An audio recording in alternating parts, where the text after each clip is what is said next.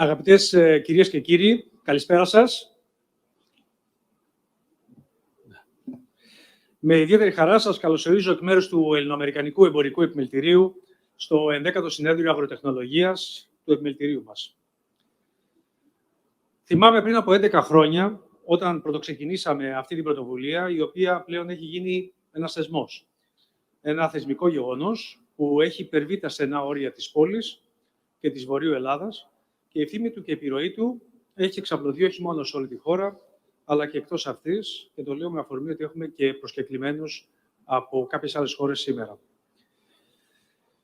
Παράλληλα με το συνέδριο αυτό, δημιουργήθηκε και η Επιτροπή Αγροτεχνολογίας, που απαρτίζεται από σημαντικά στελέχη από το χώρο του πρωτογενούς και γενικά του αγροδιατροφικού τομέα, με τεχνογνωσία και εμπειρία, οι οποίοι από τότε, τα στελέχη αυτά, συνδράμουν αφενός στη διοργάνωση αυτού του γεγονότος, αλλά και στην εκπόνηση επικοδομητικών προτάσεων και καλών πρακτικών. Εκ μέρους του επιμελητηρίου μας, θέλω να ευχαριστήσω τον Πρόεδρο, τον κύριο Αθανάσιο Κουμιτζή, και τα μέλη της Επιτροπής για τη συμβολή τους και το αξιόλογο έργο που επιτελούν. Ξεκινήσαμε λοιπόν πριν από 11 χρόνια, μέσα στην κρίση, με τη φιλοδοξία να συμβάλλουμε στη βελτίωση της παραγωγικότητας και του εξυγχρονισμού του πρωτογενούς τομέα. Και όχι μόνο. Υιοθετήσαμε τον όρο αγροτεχνολογία, γιατί πολύ απλά θεωρούμε ότι η τεχνολογία επιτελεί ένα καταλυτικό ρόλο. Αφενός στο να βοηθήσει στη βελτίωση της παραγωγής και τυποποίησης, και αφετέρου στο σεβασμό του φυσικού περιβάλλοντος με τη χρήση κατάλληλων εργαλείων διαχείρισης των φυσικών μας πόρων. Κυρίες και κύριοι, όλες οι μελέτες και έρευνες αναδεικνύουν όλο και περισσότερο το ρόλο της διατροφής και κατά συνέπεια των προϊόντων που παράγουμε στη ζωή μας.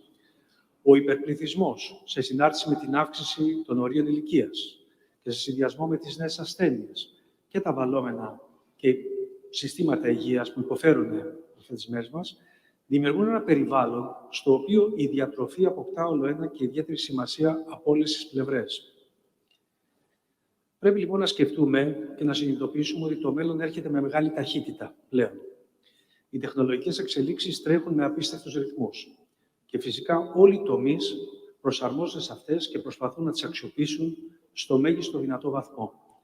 Παράλληλα, η κλιματική αλλαγή είναι εδώ και επιβάλλεται χρηστή και ορθολογιστική χρήση των φυσικών πόρων μας.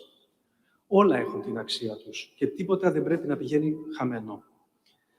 Το σημερινό συνέδριο μας έχει τίτλο «Σύγχρονα αγροτεχνολογικά συστήματα στο πλαίσιο της κυκλικής οικονομίας, ξεκλειδώνοντας το μέλλον». Και μέσα από τις εξαιρετικές θεματικές του θα εξετάσουμε και συζητήσουμε όλα αυτά τα θέματα που απασχολούν τη σύγχρονη αγροδιατροφική αλυσίδα. Σε αυτό το σημείο θέλω να ευχαριστήσω θερμά τους εξαιρετικούς ομιλητές που μας τιμούν με την παρουσία τους και συμμετέχουν των εργασιών του συνεδρίου μας. Ένα τέτοιο συνέδριο δεν μπορεί να διεξαχθεί φυσικά χωρίς χορηγούς και υποστηρικτές. Ευχαριστούμε τους Platinum Sponsors, τον όμιλο QNG, την Τράπεζα Πειραιώς, τους Gold Sponsors, Agrotech, Αθηναϊκή Ζητοπία, Μπαρμπαστάθης, EVIP, Mevgal και Neurocubic. Silver Sponsors, Bios Agrosystems, Καραγιόλος Cotton Industry, Live Media, Pelopac, ξενοδοχείο Πόρτο Παλάς, Όμιλο Σαρακάκη. Και Product Sponsor, το Agrino, την Dios και τη Mevgal.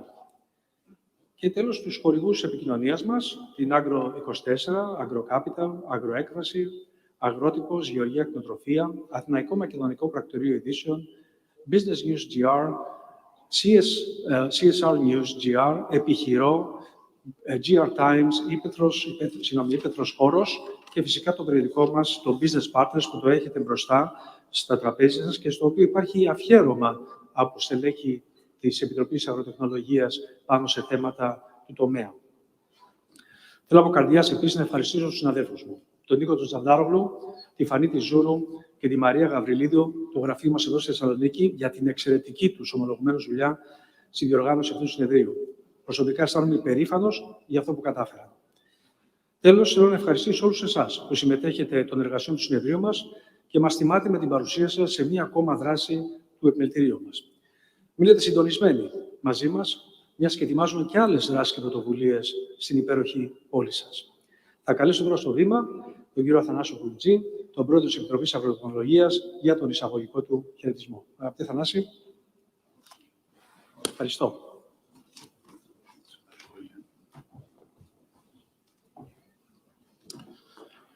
Κυρίες και κύριοι, καλησπέρα σας και από μένα. Είμαι ο Θανάσιος Κουρουτζής, ο πρόεδρος της Αγροτεχνολογίας, μιας ομάδας η οποία συγκροτήθηκε, όπως πολύ σωστά είπε ο κύριος Σπιρτούνιας, ο Γενικός Διευθυντής του Επιμελητηρίου μας, πριν από 11 χρόνια. Και μάλιστα κάτι που δεν είπε είναι ότι ήταν ιδέα του, οπότε είναι και ο πνευματικός πατέρας της Επιτροπής. Πολύ πριν γίνουν από πολλούς άλλους φορείς ομάδες που θα προβληματίζονται ακριβώς στο τόσο σημαντικό φορέα του πρωτογενούς κλάδου.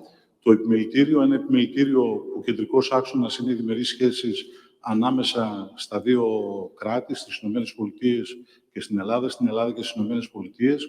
Εκτός από να καλύψουμε τις εμπορικές ανάγκες, είναι και η μεταφορά τεχνογνωσίας, είναι οι προβληματισμοί, και αυτό γίνονται μέσα από δράσεις καλή ώρα όπως αυτή, γίνονται από ταξίδια είτε από εταιρείες των ΗΠΑ στην Ελλάδα, είτε από δικές μας στις Ηνωμένες Πολιτείες, και σκοπός είναι ακριβώς και η μεταφορά τεχνογνωσίας, είναι οι προβληματισμοί και είναι ακριβώς να φέρουμε τον πρωτογενή τομέα, ένας κλάδος που είναι πολύ κομβικός, όχι μόνο για την ελληνική οικονομία, αλλά και για την ελληνική ύπαιθρο, γιατί η ελληνική περιφέρεια σε μεγάλο βαθμό στηρίζεται από την γεωργία και στηρίζει τη γεωργία.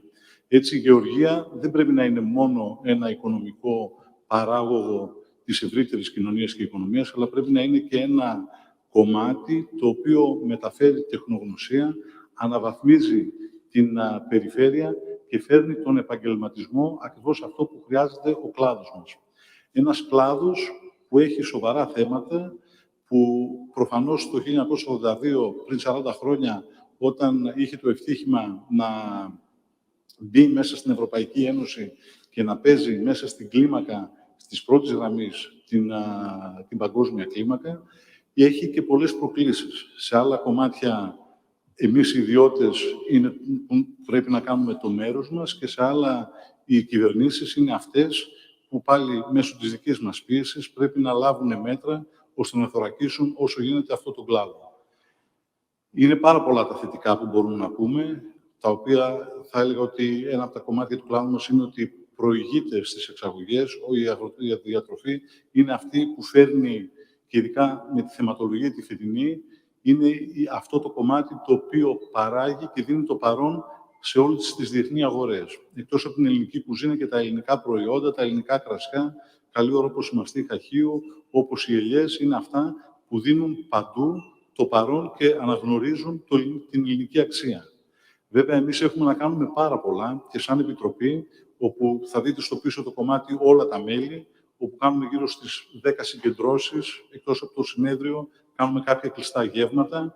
Θεωρούμε ότι η πρωτεύουσα στο γεωργικό κομμάτι είναι άτυπα η Θεσσαλονίκη, διότι ένα μεγάλο κομμάτι των εταιριών έχει έδρα εδώ πέρα. Παρ' όλα αυτά, σκοπός μας είναι να απλωθούμε στο Πανελλήνιο, να έχουμε και δράσεις εκτός της Θεσσαλονίκης, κάποιες στη Λάρισα, στην Αθήνα, στην Πελοπόννησο και σε όλα τα μέρη. Τα προβλήματα είναι αρκετά, τα αντιμετωπίζουμε, και αυτό αποσκοπεί σήμερα στο να δούμε όλες τις πτυχές και πού μπορούμε να βελτιωθούμε. Οι αλλαγές τόσο της οικονομίας όσο και της γεωργίας είναι πάρα πολύ μεγάλες, και αυτό που πρέπει να πούμε είναι ότι πρέπει να προσαρμοστούμε. Η μεγάλη αλλαγή που πιστεύω ότι ο Υπουργός που θα κάνει αργότερα τις αναφορές είναι ένας άνθρωπος ο οποίος έχει περάσει και από ένα Υπουργείο που πλέον αγγίζει πάρα πολύ την γεωργία, είναι η ψηφιοποίηση, είναι η γεωργία ακριβίας, η οποία ακριβώς πλαισιώνεται και μέσα από τις καινούργιες νομοθετικές, τόσο διεθνείς όσο και εσωτερικές κρίσεις, και σκοπός μας είναι εκεί πέρα να καλύψουμε κενά του παρελθόντος, κενά όπως μεγαλύτερη ενίσχυση στον ακαδημαϊκό τομέα. Υπάρχουν κλάδοι όπως η αγρομηχανολογία, που δυστυχώς δεν έχουμε ούτε ένα ίδρυμα, ούτε τεχνικό, ούτε ανώτερο, που να μπορεί να τροφοδοτήσει τον ελληνικό πρωτογενή τομέα, και είναι ένα κομμάτι που υστερούμε. Βέβαια, υπάρχουν πολλές πρακτικές που ηγούμαστε Και σκοπός μας ακριβώς είναι και να το εξάγουμε, αλλά και να δείξουμε τη δυναμική μας. Θα ήθελα, αναφέροντας και περνώντας μέσα στις θεματικές του συνεδρίου, να φωνάξω τον αξιόλογο κύριο Νικόλαο Παπαχριστακόπουλο, ο οποίος θα μας ενημερώσει για κάποιες διμερείς σχέσεις από την Αμερικάνικη Πρεσβεία και ακριβώς θα πει κινήσεις που έχουν γίνει στο παρελθόν, που αναφέρονται τόσο στην κυκλική οικονομία, αλλά και γενικότερα στην δράση. Σας ευχαριστώ πολύ. Εύχομαι όλοι να έχετε καλό συνέδριο. Θα τα πούμε στο κλείσιμο και κατά τη διάρκεια. Καλό συνέδριο.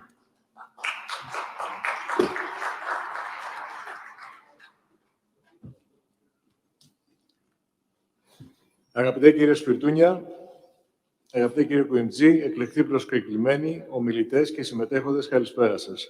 Ονομάζομαι Νίκος Παπαχρυσανθόπουλος και είμαι εμπορικός σύμβουλος στη Διοίκηση Διεθνούς Εμπορίου του Υπουργείου Εμπορίου των ΗΠΑ.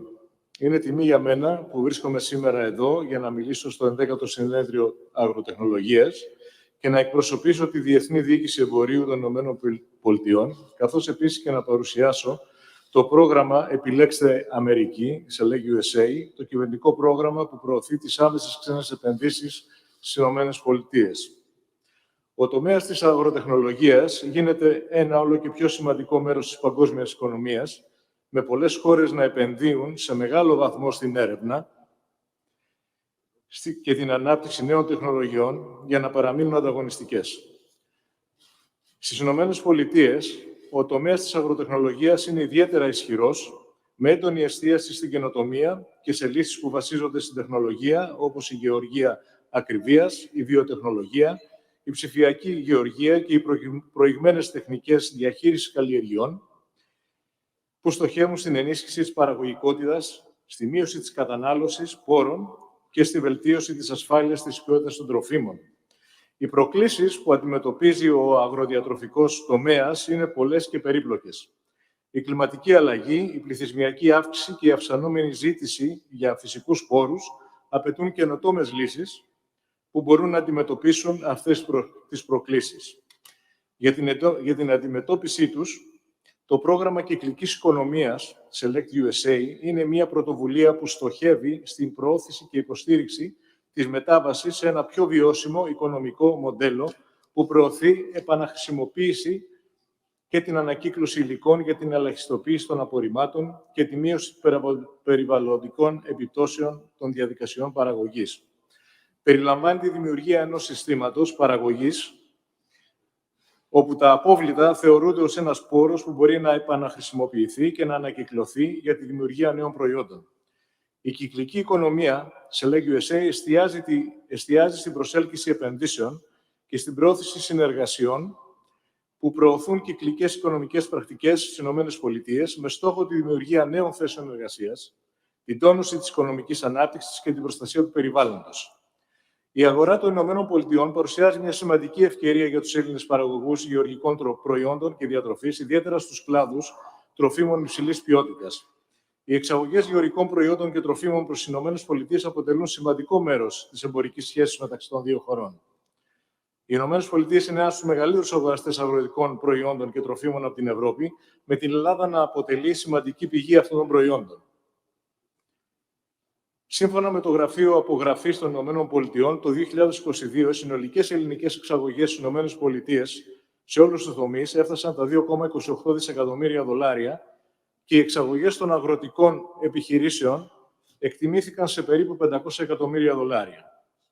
Με βάση τα τελευταία στοιχεία, καθιερωμένες ελληνικές εταιρείες στον κλάδο, εταιρείες που ήδη εξάγουν στην αγορά των ΗΠΑ, καθώς και ελληνικές εταιρείες που αναπτύσσουν καινοτόμες τεχνολογίες στον κλάδο, θα μπορούσαν να υποφεληθούν από την επέκταση των δραστηριοτήτων στις ΗΠΑ μέσω του προγράμματος Select USA. Το πρόγραμμα αυτό είναι ένα πρόγραμμα του Υπουργείου Εμπορίου που προωθεί τις άμεσες ξένες επενδύσεις στις ΗΠΑ και παρέχει πολύτιμη υποστήριξη και καθοδήγηση σε εταιρείες που επιθυμούν να επενδύσουν στις ΗΠΑ. Το πρόγραμμα διαθέτει μια αφοσιωμένη ομάδα ειδικών που μπορούν να βοηθήσουν τις εταιρείες να εντοπίσουν πιθανές επενδυτικές ευκαιρίες και να συνδεθούν με τοπικούς εταίρους και ενδιαφερόμενους φορείς, καθώς και να παρέχει πληροφορίες που αφορούν τα κίνητρα που προσφέρονται σε κάθε πολιτεία και να φέρει σε επαφή τους ενδιαφερόμενους με τους οργανισμούς οικονομικής ανάπτυξης της κάθε πολιτείας για να κάνετε καλύτερη επενδυτική επιλογή.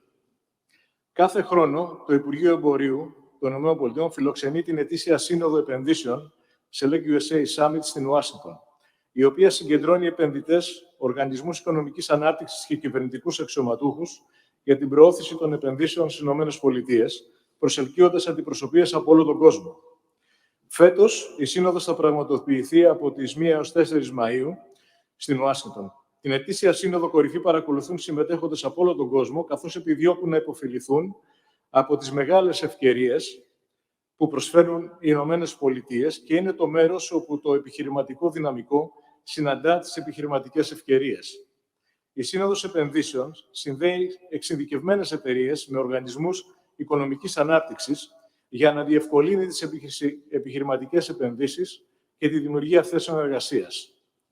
Το Select USA Investment Summit, όπως καλείται, προσελκύει περισσότερους από 3.000 συμμετέχοντες και έχει αποφέρει περισσότερα από 103,6 δισεκατομμύρια δολάρια σε επενδυτικά έργα, υποστηρίζοντας πάνω από 168.000 θέσεις εργασίας στις ΗΠΑ. Το 2020, η Ελλάδα επένδυσε 1,78 δισεκατομμύρια δολάρια στις ΗΠΑ και ήταν η 10η ταχύτερα αναπτυσσόμενη πηγή άμεσων ξένων επενδύσεων στις ΗΠΑ. Οι κορυφαίοι κλάδοι της βιομηχανίας για τις ελληνικές επενδύσεις, μεταξύ άλλων, ήταν το λογισμικό και υπηρεσίες πληροφορικής, οι ανανεώσιμες πηγές ενέργειας, τρόφιμα και ποτά και ηλεκτρονικά εξαρτήματα. Ιστορικά, η Επενδυτική Σύνοδος προσελκύει περισσότερους από 1.200 επιχειρηματίες επενδυτές από περίπου 75 διεθνείς αγορές, καθώς και τους οργανισμούς οικονομικής ανάπτυξης.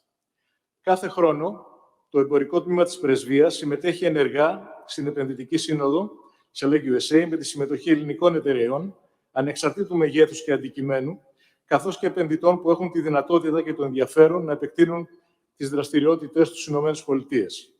Όλοι οι συμμετέχοντες μπορούν να συναντηθούν απευθείας με τους οργανισμούς οικονομικής ανάπτυξης που εκπροσωπούν κάθε πολιτεία και να ενημερωθούν για όλες τις επενδυτικές ευκαιρίες και κίνητρα που παρέχονται για να δραστηριοποιηθούν επιτυχώς στην αμερικανική αγορά.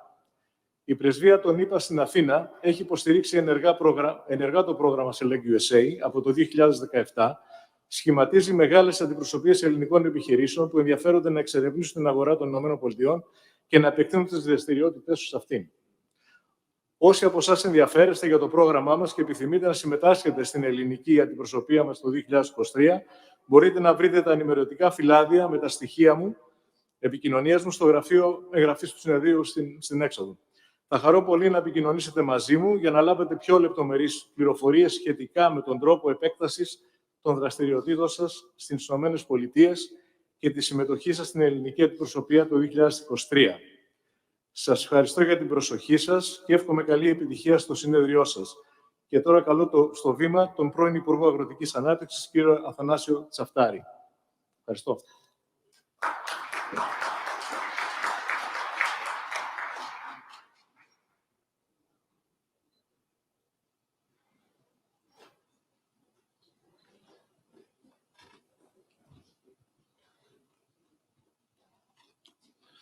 Καλησπέρα. Ευχαριστώ πολύ.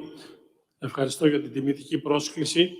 Είναι για μένα ιδιαίτερη χαρά και τιμή, επαναλαμβάνω, να ξαναμιλώ σε αυτό το ακροατήριο για έναν τόσο σημαντικό τομέα που έχει να κάνει με τη γεωργία, τη διατροφή μας, την προστασία του περιβάλλοντος και μια σειρά άλλων θετικών επιπτώσεων και αρνητικών που έχει η γεωργία για το μέλλον της ανθρωπότητας. Είχαμε την ευκαιρία να απαριθμίσουμε και άλλη φορά μια σειρά παγκόσμιων προκλήσεων που έχει μπροστά της η ανθρωπότητα, όπως για παράδειγμα η δημογραφική έκρηξη.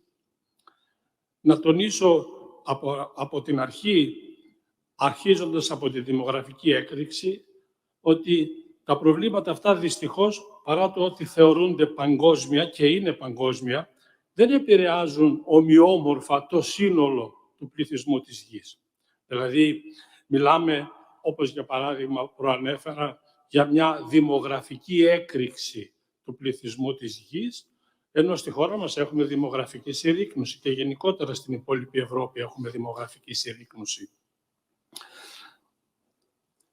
Η αύξηση του προσδόκιμου ζωής, ιδιαίτερα στον ανεπτυγμένο κόσμο, ανέβασε επίσης σε πολύ μεγαλύτερα ποσοστά το κομμάτι της δημογραφικής γύρανσης. Επομένως, έχουμε ταχύτερη ανάπτυξη των ενηλίκων και κατά συνέπεια ταχύτερη ανάπτυξη του ποσοστού των ενηλίκων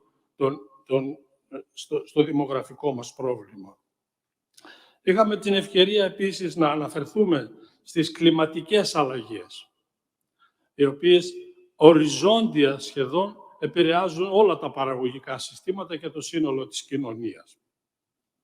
Και σίγουρα θα κάνουν ιδιαίτερα το πρόβλημα του νερού στη χώρα μας, όπου μπορεί να μην πέφτουν λιγότερα νερά, από ό,τι φαίνεται δεν θα αλλάξει η ποσότητα των νερών και στη χώρα μας, θα αλλάξει όμως η κατανομή των βροχοπτώσεων. Δηλαδή φαίνεται ότι θα πέφτουν λίγες και κατακλυσμιαίες βροχές. Γι' αυτό και στην προσπάθεια που κάναμε να αντιμετωπιστούν αυτής της φύσης τα προβλήματα, είχαμε τονίσει τη μεγάλη σημασία που θα έχει για το νερό αν θα γεμίσουμε τον τόπο μας με φράγματα και λιμνοδεξαμενές. Έτσι ώστε και να περιορίσουμε τις καταστροφές που φέρνουν από τις κλιματικές αλλαγές οι λίγες και κατακλυσμιαίες βροχοπτώσεις και να σιγουρέψουμε ότι όταν θα είναι περίοδος ανεβρίας θα έχουμε νερό να ποτίσουμε τα κοπάδια μας ή να καταφέρουμε να βοηθήσουμε τις καλλιέργειές μας με νερό. Και χαίρομαι που και αυτή η δράση, όπως και η επόμενη που θα αναφέρω, που έχει να κάνει περισσότερο με τους νέους και την είσοδο νέων ανθρώπων στον παραγωγικό τομέα και ιδιαίτερα στη γεωργία, έχουν ενταχθεί αμφότερες μέσα στα προγράμματα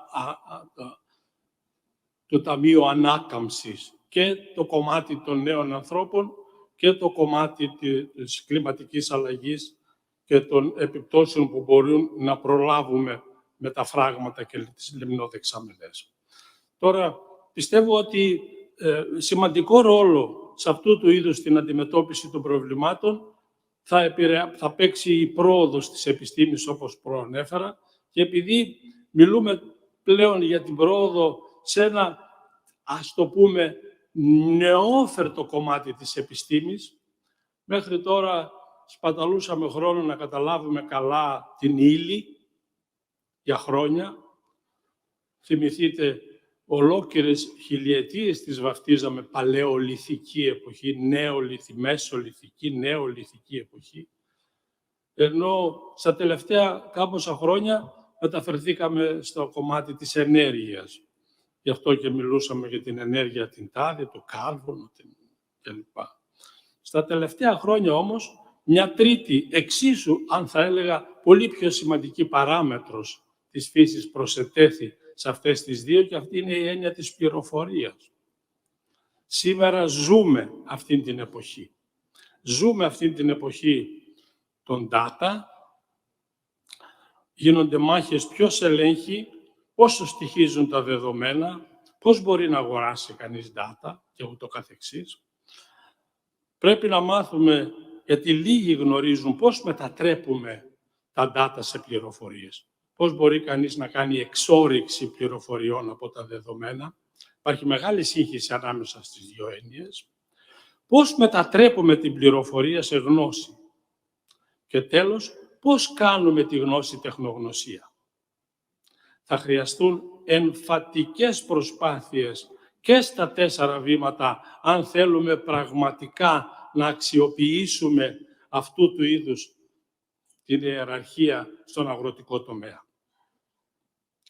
Και φυσικά, είχα τονίσει από αυτό το βήμα παλαιότερα, δεν πρέπει να μας διαφεύγουν και τυχόν αναπάντεχα προβλήματα. Και να που μέχρι να τελειώσουν τα σάλια μας τότε, τελείως ξαφνικά ήρθε αυτή η πανδημία του κορονοϊού, για να μην πω πανδημία των κορονοϊών, γιατί είναι άμεσα συσχετισμένη με την κλιματική αλλαγή. Είχα τονίσει παλιότερα ότι θα πρέπει να προσέξουμε τους RNA ιούς, γιατί για τους RNA ιούς η οξύνηση του περιβάλλοντος από τη μόλυνση είναι παράδεισος. Το RNA, συγκριτικά με το DNA, είναι τρομερά ευαίσθητο μόριο στα ψηλά pH. Δηλαδή, όταν εμείς στα εργαστήρια απομονώνουμε νουκλεϊκά οξέα, δηλαδή DNA και RNA, ένας τρόπος γρήγορα να ξελοθρεύσεις το RNA είναι να ρίξεις μια σταγόνα καυστικό κάλιο ή καυστικό νάτριο, να ανεβάσεις δηλαδή λίγο το pH σε ένα αλκαλικό περιβάλλον και αμέσως καταστρέφεται το RNA και έχεις σε καθαρή μορφή το DNA. Το λέω αυτό γιατί είχα πει να προσέξουμε ότι οι περιβαλλοντολογικές εξελίξεις και η οξύνηση του περιβάλλοντος θα έχουν επιπτώσεις εις ό,τι αφορά την εμφάνιση μάστιγων της ανθρωπότητας από RNA. Και πριν καλά τελειώσει το σάλιο, ας πούμε, πραγματικά προσετέθησαν 4-5 νέοι, ο τελευταίος έχει να κάνει με τον κορονοϊό. Ο ιοί της γρίπης είναι τέτοιοι και μια σειρά άλλων τέτοιων προβλημάτων που πιστεύω ότι θα πρέπει να τα αντιμετωπίσουμε έμεσα. Αλλιώς θα έχουμε μεγάλα προβλήματα εις ό,τι αφορά τις ιώσεις. Δέστε τη γρίπη, δέστε το AIDS, δέστε τον Ήτα 1N1 ή τον Ήτα 1N5, τον κορονοϊό που μόλις προανέφερα. Όλοι αυτοί είναι RNA. Η παρατήρηση αυτή, θα μου επιτρέψετε να κάνω μια μικρή παρένθεση, μας βοήθησε αφάνταστα στο να καταλάβουμε πώς ξεκίνησε η ζωή σε αυτό το πλανήτη. Γιατί οι επιστήμονες είχαν μια μεγάλη διαμάχη αν η ζωή ξεκίνησε σαν DNA ή σαν πρωτεΐνες που μπορούν να κάνουν δουλειές. Δυστυχώς το DNA είναι ένα πολύ καλό μόριο να αποθηκεύει κανείς πληροφορίες, δεν έχει κανένα καταλυτικό ρόλο, δεν μπορεί δηλαδή να κάνει αντιδράσεις. Το αντίθετο, οι πρωτεΐνες είναι πάρα πολύ καλά, τα ένζημα είναι εξαιρετικοί καταλύτες να κάνουν δουλειά, αλλά δεν μπορούν ούτε να πολλαπλασιαστούν, ούτε να αντιγράψουν τον εαυτό τους. Επομένως, είχε πέσει ένα πρόβλημα ποιος έκανε το αυγό, την κότα ή η κότα το αυγό και τελικά ούτε η κότα ούτε το αυγό είχαν κάνει την εξέλιξη της ζωής. Ήταν ένα ενδιάμεσο μόριο με τη μορφή RNA. Είχα τονίσει και τότε, και μάλιστα σε ένα μεγάλο συνέδριο του Οργανισμού Ηνωμένων Εθνών για τα σχετικά θέματα, είχα παρεξηγηθεί. Είχα πει, προσέξτε, διότι η περίοδος που διανύουμε, δηλαδή διανύουμε ένα όξινο περιβάλλον, προσομοιάζει πάρα πολύ τις συνθήκες στη Γη όταν πρωτοεμφανίστηκε ζωή σε αυτό το πλανήτη. Γιατί και τότε, χάρη στη δράση των ηφαιστείων, τότε ήταν τρομερά όξινο το περιβάλλον που ευνοούσε αφάνταστα τους RNA. Και είναι αυτό το όξινο περιβάλλον που πρέπει να φροντίσουμε, να το μηδενίσουμε, αν δεν θέλουμε να μείνουμε κολλημένοι σε μια σειρά RNA ιώσεων. Πιστεύω ότι η ανθρωπότητα είναι έτοιμη, διότι όσο ήταν τεμαχισμένη και σε εμπόλεμη κατάσταση σχεδόν όλοι οι γείτονες, ήταν δύσκολο να αντιμετωπίσουμε παγκόσμια προβλήματα από μια τεμαχισμένη κοινωνία. Θέλω να πιστεύω ότι καθώς τα προβλήματα αυτά λύνονται εις ό,τι αφορά τις εχθρικές στάσεις, θα καταφέρουμε, αν δουλέψουμε όλοι μαζί, να αντιμετωπίσουμε και τα συγκεκριμένα προβλήματα. Ειδικά στον τομέα μας που συζητάμε, όπου η κοινωνία διαρκώς ανεβάζει τις απαιτήσεις της. Διπλασιάστε την παραγωγή τροφίμων μας, λένε. Παράξτε τώρα όχι μόνο fit για τις ζωοτροφές. Μας λένε παράξτε fibers, ίνες, για να ντυνόμαστε. Παράξτε flowers για την αναψυχή μας. Και μια σειρά άλλων ακόμα πραγμάτων. Και τώρα βλέπουμε να μας λένε παράξτε και fumes κλπ. Και αρώματα.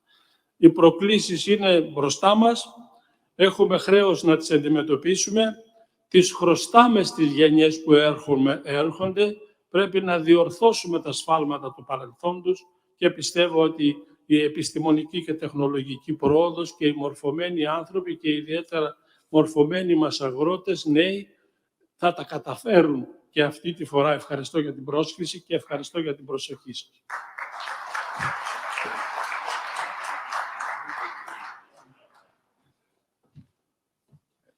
Ευχαριστούμε τον κύριο καθηγητή. Πάντα παραστατικός μας παίρνει με τις ομιλίες του. Προχωράμε στο κύριο κομμάτι του συνεδρίου μας. Ξεκινάμε με θέματα παγκόσμιας και περιφερειακής, επισιτιστικής και διατροφικής ασφάλειας. Καλώ στο βήμα το συντονιστή της ενότητας, τον κύριο Κωνσταντίνο Κωνσταντινίδη, Διευθύνοντα Σύμβουλο της ΠΕΛΟΠΑΚ, καθώς και τον Διευθυντή Φάρμας της Αμερικανικής Γεωργικής Σχολής, τον κύριο Θεόδωρο Καλίτσι, ενώ με εξ αποστάσεως σύνδεση έχουμε τον κύριο Divine Jie, Deputy Director του Food Systems and Food Safety Division του ΦΑΟ, του Οργανισμού των Ηνωμένων Εθνών. Κύριε Κωνσταντινίδη, ο λόγος σε εσάς.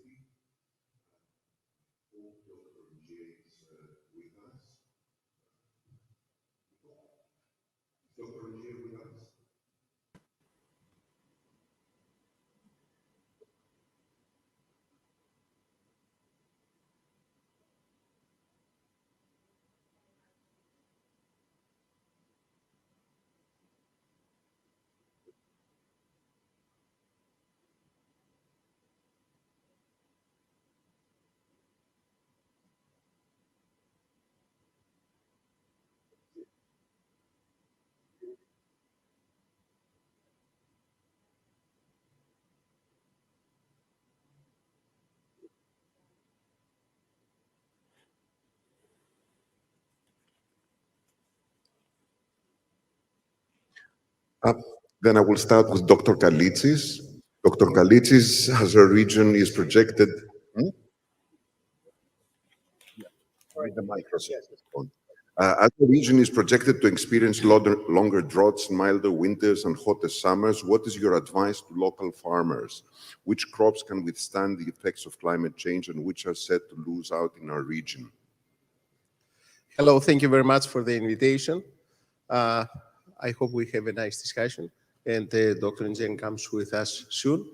So I guess the question is not to say which exactly plan to put on like next year or for the next 5 years or for the next 10 years, but mostly to consider that we are in a place which changes dramatically.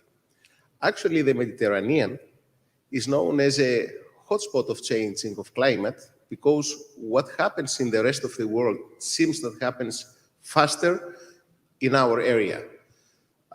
Certain conditions related to how the currents, to the extent that the information of the models available circulate on top of our atmosphere or at the outer limits of it, plus the difference between the water temperature and the soil temperature, which is constant, is always decreasing, keeps decreasing, brings a situation, as already mentioned before by Dr. Chaftaris, that in winter we have less rains.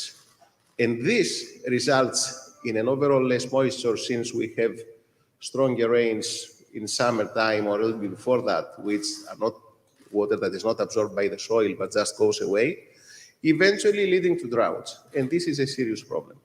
While in the rest of the world, climate change and increase on temperature brings higher temperature and higher moisture because of the higher evaporation. In our area, unfortunately, we have the higher temperature, but at the time of needing, we have less precipitation, less water. So the question then becomes a matter of finding the water. It is predicted that we are going to have quite some reduction in the growth of corn. It is predicted that we are going to have some stability or even a little bit of increase for wheat. It is predicted that we may have the same or a little bit more potato, and it is predicted that we're going to have more tomato production as long as we keep the water available. So everything goes to the water finally. And of course, at the same time, technology brings new cultivars which are more susceptible. And I hope we will have table olives, which are important to our business. Yes, so we have to find what to process afterwards. Have we established our connection with Dr. Njia? I continue with Dr. Kalitsis. Ensuring access to safe food is complicated by the fact that our food systems are increasingly complex, with food traveling longer distances and passing more stages between where it is grown and where it is consumed. As foodborne disease carries a global health burden, what are the major food safety challenges we face today? Well, the traveling of food is a challenge itself. I was recently reading a paper, was written before the coronavirus era, which was describing a situation like 930,000 of food service places in the United States of America, and 120 roughly thousand 120 supermarkets and 930 food service, like restaurants of any kind. So overall, like 1,150,000 or 100 and something like that places were served by 2 million farmers and by 165 more or less thousands of supporting facilities, such as distribution centers, such as transportation agencies, and so on. So overall, 2.2 million supporting spaces were supporting 1.2 million using the food sites. So far, so good. What's the problem? The problem is that these 2 million farmer sites and the 160, 170 supportive were serviced by 200 million farms in China and 250 quite concentrated in this relationship between them, supportive places out of the state, which means that for every place that brings some food, there are like 100 more in the background providing either some materials or some components or the same food. And this is kind of interesting. I mean, says, wow. So we kind of try to see what's going on, where food is coming from, where various components that are used for food is coming from, where packaging is coming from, where technology is coming from. And there is a big discussion because it becomes a challenge, because together with anything else, microorganisms come. Together with everything else, resistance to antibiotics come, because not everywhere the extent of using antibiotics and other antibacterial substances is the same. And we have a real problem with microorganisms that are very resistant in our world, especially in Greece. We have this problem quite a lot. And we have also new challenges, such as the quick techniques that are used for detecting microorganisms, for predicting food safety problems, have a tendency less and less to not be based on cultivation. So then we kind of find a quick like diagnostic for what the problem is, but we don't go deep to examine the microorganism, the genome of it, and what carries with it in terms of resistance and so on. So we end up like accumulating too many problems.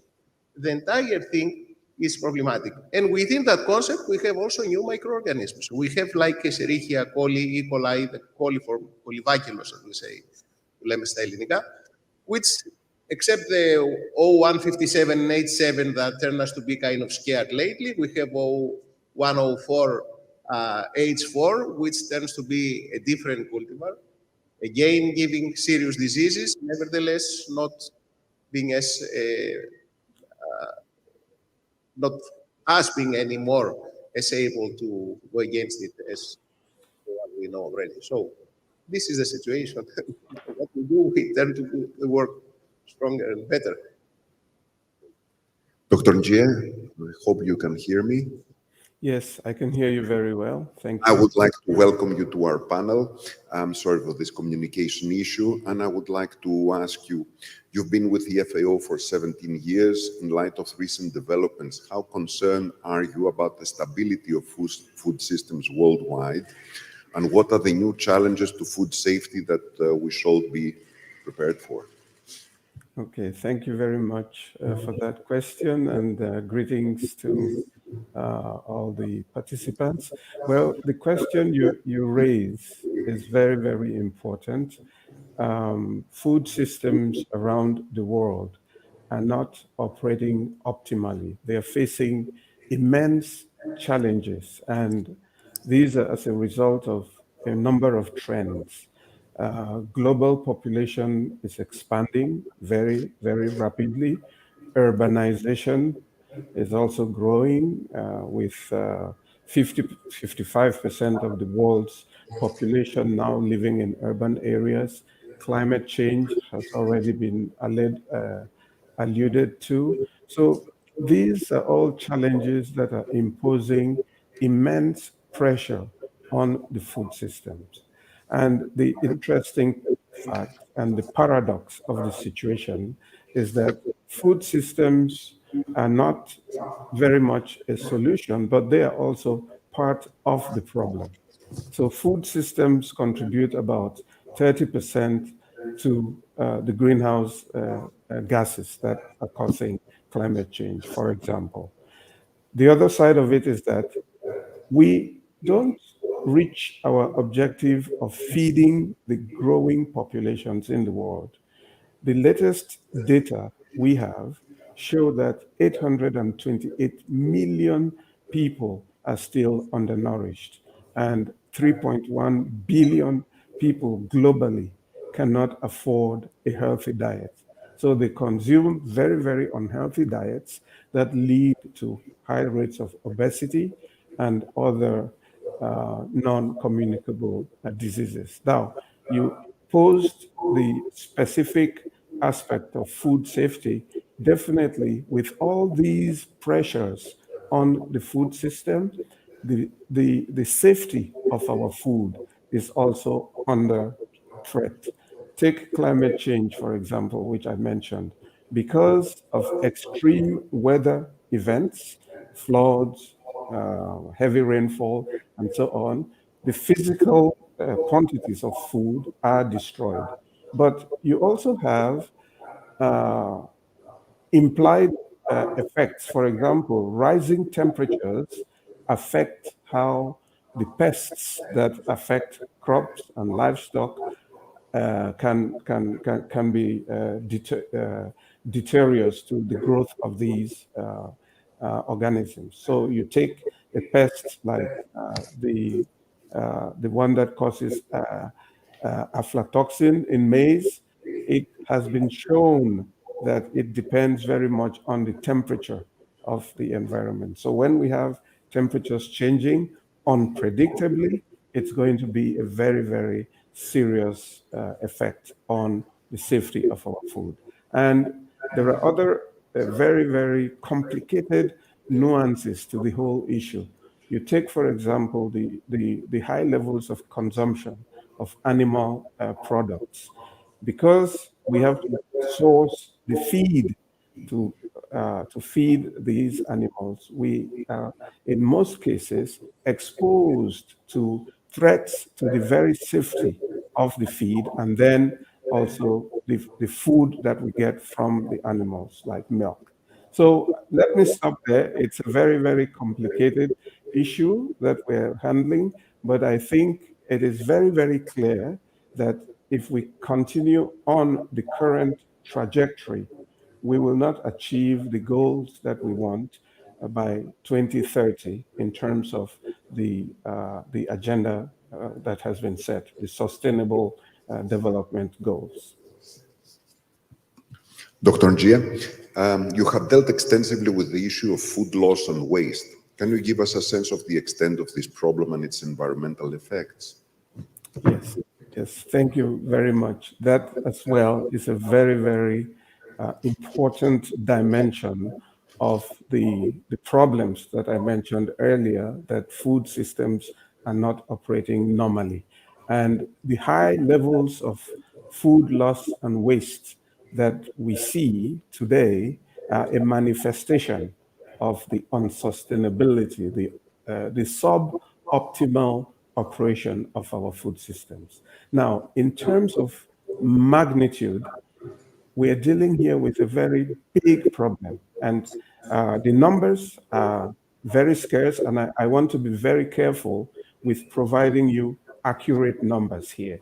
We have data that shows that from the post-harvest stage to the point before you reach retail, like supermarkets, between that stage alone, globally, about 14% of all the food we produce, grains, animal products, fish, all the food we produce, about 14% is lost or wasted. Now, when you talk about from the retail to the point where consumers have access to the food at home or in hotels and restaurants, about 17% of all the food globally, produced globally, is also wasted. So we are talking immense quantities here. And the numbers I have given you are the physical losses. So we're talking about reductions in mass. But like was just mentioned in the previous section where you were talking to my fellow panelists, the huge distances that products have to travel subject the products to immense chances of quality losses. And immense losses in quality also occur. So these affect the prices that producers can get, for example, for their product. So when you combine quantitative and the qualitative losses, we are talking about a substantial and very concerning amount of food. And this has an impact on food security, but it also has an impact on other aspects, like you've just mentioned, climate change. Because the food production process involves the emission of greenhouse gases, it is a key factor for climate change. And it is estimated that food loss by itself, food loss and waste alone, contributes between 8 to 10% of all the greenhouse gas emissions. In fact, if we were putting the greenhouse gas emissions by country, the emissions from food loss and waste will be the third emitter in the world, following only the US and I believe China. So food loss and waste is a huge emitter of greenhouse gases. Now, that is just looking at the greenhouse gases. But imagine, just extend a little bit in the thinking.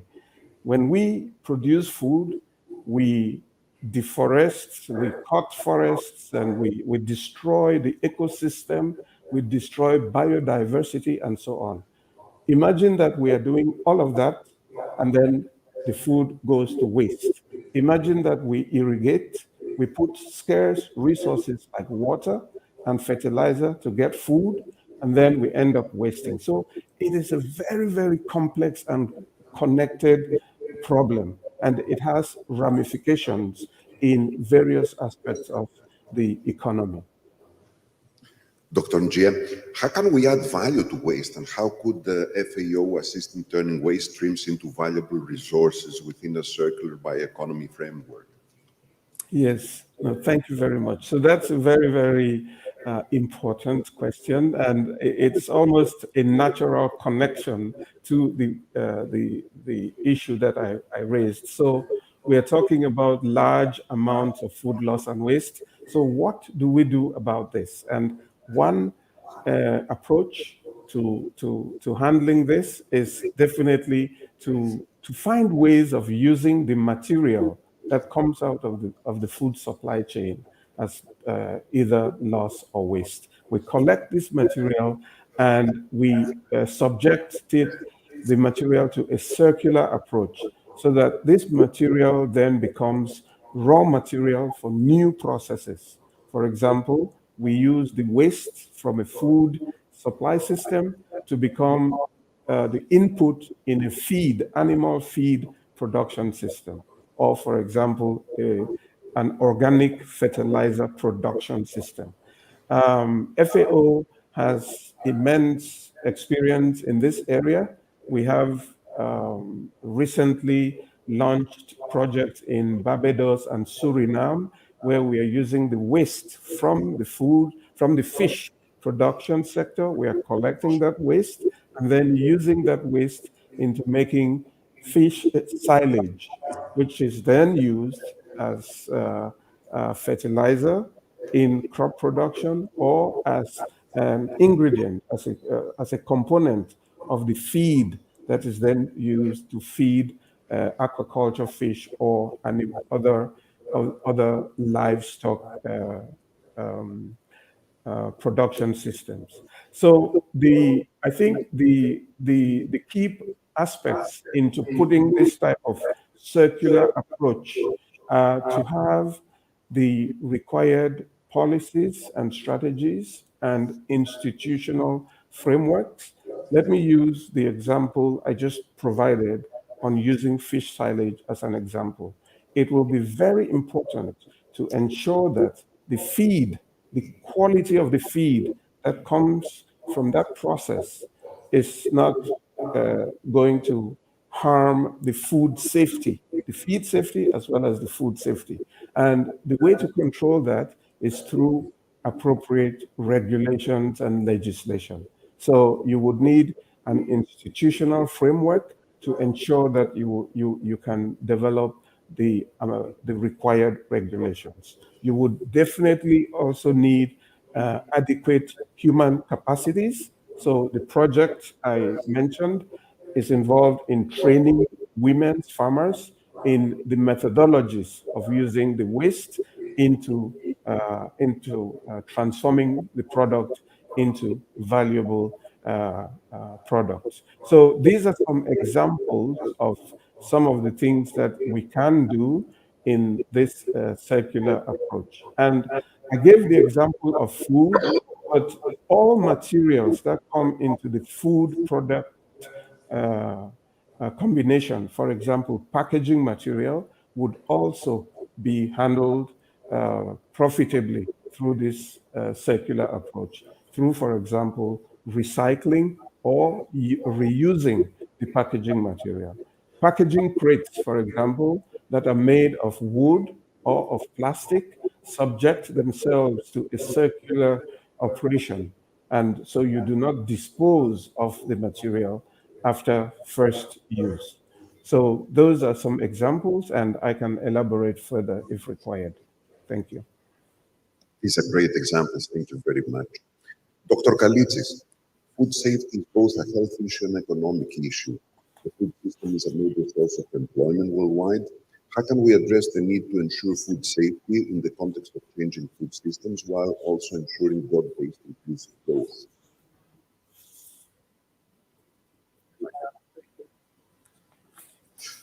We have three parameters. One is food safety. Then we have employment, and then we have inclusive development. Inclusive development, I found that is based on 4 areas, such as sustainable financial development of the organization, okay, for food business operators in that case, according to the European law definition. We have expansion, second factor is expansion of small and medium companies for being inclusive. The third is revitalization of neighborhoods. And the fourth is skills of the people. Skills come together with what Dr. Ninja said before, and gave me a good pass to connect with your question, because we need well-trained people to be able to implement food safety systems which are made in order to secure food and establish quality assurance situations in the food business organizations. Now, what happens with the skills of people working? This is a serious problem. In Greece, we have a serious problem. We are missing vocational training. We are missing things that are done in other countries better, and we have to do in order to put this situation together and combine, on the one hand, the food safety, and on the other hand, the employment and the inclusive development. Because only if we have well-trained people, we can succeed that, which means that people have to be better trained, both at the company level and also before getting to the jobs, to get enough vocational training that right now we don't do. Actually, this is also part of the recommendations of the Pisaridis committee, like to bring together vocational training constituents in order to develop employees that can overcome the challenges that brings the situation. So I think that this is where finally we go with respect to that, because we have three different factors getting together. People is the key of doing that, and people to do it need to be well trained. Thank you, Dr. Kalitsis. This is a really great conversation we're having. Dr. Ngie, Dr. Kalitsis, thank you very much. Unfortunately, there is time pressure, so we need to move on with the next panel, and I apologize for the communication problem, Dr. Ngie. Thank you very much for your participation. I would like to call Stella Bezeriani, the president of Noises, who will coordinate the next panel. Thank you from me.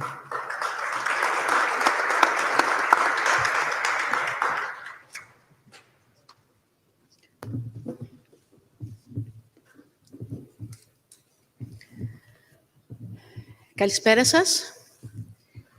Good afternoon. As we have two speakers that do not speak Greek, this session will be purely in English. We have with us, and we would like to welcome Dr. Saskia Weiser from the Wageningen University of Research, who is the coordinator of a European joint program for agricultural soils under climate change, and Dr. Fickenstadt from the US Department of Agriculture, who serves as a national program leader at the National Institute of Food and Agriculture. Thank you for being with us, and welcome to our conference today. I would like to start with Dr. Weiser.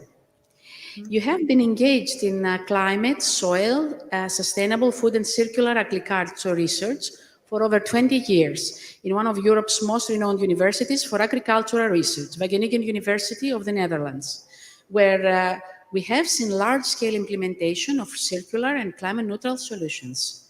Could you please share some examples of the role of transition management? How can we transplant successful sustainable practices within the EU? Yes. Okay, well, thank you very much for inviting me for this event, and I'm sorry I could not be present in person, but thank you very much for letting me speak at this position. Let's start with the role of transition management. If we want to go out of our current system, we need to be able to replace it with something new. And to have something new, it's very important to have a kind of a vision of where you would want to go to. What does it look like, this circular agricultural production system? And where would you want to go? And even if it's not exactly defined where you would want to go, it's good to have some contours of where you want to go. Well, within Wageningen University and Research, we really have developed on the vision of set the principles of circular agriculture. Well, some of these principles are having all available land should be used to produce food for humans and not feed for animals, in order to make sure that we have produce sufficient food for all the people in the world. Thinking about the side flows that occur while producing food, that needs to be put back into the system as feed for animals and to improve the soil quality. And that directly defines what is the role of the animals in the circular production systems. It's not about having that many animals as we can have to provide a lot of meat to people who want to eat feed. It's about the animals being capable to transform biomass flows that people cannot or will not eat in a safe manner into sustainable foods, such that into animal-based proteins, such that human can eat again. So circular agriculture is not about becoming vegetarian, but really thinking about how many animals can our system supply to produce animal-based proteins. Sorry for that. So the role on transition management is just on the one hand to make sure that everything is being done in order to make it successful, and on the other hand, you start thinking about, okay, how can we successfully also replace the current system? So, and these are some of the successes are in thinking about, okay, when will we phase out fertilizer? When will we phase out pesticides? And well, in governments, there have been some deadlines and details already be set, and then people can prepare for it into, well, making an agricultural system which is circular and safe without using too much side flows and inputs. Thank you very much. Now let's move to the US. Dr. Finkenstad, please tell us more about the role and objectives of the National Institute of Food and Agriculture, particularly on how you enable innovation and research in agriculture, reach farmers, producers, and consumers. Yes, thank you for this invitation. I'm very happy to represent the United States Department of Agriculture. The National Institute of Food and Agriculture is the extramural funding agency of the United States Department of Agriculture. Each year, over $1.7 billion is allocated toward research, development, and technology transfer for food and agricultural research. Over 50% of that funding is allocated non-competitively to our land-grant university systems in each of the states. The competitive research program is open to small businesses, universities, and individuals. Looking to the future needs of the nation, the executive and legislative branches of the United States determine research priorities for the next 5 to 10 years and beyond. Our role is to steward the taxpayers' money to design, build, and maintain circular economies for food and agricultural systems that are resilient and sustainable. Thank you very much. Dr. Weiser, you are currently coordinating a very large program of 80 million euros funded by the EU. Can you please tell us more about the aims and objectives, and how does it hope to foster climate-smart, sustainable agricultural soil management? Yes. Okay. Yeah. Thank you. Yeah. The EGP Soil Program is something that I can talk about for ages. It's very large. It has many, many different aspects. And I think the most important point to say at this here is that it's a joint program. This means that nations, so the different countries, together invest their national research funding, and they top it up with European funding to collaborate together to realize their knowledge needs. Well, this program that started in 2020, and we started with a broad inventory throughout Europe, identifying the knowledge needs. So what do you want to know about sustainable smart knowledge?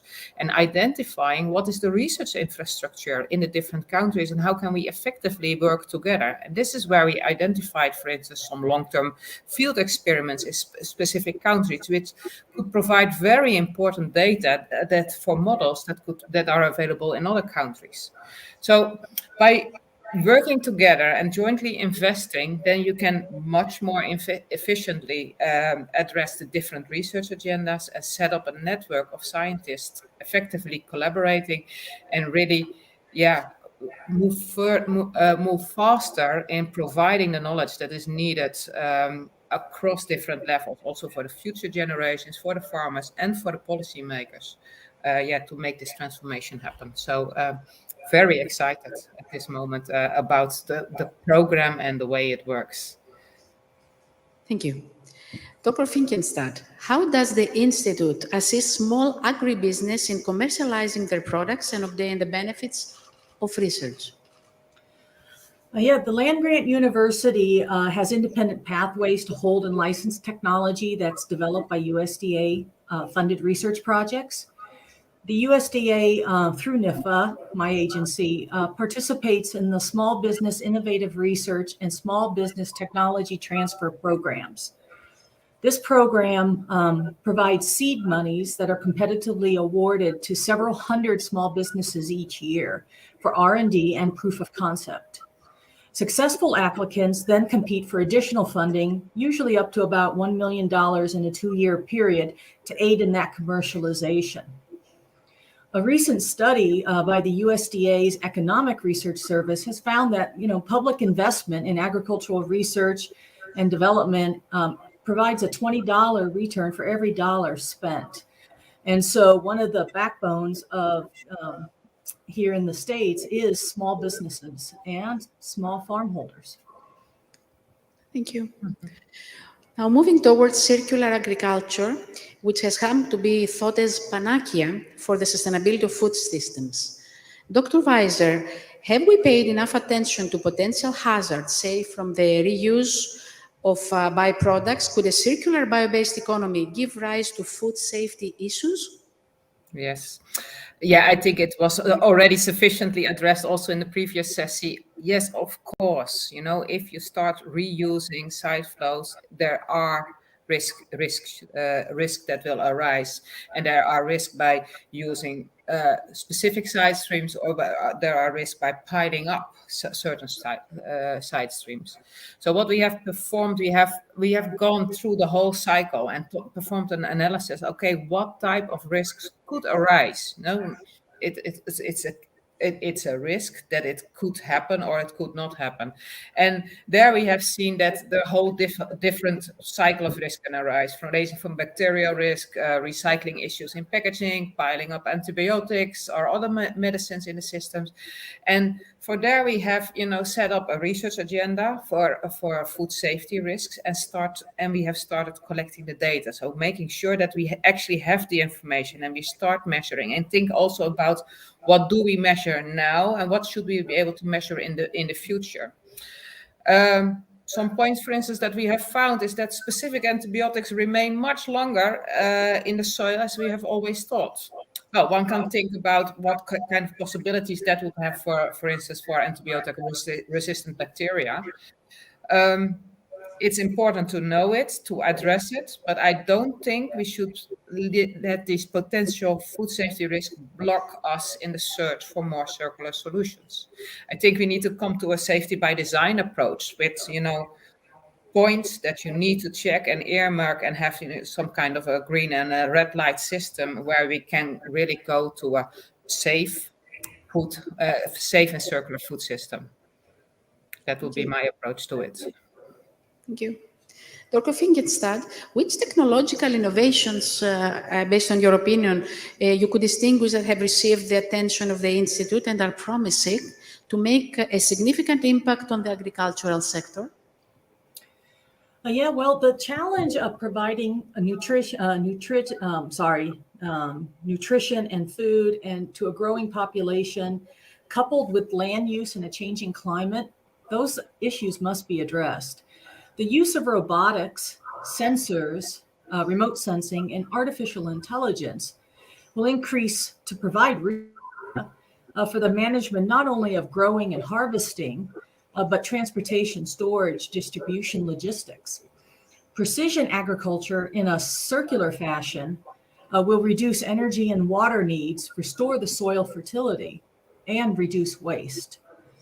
This applies not only to commodity crops, such as soy, corn, wheat, rice, etc., but for animal production and the marine aquaculture as well. Thank you very much.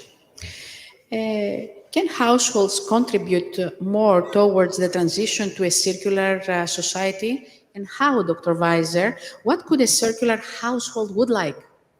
Yeah, okay, that's a total different angle. What I would like to add just to what Dr. Victoria just said with us, I think the real big potential of robotics, and I'm curious to hear about it, your opinion as well later, would be that robotics could also enhance, you know, stimulate the implementation of a much more diverse production system. So instead of having long and large fields of grains, you know, you are able to provide strip cropping and interaction in that. So that's what I at least also find interesting.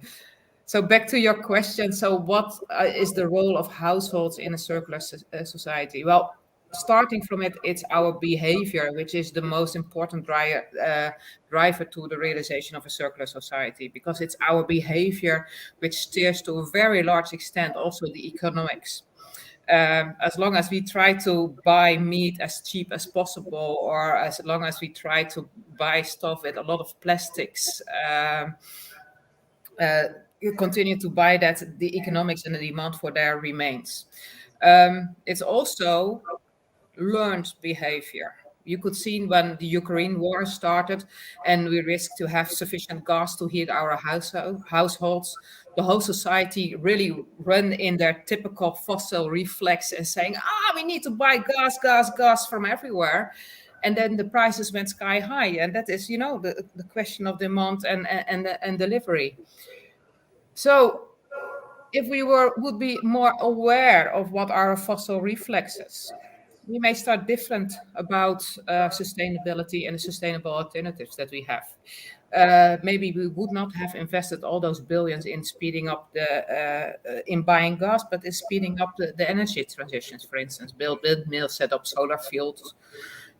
So it's a lot to do in those circular households, is to being aware, having access to the alternatives, making sure that, for instance, food is available, local food is available from local supply chains, that households have ideas of the choices in green energy, have access to package-free foods, is there sufficient sustainable clothing, and policies are really there to enable that, to make sure that cities are designed such that that access through public transport, for instance, is there, or that there are sufficient repair shops that people can actually find, have the capacity to repair their stuff instead of having a product which nowhere can be repaired. So circular societies have a big role to play, but it should be also made suitable or easy for households to change their minds and to change their behavior. And that's where policy again has a large role to play. Thank you very much, Dr. Finkenstadt. NIFA cooperates with scientists, policymakers, experts, and educators around the world. Could you please give us some examples of international collaborations that have particularly resulted in finding innovative solutions for local or even global challenges? Yes, international collaboration is extremely important to the future of agriculture, not only within the United States, but also around the world. The Center for International Programs establishes those links between our researchers and global researchers from all disciplines of food and agriculture.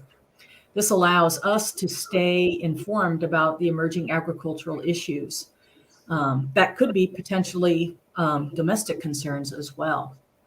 I'd like to highlight one program that started in 2020 and ended just this past December in 2022 out of the University of California. The title is long, as scientists are wont to do. We like long titles, so bear with me. It is the prediction of models for grain nutrient levels in the U.S. maize-NAM panel and genomic associations under drought and heat stress in Zimbabwe. This project involves research being done in Zimbabwe on maize hybrids, maize is corn, that are being evaluated under heat stress and drought conditions. The genetic analysis, the traits of interest, and methods will be shared and taught to not only students and experts in the United States and Zimbabwe, but also Eastern Africa and other places where drought is a concern. This research ultimately helps the maize breeders and consumers in these countries and regions to ensure a sufficient food supply in a long-term basis. Thank you. I will still remain with you, Dr. Finkenstadt. Greece is characterized by small-scale farming that nevertheless produces excellent quality products. At the same time, local foods are increasingly finding their way to large-scale retailers, and IFA is running a program called Scaling Up Your Vegetable Farm for Wholesale Markets. What advice would you give to local producers on this issue? Sure. By the Sustainable Agricultural Research and Education Program of the USDA. Scaling up your vegetable farm for wholesale markets provides a variety of strategies and tools to help owners of small to mid-size operations branch out into the wholesale markets. Currently, many of them are just on the local basis in farmers markets, et cetera, in their local communities, but this is to access those larger regional, nation, and global markets. Specialized crop production combined with smart investments in equipment, appropriate marketing strategies, and improved post-harvest handling can help farmers obtain resources to scale up and sell their products more efficiently and consistently. In some cases, working together can give producers the opportunity to expand by overcoming barriers that have previously limited access to profitable wholesale markets. The main message is that local small-scale producers are not alone, and that there is strength in numbers. Working together strengthens those communities and improves the quality of life, not only on the farm, but in the beyond the farm into their communities. Thank you very much. We have one more minute. Dr. Weiser, drawing from your area of expertise, soil is fundamental in agriculture, but to what extent is it being treated well? What does circular agriculture mean for soil, and how can soil contribute to achieving climate goals? Okay, that is a question that requires me talking much more than 1 minute. But soils are the fundament on our existence. Without soil, nobody can live. We cannot provide food. We cannot have clear water. We cannot build our houses. We cannot recycle biomass and nutrients in order to have to produce our food again. So, without soils, we cannot live. Do we treat the soils well? No. In generally, we do not treat themselves. It's only since, I think, Year of the Soils from the United Nations, that people start realizing also soil biodiversity is an incredibly important element. So we should look at the soil as a living organism and treat her like that. And if we do that, then also through circular agriculture, we can maintain her healthy, sustainable, well-fed, and then we can really benefit from the soil as a solution towards many of our societal problems, amongst others, biodiversity and climate change. Well, in the EU, we have the the new soil health law coming up for election, and I really hope that all the member states will accept this law and start implementing it. Thank you very much, Dr. Weiser, Dr. Finkenstad. Thank you for participating in this session and contributing to the success of our conference. Thank you. Thank you very much. Thank you very much. And now I would like to welcome τον Γιώργο Κατσαρό, παρακαλώ, να τον καλωσορίσουμε. Θα συντονίσει το επόμενο session. Ευχαριστώ, Στέλλα μου. Ευχαριστώ πολύ.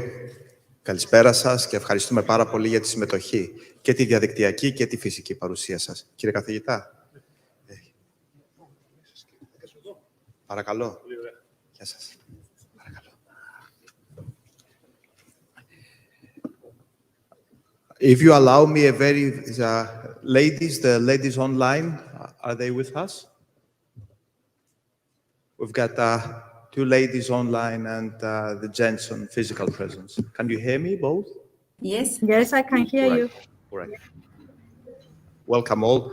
If you allow me a very, very short introduction on every speaker, apologies for the order is random, I promise. Professor Moussiopoulos is a full professor at the School of Mechanical Engineering and Aristotelio University of Thessaloniki. And since 1990, he is the head of the university's Sustainability Engineering Laboratory. In the last 35 years, he has participated in numerous competitive, mostly EU-funded research projects with a total budget of approximately 25 million euros. He has supervised 43 PhD students, and he has more than 900 scientific publications, including 220 papers in peer-reviewed journals. Thank you, Professor, for being here with us today. Professor Koundouri as well, thank you very much for being here today. He's a professor at the School of Economics and Director of Research Laboratory on Socioeconomic and Environmental Sustainability at the University of Athens. And she's also a professor at the Department of Technology, Management and Economics at Denmark Technical University. Professor Koundouri is included as 1% of the most cited women economists in the world, with 15 published books and more than 500 published peer-reviewed scientific articles. Professor, thanks for being here today with us as well. Dr. Piatola has received her PhD in Soil and Crop Sciences in 1995 and serves also as an adjunct professor at the University of Helsinki in agricultural chemistry and physics since 1998. She has published close to 100 scientific papers and led courses on soil structure, hydrology, and plant nutrition over the past 20 years. She has her feet on the ground as she's an active farmer and round wood producer. Thank you. Thank you. And last but not least, for sure, Mr. Davos is an energy engineer from the University of Western Macedonia, and he specializes in the green hydrogen field. He's a co-founder and manager of the cluster of bioeconomy and environmental of Western Macedonia Club. Thank you for being here today. Gents, if you allow me, let's start with the ladies. And I would start with Professor Koundouri. If I may ask, where agrotechnology features in global and European policies today? Yes. Can you hear me well? Can you hear me well? Yes, we can. Okay, thank you very much. So basically, when we start talking about policies, the first place to look is at the UN Agenda 2030, the 17 SDGs, Sustainable Development Goals, and the 169 targets within them.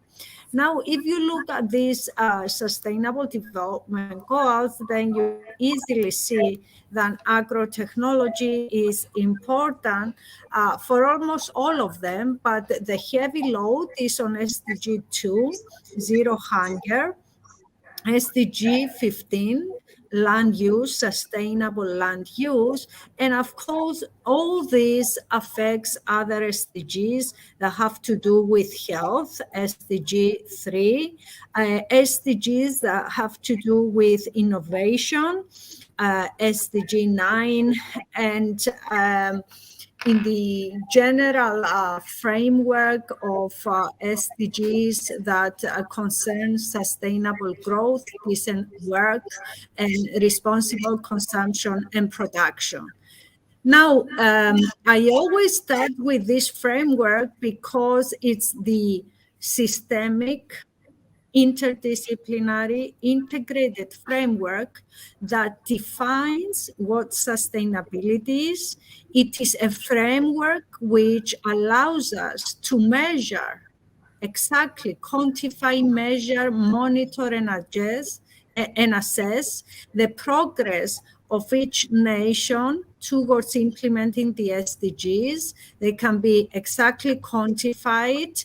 This is what we do as United Nations Sustainable Development Solutions Network since 2015, when the Agenda 2030 was signed by 100 countries in September in New York, 2015.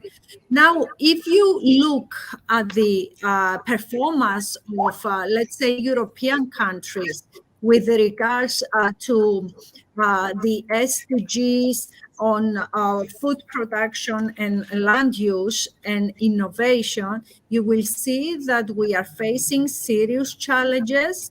And although there is some progress with regards to innovation and technology use for sustainable growth, the SDGs on food production and no hunger, and the SDGs on sustainable land use, which concerns the use of ecosystem, land, water resources that support land, there we have major challenges and stagnation. And this is Europe. And the situation is worse outside Europe. Now, if you move to European policies, then you can look on how Europe tried to transpose this framework of SDGs into the European Green Deal.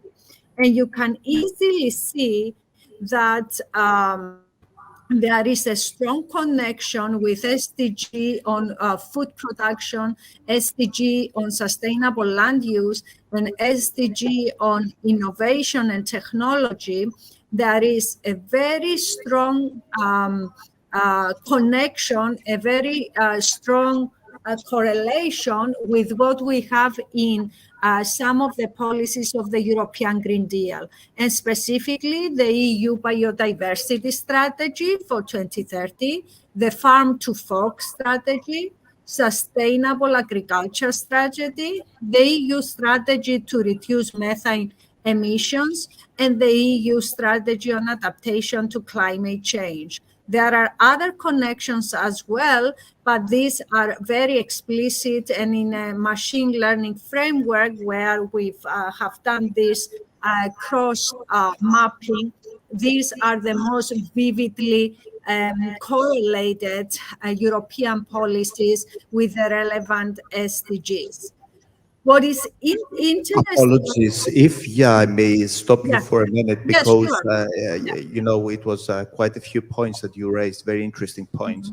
And since we have to move to other sort of questions of the rest of the speakers, can you kindly conclude your sentence and then move ahead? Yes, I was just going to say, and I didn't realize that I was showing slides, but I was just going to say that it is quite important to know that overall, the European Green Deal on paper is quite strong in supporting sustainable use of land, sustainable production of food, land, and ecosystems.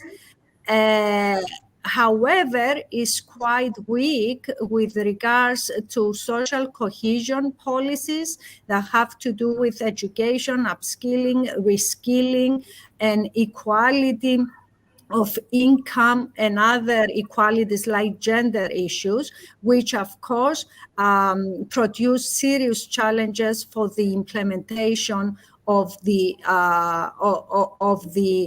big transformation that it is integrated in the European Green Deal. So without social cohesion, the big transformation cannot happen, even if the explicit policies of sustainable use of agriculture systems are well supported. So we need to put emphasis on financing cohesion policies as well, social cohesion policies as well. Thank you.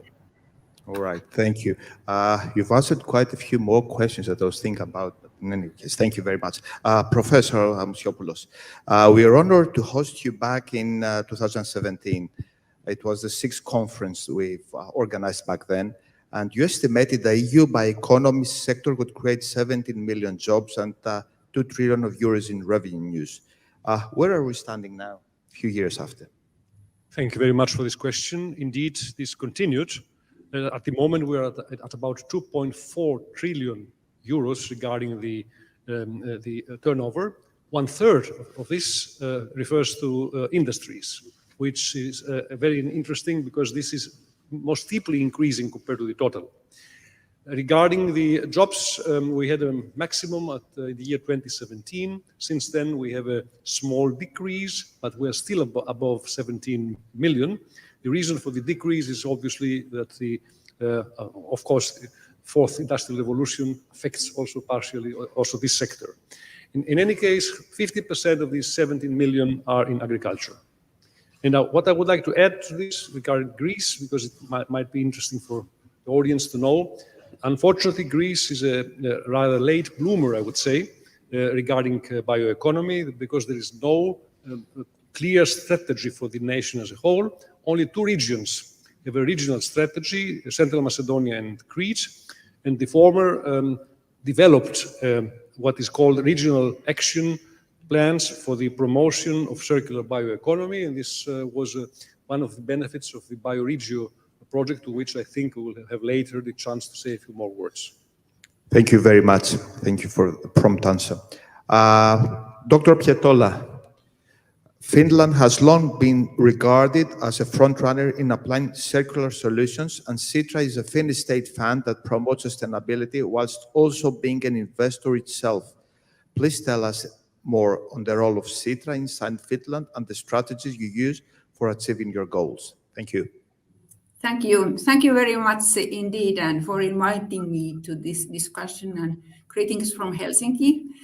And thank you for this opportunity to be online. So Finnish Innovation Fund, Sitra, is an independent future fund under the supervision of Finnish Parliament. And Sitra's mission is to develop the successful Finland of tomorrow, and its vision is a fair, sustainable, and inspiring future that ensures people's well-being within the limits of the Earth carrying capacity. So this is our core. And I don't know if you have the slide of our latest publication about the megatrends I sent to you, but anyway, it puts the well-being of nature in the core. So all elements which support the reconstruction of ecology is in our focus.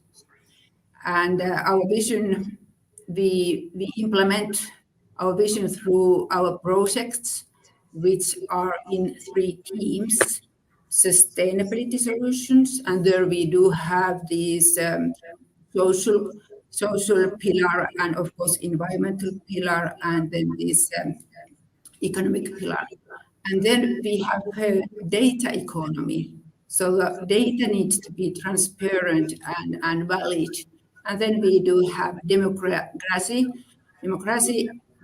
and engagement. So these are kind of elements of our vision and mission. And I would like to recall these planetary boundaries. They ensure the Earth carrying capacity, and these are climate change, biodiversity loss, and unbalanced cycles of nitrogen, of phosphorus, as was also described earlier. So the circular economy is here an essential part, and also under Sitra's leadership, Finland created the first national circular economy roadmap in the world. And according to Finland's vision, then our economic success is founded on the carbon neutral circular economy society by 2035. And then Finnish strategic program to promote a circular economy was created in 2021, collaboration with many other social stakeholders. And it outlines that the consumption of non-renewable natural resources will decrease and the sustainable use of renewable natural resources increases. And resource productivity, the circular material use rate must be doubled by 2033. So this would be kind of my first question. Thank you very much. Thank you. Thank you. Mr. Davos, the cluster of bioeconomy and environmental of Western Macedonia has been developing R&D and business activities since the early 2000s. Can you name a few examples, please, where you actually applied circular practice in agriculture, and what was the impact on the local community? Thank you. Thank you for the question. Do you hear me? Yes, no. Thank you for the question. Our cluster was formally established in 2014. So since then, we are trying to make synergies and cooperation activities between the entrepreneurship and the research institutes together in our cluster. So many of our initiatives go along with what Professor Moussiopoulos already told you. We are trying to establish, and currently we're mobilizing the resources in order to make a regional strategy on bioeconomy for Western Macedonia, but also the roadmap for a national strategy on bioeconomy in national level. In addition to that, what we have already achieved is a capacity building project together with New Agriculture and New Generation and the region of Western Macedonia regarding the agro-circularity.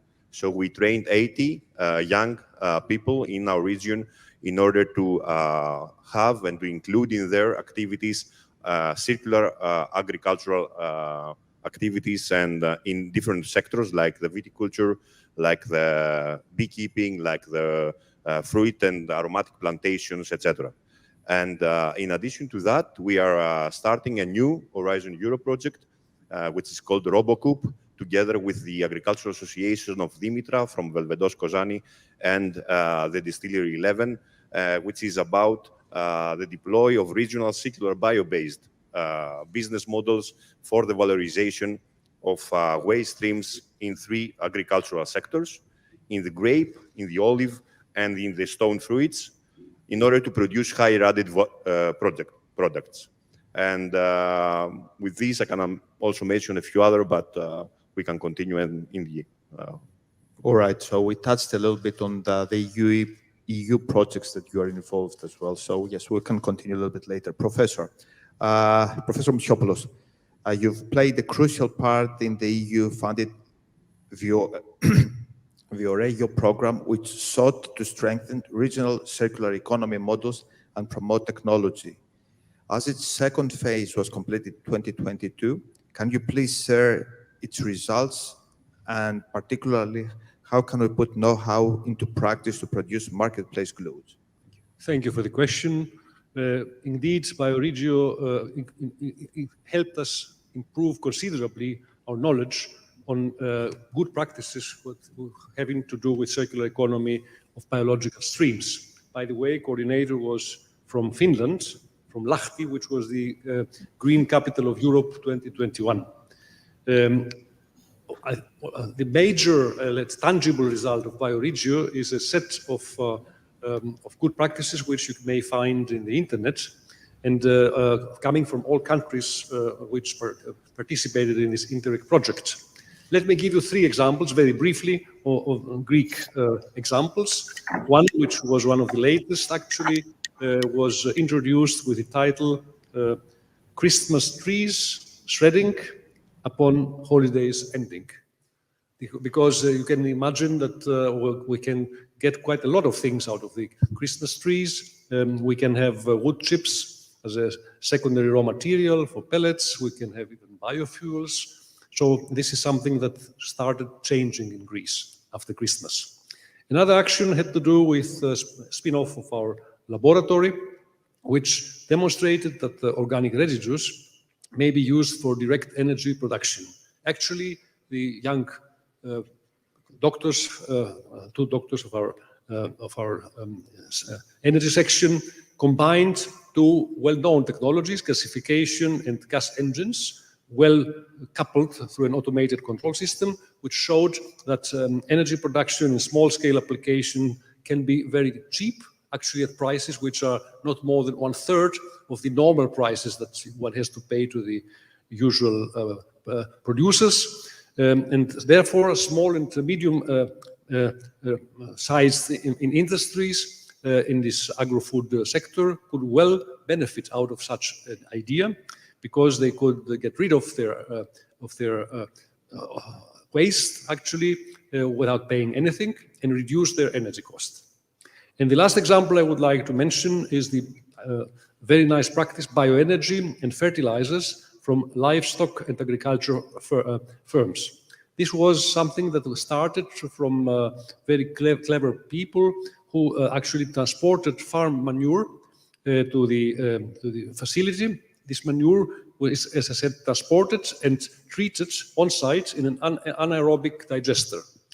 The produced biogas is utilized in a generator unit, producing energy, while the digestate is composted and can be returned to be used as soil for soil improvement. The overall idea was, of course, to have a wide possibility to accept even wastes from agriculture, which is actually done, and this enables people who have such wastes to get rid of them very easily and without paying anything. And of course, this brings more revenues to the owner of the facility. And this is, of course, an option. I think this will come in a moment for what will happen now with the urban bio wastes, but let's wait to hear the question first. All right. Thank you. Dr. Pietola, I've got the scary screen here coming up that says time's up, but in any case, I'll go with the next 2 questions. First one is, can you tell us a little bit, because Finland is, I know, pioneering in achieving carbon neutrality country. I mean, it's a model country in any case. Could you tell us a little bit about carbon neutrality in agriculture and which measures have you proposed? And also, I need to ask you, based on your expertise, What is your views about the alternative fertilizers used that in light of the Russian crisis and the huge increase of the prices of fertilizers we've seen, what recommendations you have come up with and what's your experience on them, and what's the day ahead now that we see the pricing going slightly back to normal levels? Thank you. Questions. Yes, we have tried very, very hard to reduce the greenhouse gas emissions from agriculture. And one big challenge is that we do have organic soils, and when organic soils are drained, they will cause decomposition of organic material, and then that will cause emissions. So our first and main challenge is in organic soils, how we can reduce the emissions from there. And there is a plan to re-wet the farmland which is not so productive and is organic, kind of peat soils. And the second option is to keep them crop covered, keep them on permanent or perennial grassland so that we won't till them, because the tillage will cause the emissions. And of course, they are still very important soil type for us because these organic soils are drought resistant, and due to climate change, we do have also dry periods, and they are kind of they give resilience for the growing seasons when they are dry for us too. So we need to keep some of them under cultivation, but the soils which are not so productive, we are going to re-wet. And then, of course, in mineral soil types, we need to increase yields and we need to increase the carbon sequestration, and by crop rotation of deep-rooting crops, and so they will store soil into the soil the carbon, and this is one measure to increase the sequestration. And of course, if you think about agrotechnology and precision farming, and so that we can really place the fertilizers in the rooting zone, and so that the nutrient use efficiency is better, of course, that's very, very important also. And now we come to the second question, that what can we do when we cannot anymore, we don't have a hoard or we don't have these mineral fertilizers which have been produced with fossil energy. So our proposal, as you asked about, is that we need to now at this stage to have the nutrients which are eating in our food to go back to the farmland. So we need to recycle also the nutrients, especially nitrogen, from our plate back to the soil for the new food. And of course, this is very, very challenging question, because we do have contaminants and these pharmaceuticals in our sewage sludges and so, but there are technology available. So we just need to invest in modern technology and make most use of the nutrients which are coming from our food, so that we can the closed cycle of elements there. So this is challenging, but this is our proposal. Thank you. Thank you. Thank you. Professor Koudoury, sustainability transformation. Could you give us briefly opportunities and challenges that lay ahead, and how that can be applied for a medium-sized farmer? What in practice that will mean for a medium-sized farmer in Greece?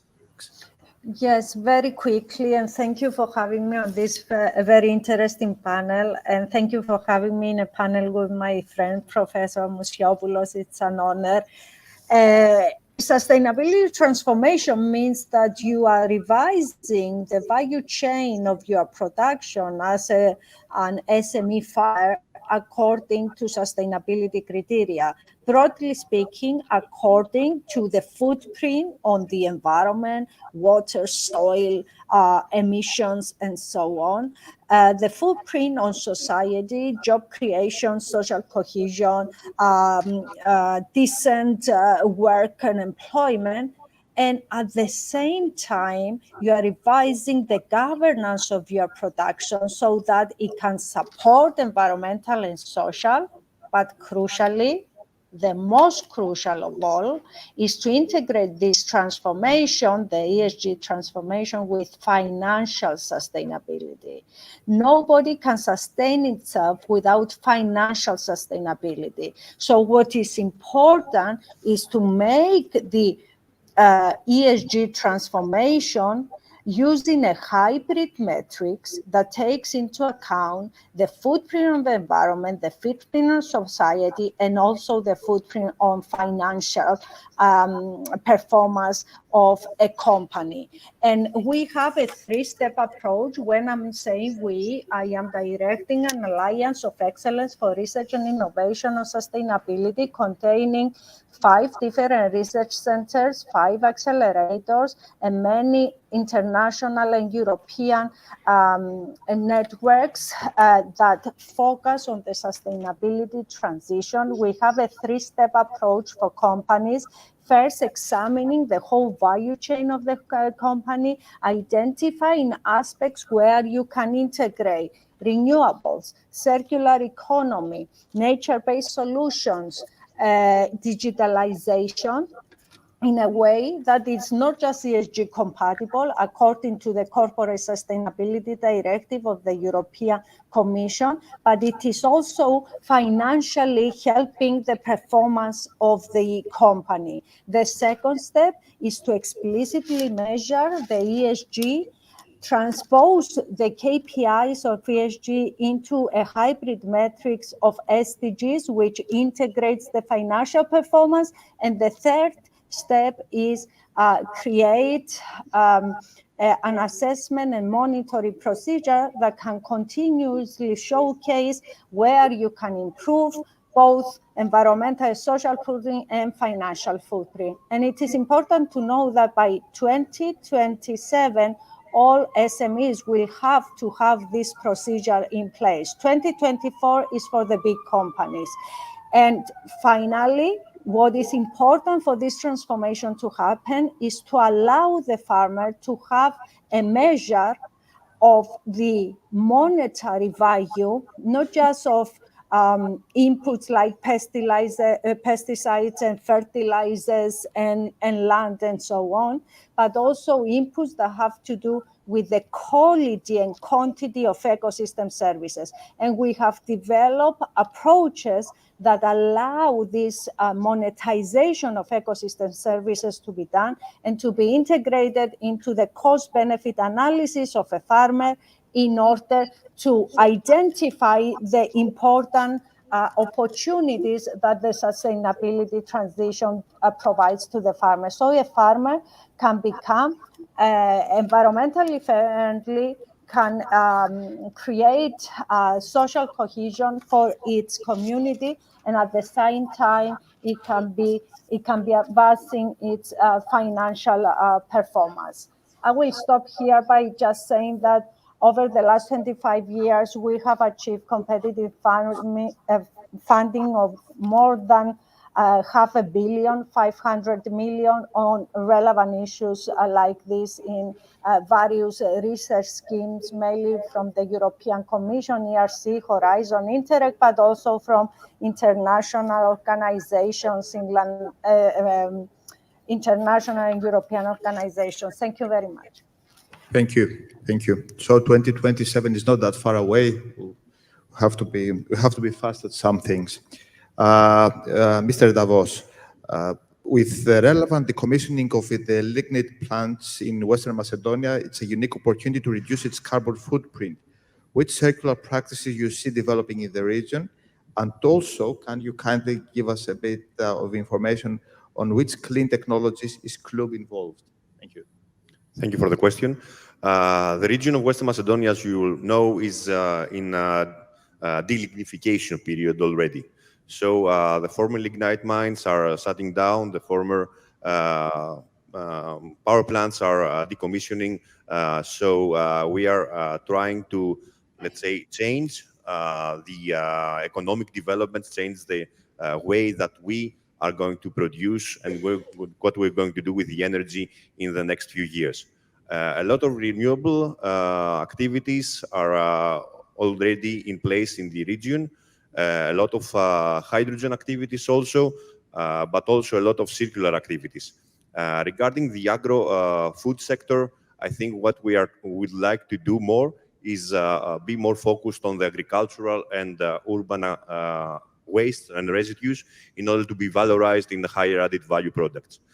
We already, one of our district heatings is working with these kind of residues, with agro and biomass residues. So we have stopped with the lignite in the district heating of Amideo, and we are using wood and agricultural residues for the heat of one city.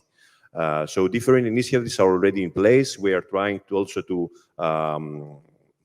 do things more faster and obtain more results in a quicker way, because the decarbonization period is already taking place. We are losing jobs, and we are trying to replace them with new sustainable ones. Again, some of the initiatives could be, let's say, the agrovoltaics, which is one of the aspects that we would like to explore more. And we have a project regarding this already started, the PV for plants. Let's see how we are going to succeed on that, combining the land of the renewable with agricultural products.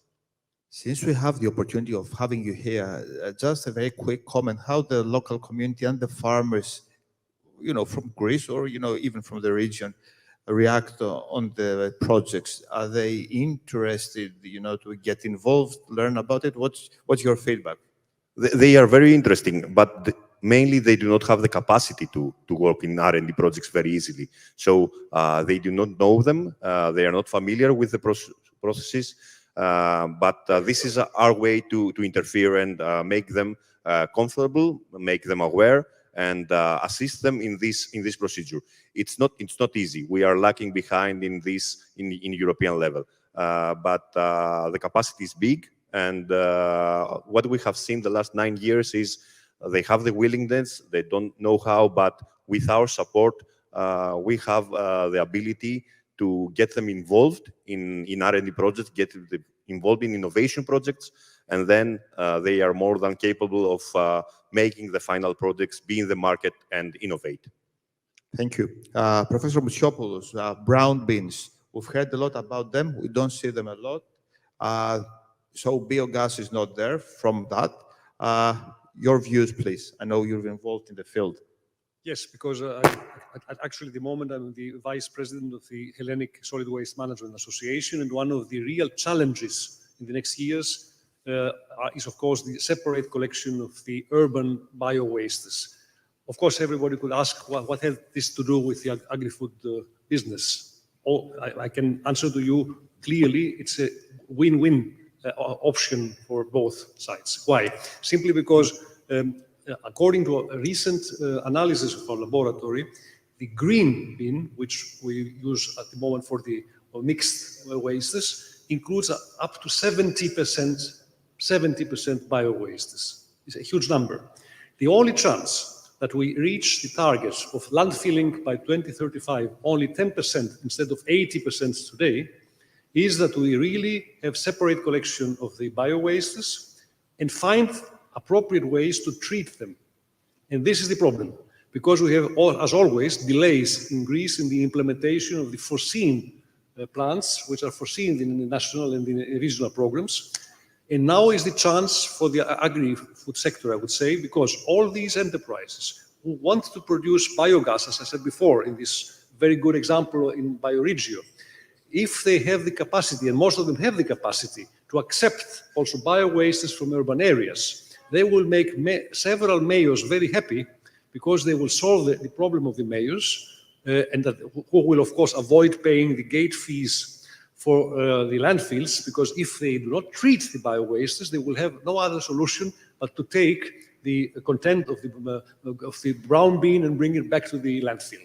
And at the same time, as I said in the bioregio good example before, the agri-food companies having this side business, they would earn more because the additional energy would be an additional revenue for them. So what I can only encourage is that people who think of increasing their businesses in a very profitable way at times of very expensive energy is to really think of adding more facilities producing biogas, and of course the digestate can then be of course something like compost, or if it fulfills some let's say regulations that exist. And this will of course be something to plan within the all these funds that are at the moment available. I believe that the country and the regions will provide enough reasons for companies to think in this direction and fill this gap of the missing capacities in order to treat the bio-wastes and accept the challenge in order to have very, very good results, not only for our pockets, but also for our environment. Thank you very much.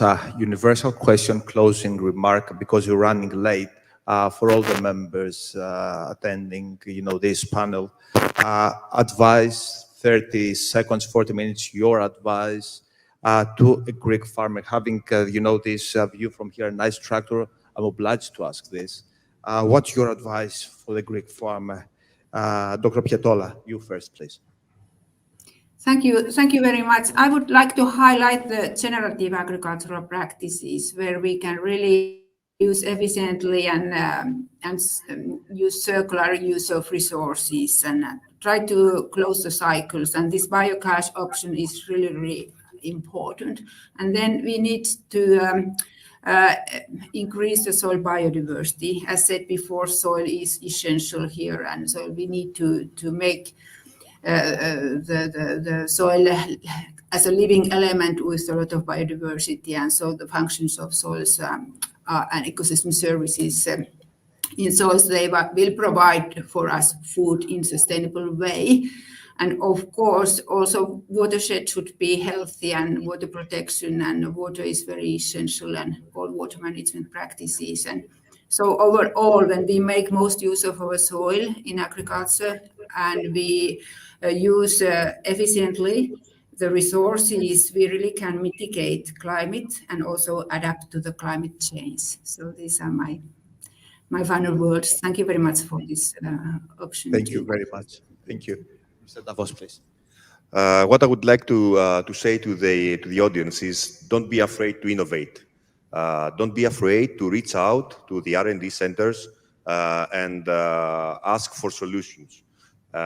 With this, you could get answers, you could get new ideas, you will see the opportunities rises.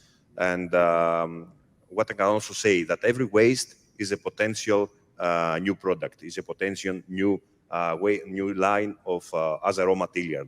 So reach out, and the questions are here, but also the answers can be found. Thank you. Professor Koudouri? I would say that the farmers are the key for solving the ecosystem collapse crisis. They are also instrumental in the climate change crisis.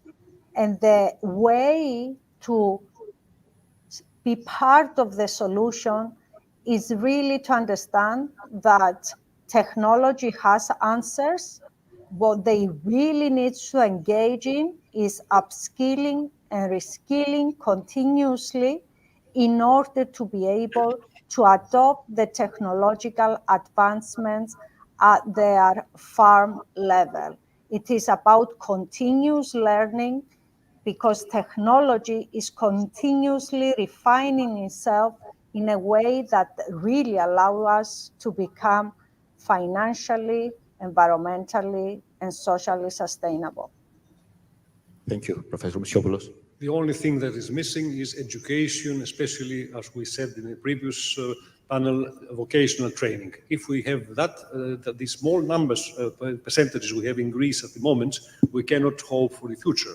We need to invest in a better education at all levels, not only for universities and doctors, but especially for the normal workers in agriculture and everywhere, by the way, because this is very important also in order for them to know what are the possibilities that modern technology offers and how they are to operate them from the moment that these things will exist in the facilities. So education at all levels. Thank you. Thank you. Thank you all. Thank you for being here with us, and we look forward to seeing you in our next conference as well. Thank you very much all. Thank you also. Thank you.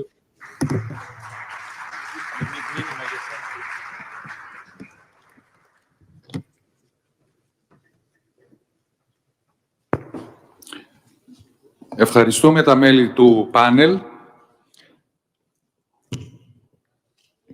Η θεωρία, η έρευνα και οι πολιτικές δεν έχουν καμία αξία ή μικρή αξία χωρίς τις πρακτικές εφαρμογές.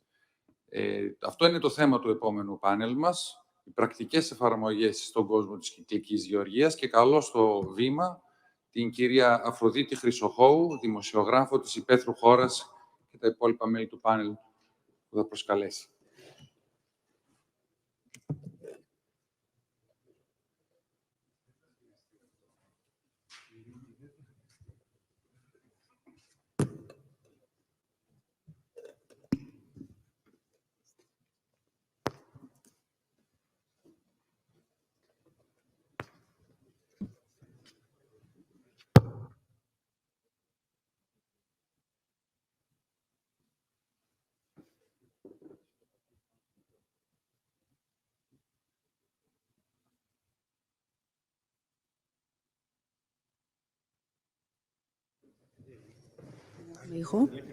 Καλησπέρα και από εμάς και ευχαριστούμε που μας δίνετε τη δυνατότητα να ενημερωθούμε για ένα τόσο πολύ σημαντικό ζήτημα.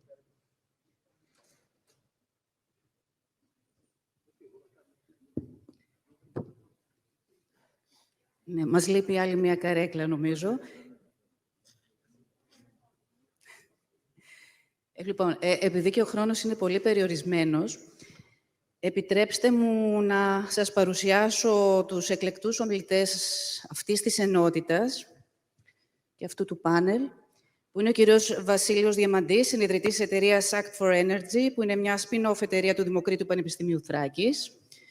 Ο κύριος Αθανάσιος Σαββάκης, διευθύνων σύμβουλος της εταιρείας BioSolids, η οποία ασχολείται με τη διαχείριση οργανικών αποβλήτων και βιομάζας. Ο κύριος Ελευθέριος Παύλου, διευθυντής ζώνης γάλακτος της βιομηχανίας ΜΕΒΓΑΛ, και ο κύριος Θεοφάνης Παπάς, ιδιοκτήτης της πρότυπης βιοτεχνικής επιχείρησης Παραδοσιακή Πιτιά.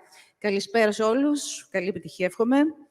Κύριε Διαμαντή, το πρώτο ερώτημα αφορά εσάς. Είναι εφαρμογή της κυκλικής οικονομίας στην αγροτική επιχειρηματικότητα. Ποιες θα λέγατε πως είναι οι βασικές αρχές, τι αντιπροσωπεύει ή, αν θέλετε, μάλλον τι δεν αντιπροσωπεύει η κυκλική γεωργία? Ευχαριστώ για την πρόσκληση και για την ερώτηση. Από την τεχνολογική σκοπιά, την οποία εκπροσωπώ θα έλεγα, η κυκλική οικονομία αφορά στην ανάπτυξη νέων τεχνολογιών για την αξιοποίηση πόρων, δευτερογενών πόρων, με παραδείγματα την παραγωγή ενέργειας, όπως από βιομάζα ή αγροτικά και κτηνοτροφικά υπολείμματα, την ανάκτηση θρεπτικών, άζωτο, φόσφορο, ιχνοστοιχεία, ζυμώσεις για την παραγωγή πρωτεϊνών απλών κυτάρων και τη θρέψη ζώων και δράσεις και τεχνολογίες δέσμευσης και μείωσης εκπομπών διοξιδίου του άνθρακα. Κύριε Σαββάκη, μιλούμε για την κυκλική γεωργία, κυκλική οικονομία, την εφαρμογή της, την πράξη της στη γεωργία, στην πραγματικότητα για τη βιώσιμη πράσινη γεωργία. Ποιους όμως αφορά? Ωφελεί μόνο τους παραγωγούς και κτηνοτρόφους, μόνο την επιχειρηματική κοινότητα ή τελικά όλο τον κόσμο? Καλησπέρα και από μένα. Καλησπέρα. Η κυκλική οικονομία και οι αρχές της αφορούν το σύνολο της οικονομικής δραστηριότητας και θα έλεγα και το σύνολο του οικοσυστήματος. Οι βασικές αρχές, δηλαδή τα 3 R, τα Reduce, Reuse, Recycle, έχουν απόλυτη εφαρμογή σε κάθε κομμάτι της δραστηριότητας.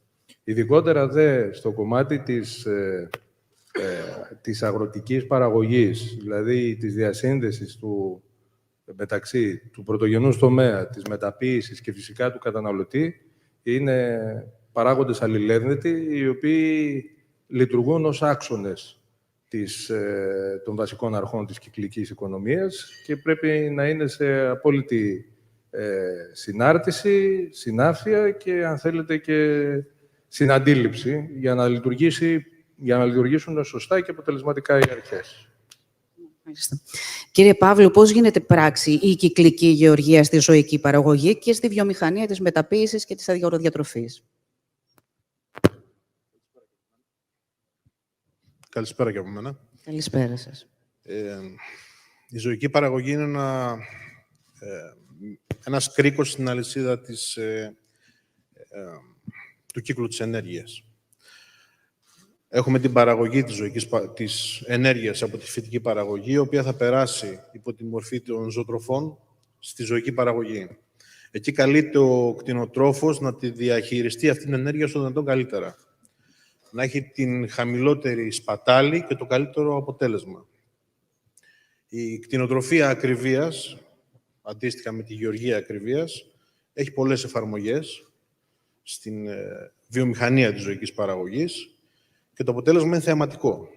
Έχουμε σήμερα μονάδες, μεγάλες μονάδες, είτε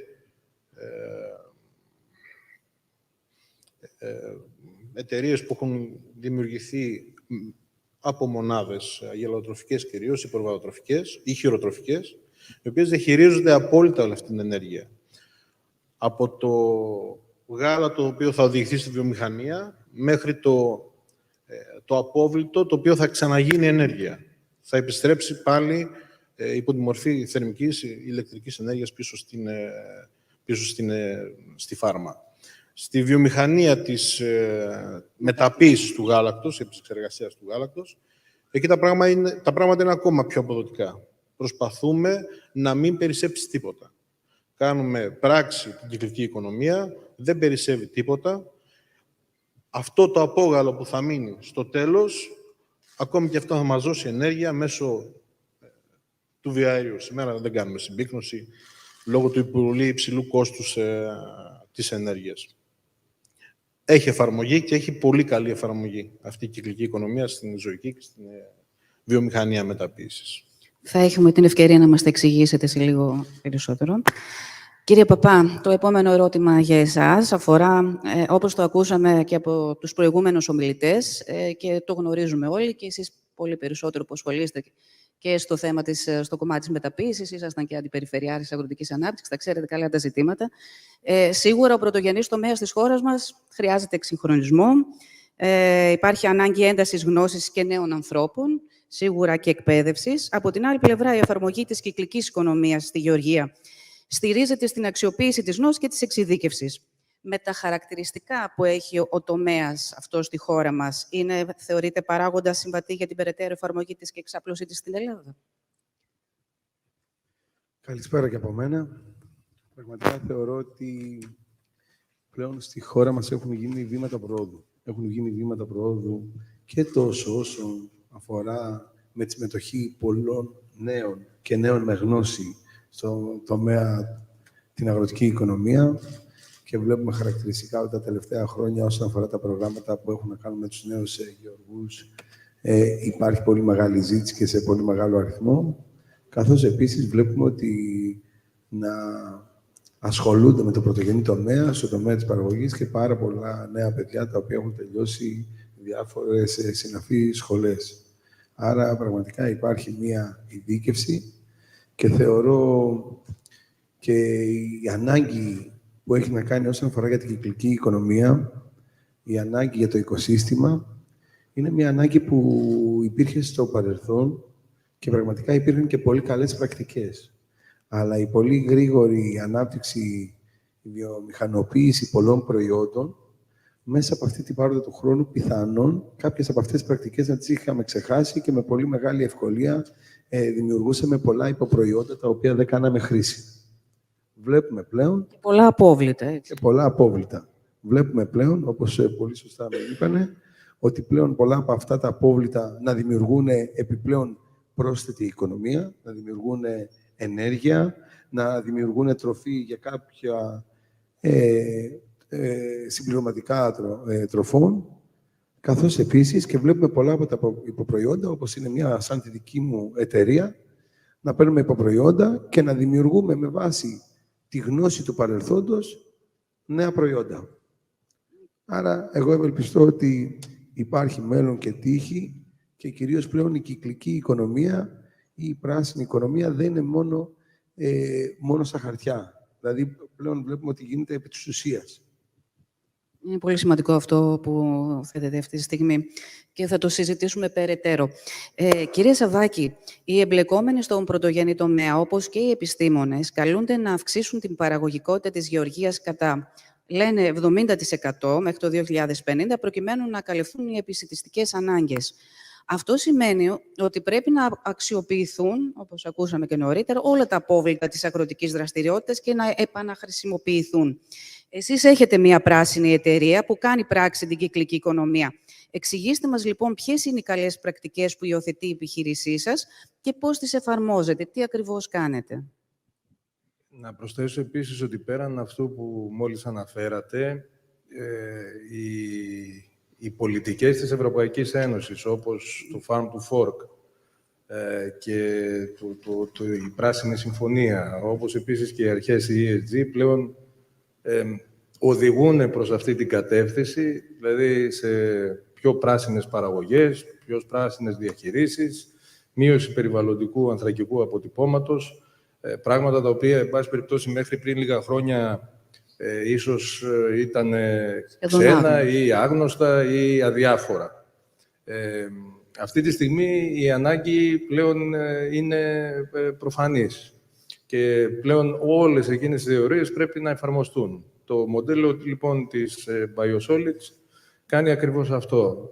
Επί της ουσίας συλλέγει φυτικά υπολείμματα, τα οποία τα επεξεργάζεται με μια φυσική διεργασία κομποστοποίησης και τα επιστρέφει ξανά στο έδαφος σε μια μορφή που έχει προστιθέμενη αξία, έχει απόλυτη χρήση, έχει μηδενικό ανθρακικό περιβαλλοντικό, αν θέλετε, αποτύπωμα και επί της ουσίας αναπληρώνει όλα εκείνα τα χαμένα θρεπτικά που αφαιρέθηκαν από το έδαφος κατά τη διάρκεια της συγκομιδής.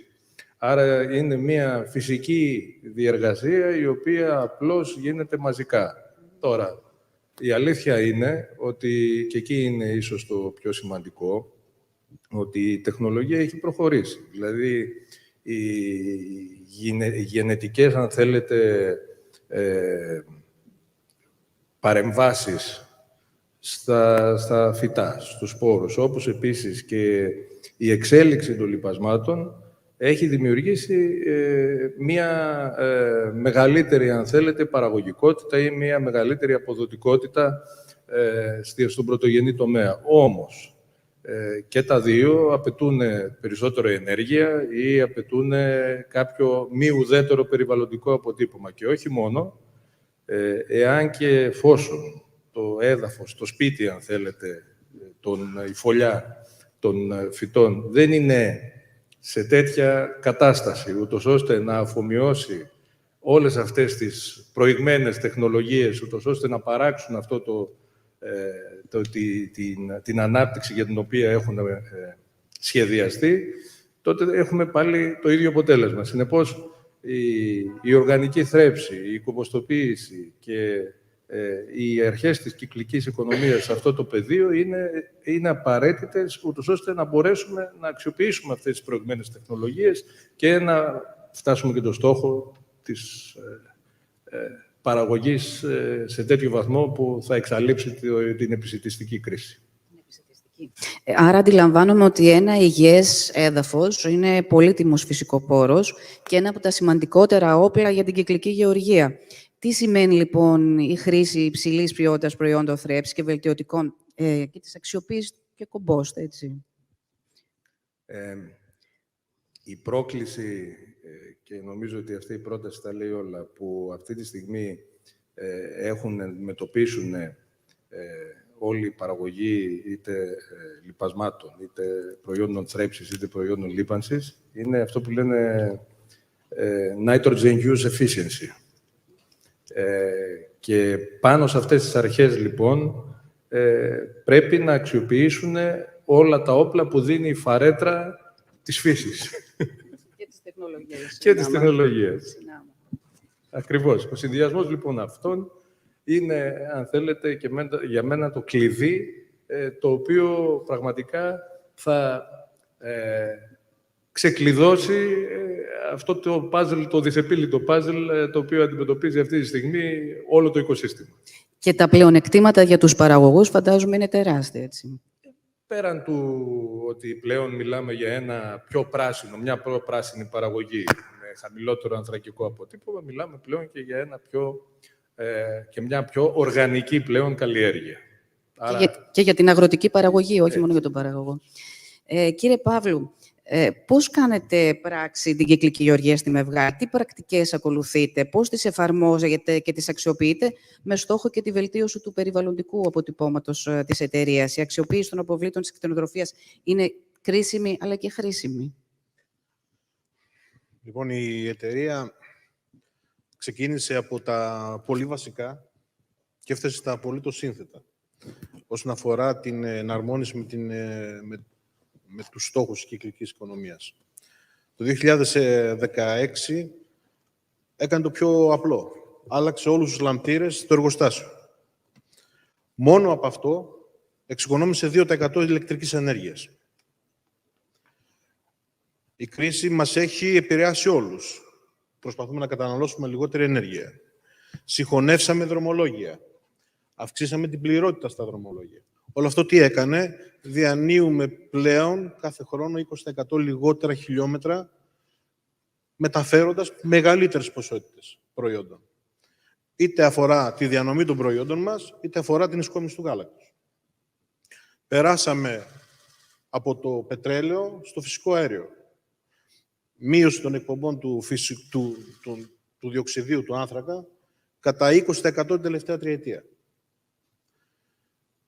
Επενδύσεις οι οποίες υλοποιούνται ακόμη. Έχουμε ένα τυροκομείο υπερσύγχρονο, το οποίο έχει σκοπό να αυξήσει κι άλλο την απόδοση, να μην περισσεύει τίποτα. Αλλά ακόμη και αυτό που περισσεύει, τι γίνεται? Είτε ενέργεια πηγαίνει στο βιοαέριο, είτε γίνεται ζωοτροφή. Περνάμε αυτό το απόγαλο σε χειροτροφικές μονάδες, το διαθέτουμε εκεί, τρέφονται τα χοιρινά. Δεν περισσεύει τίποτα. Αυτό είναι ένα πολύ βασικό στοιχείο, το οποίο το κυνηγάει και το πετυχαίνει με βγάλει τα τελευταία αρκετά χρόνια. Στον τομέα της ενέργειας, τι ακριβώς κάνετε? Στον τομέα της ενέργειας προσπαθούμε να καταναλώσουμε όσο δυνατόν λιγότερη ενέργεια. Φροντίζουμε τουλάχιστον να γίνεται ανακύκλωση σχεδόν σε όλα τα προϊόντα, πλαστικό, χαρτί, είτε μέταλλο το οποίο χρησιμοποιούμε, είτε να μπούμε σε διαδικασία χρήσης πλέον φιλικών συσκευασιών προς το περιβάλλον. Μάλιστα.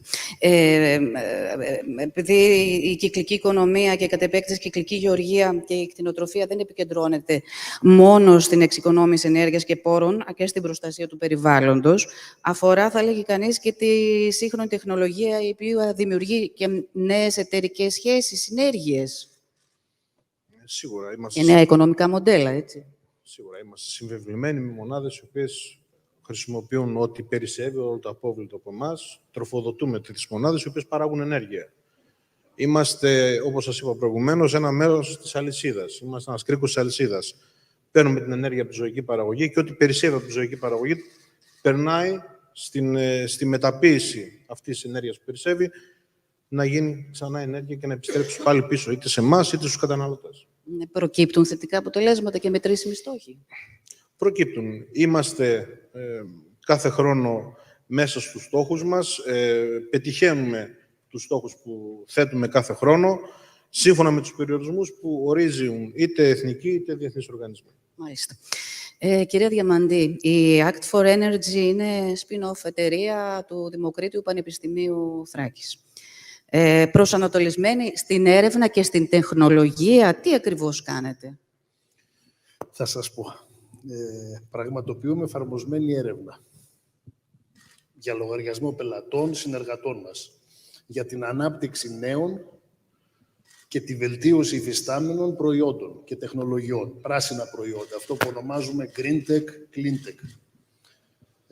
Τα τελευταία χρόνια έχουμε αναπτύξει τεχνολογίες παραγωγής βιοαερίου από απόβλητα και συστήματα καθαρισμού αέρα με εφαρμογή σε κτηνοτροφικές μονάδες και εγκαταστάσεις επεξεργασίας λιμάτων. Στην πράξη, δηλαδή θέλετε να μας δώσετε κάποια παραδείγματα τι ακριβώς κάνετε και ποιες είναι οι επιχειρηματικές σας στρατηγικές και πώς εφαρμόζονται οι αρχές της αγροκυκλικότητας? Στόχος μας είναι να συμβάλλουμε στην προώθηση και την αύξηση των εφαρμογών αξιοποίησης αποβλήτων για ενεργειακούς σκοπούς. Αυτό είναι μια σημαντική προτεραιότητα, για το οποίο θα πρέπει στη χώρα να αναπτύξουμε τεχνολογία εγχώρια, ειδικά για τις μικρομεσαίες επιχειρήσεις που φιλοξενούμε. Και όπως είπα και νωρίτερα, τα κύριες τεχνολογίες που έχουμε αναπτύξει είναι η παραγωγή βιοαερίου και ο καθαρισμός αέρα. Αναφέρθηκε ο κύριος Σαββάκης προηγουμένως και στο θέμα της τεχνολογίας, αλλά φυσικά και της φύσης. Εδώ όμως θα ρωτούσα εσάς ποιος ο ρόλος της επιστήμης και της σύγχρονης τεχνολογίας στη βελτίωση του περιβάλλοντος, όσο και στη δυναμική του αγροδιατροφικού τομέα στην Ελλάδα. Ο ρόλος της επιστήμης πολύ σημαντικός, ξεκάθαρα. Ακόμη σημαντικότερος ο ρόλος της επιχειρηματικότητας, της νομοθεσίας, των οικονομικών κινήτρων και της ευαισθητοποίησης του κοινού, αυτό που λέμε social awareness. Και είναι πολύ σημαντικό και το θέμα της κοινωνίας, έτσι, δηλαδή δεν είναι μόνο... υπάρχουν και ηθικές αξίες και κοινωνικές αξίες, φαντάζομαι. Κύριε Παπά, εσείς είστε ιδιοκτήτης πρότυπης βιοτεχνικής επιχείρησης του αγροδιατροφικού τομέα, η οποία δραστηριοποιείται στην παραγωγή και επεξεργασία παραδοσιακής τροκομητής πιτιάς. Πήρατε μια πρακτική του παρελθόντος και την μεταφέρατε στη σημερινή εποχή. Ακριβώς έτσι, πραγματικά. Ήταν κάτι, όταν είχα τελειώσει τις σπουδές μου, παρόλο που δεν είχα καμία σχέση με το συγκεκριμένο αντικείμενο, ήταν κάτι που το κάνουν οι γονείς μου. Δηλαδή, τι πολύ απλά κάνανε, μαζεύανε τότε υποπροϊόντα από τα σφαγεία, έτσι ώστε και ερχόταν σε συνεργασία με διάφορα τυροκομεία ανά την Ελλάδα, όπου αυτοί κάνανε την επεξεργασία. Παρ' όλα αυτά, μπορώ να σας πω ότι ακόμα και στους δημόσιους φορείς υπήρχε η ιδέα, η σκέψη, εάν αυτό που κάνουμε είναι νόμιμο ή παράνομο. Δυστυχώς, πολλές φορές με πολύ μεγάλη ευκολία ερχόμαστε και τα αποβάλλουμε μέσα από την καθημερινότητά μας, γιατί τα θεωρούμε κάτι που υπήρχαν στο παρελθόν. Δεν σας κρύβω ότι από το 2003 κατάφερα και δημιούργησα έτσι μια πρότυπη εταιρεία που έχει σχέση με την παραγωγή ενζύμων, όπου ουσιαστικά παίρνουμε υποπροϊόντα των σφαγείων, που ήταν πρόβλημα για εκείνη τη χρονική περίοδο, διότι υπήρχε αδυναμία να τα επεξεργαστούν. Μέσα από αυτά τα υποπροϊόντα, εμείς καταφέρνουμε και παράγουμε τα ένζημα εκείνα, τα οποία είναι απαραίτητα για να μπορεί μια οποιαδήποτε γαλακτοκομική επιχείρηση, για να μπορεί να κάνει την τυροκόμηση οποιοδήποτε είδος τυριού. Είτε είναι λευκό, είτε είναι κίτρινο. Και πραγματικά δημιουργεί πρώτον μια πρόσθετη οικονομία. Καταφέραμε, δηλαδή, μια οικογένεια και όχι μόνο και εργαζόμενοι, να υπάρχουμε μέσα από αυτή την δραστηριότητα. Κυρίως καταφέραμε, διότι πριν μερικά χρόνια στο τομέα αυτό, ό,τι αφορούσε τα ένζημα, μιλούσαμε μόνο για εισαγωγή ενζύμων και πιτιές από ξένες χώρες και καταφέραμε πλέον σιγά-σιγά να μπαίνουμε όσο δυνατόν να καλύπτουμε ένα αρκετά μεγάλο μέρος της αγοράς, της ελληνικής αγοράς και όχι μόνο, και με κάποιες λίγες εξαγωγές. Είναι πολύ σημαντικό, γιατί το λέω, νομίζω ότι υπάρχουν πολλές τέτοιες πρακτικές του παρελθόντος που μπορούμε όντως να τις βρούμε, που είχαν να κάνουν με την κυκλική οικονομία, γιατί ξέρετε στο παρελθόν οι άνθρωποι προσπαθούσαν να αξιοποιήσουν το οτιδήποτε υπάρχει. Δεν υπήρχε δυνατότητα έτσι ούτε της ελεύθερης εύκολης αγοράς, με αποτέλεσμα ο κάθε τότε κτηνοτρόφος του παρελθόντος κοιτούσε να κάνει το τυράκι του, κρατώντας το στομαχάκι μέσα από τα μικρά του αμνοερήφια, να στεγνώσει και να κάνει την δικιά του πιτιά. Άρα μια παραδοσιακή πρακτική καταφέραμε να την κάνουμε με σύγχρονα δεδομένα και σύγχρονα πρότυπα, να είμαστε πιστοποιημένοι από το ΕΦΕΤ μέσα σε εγκαταστάσεις πραγματικά που σέβονται την αειφορία. Έτσι ξεκινήσαμε και εμείς τότε κάνοντας, όταν πρωτοξεκίνησαμε την εταιρεία, το πρώτο πράγμα που σκέφτηκα ήταν η εταιρεία να έχει ένα νότιο προσανατολισμό.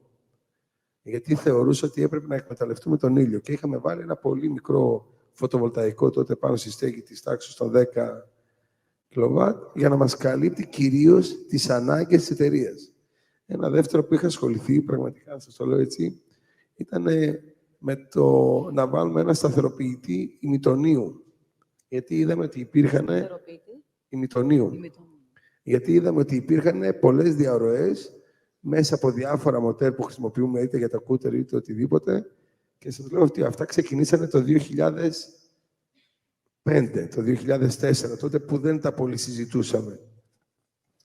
Νομίζω ότι υπάρχουν πολύ καλές πρακτικές που εάν τις αξιοποιήσουμε, όπως παραδείγματος χάρη που ακούσαμε εδώ από τον εκπρόσωπο της ΜΕΒΓΑΛ, το μεγαλύτερο πρόβλημα που μπορούσε να κάποιος σε ένα εργοστάσιο τυροκόμησης ήταν το απόβλητο που είχε να κάνει μέσα από το τυρόγαλο, το γνωστό τυρόγαλο. Που αυτή τη στιγμή είναι πραγματικά σημείο αναφοράς, τόσο για την ενέργεια, τόσο και ως προς τρόφιμο. Γιατί ήταν υπερβολικά τα έξοδα που χρειαζόταν να χρησιμοποιήσουν ως προς τους βιολογικούς, για το βιολογικό καθαρισμό, στο τελικό αποτέλεσμα, πολλές φορές δεν γινόταν ούτε η σωστή χρήση και όποτε γινόταν η σωστή χρήση, αυτή ερχόταν να είναι εις βάρος της ίδιας της οικονομίας κλίμακος της εταιρείας.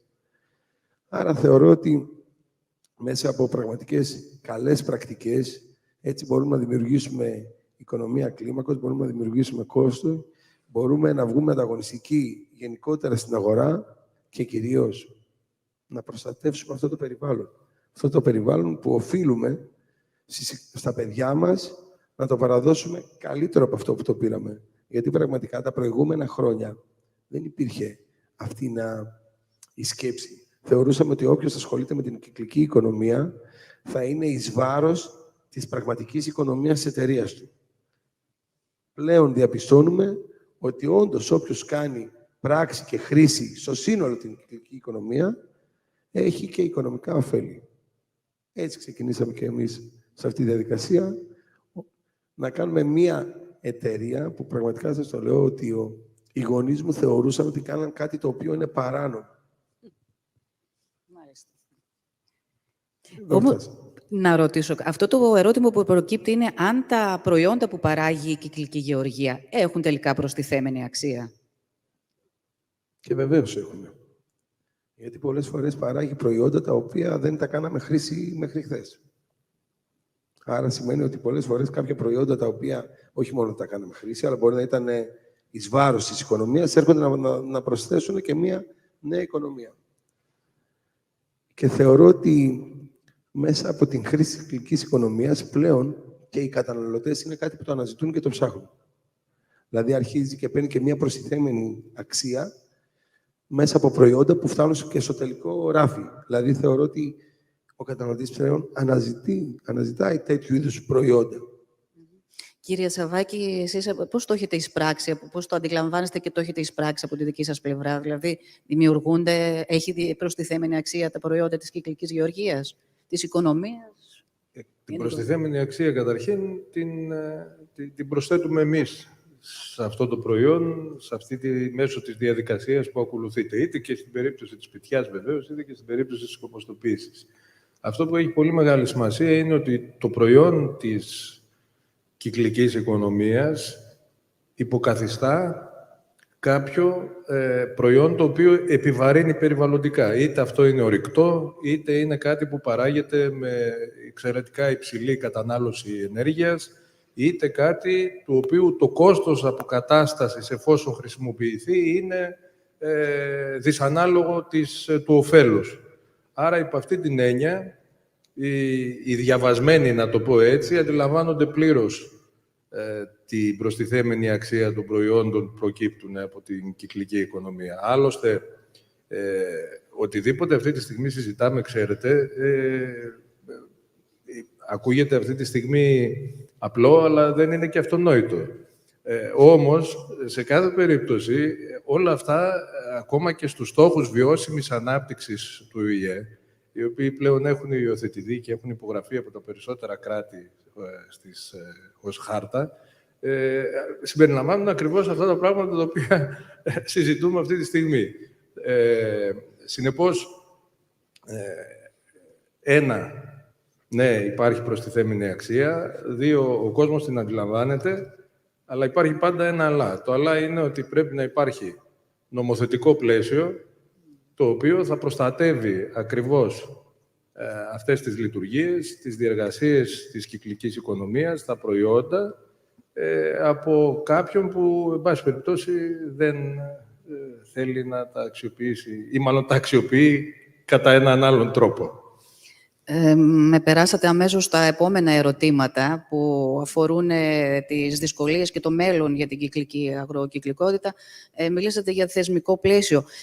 Είναι ένα μοντέλο η κυκλική οικονομία και η εφαρμογή της στη γεωργία ουτοπικό ή έχει εφαρμογή τελικά στη... Όχι, η εφαρμογή έχει απόλυτη. Το θέμα είναι, όπως σας είπα, το θεσμικό πλαίσιο, η έλεγχη και τα μετρήσιμα αποτελέσματα.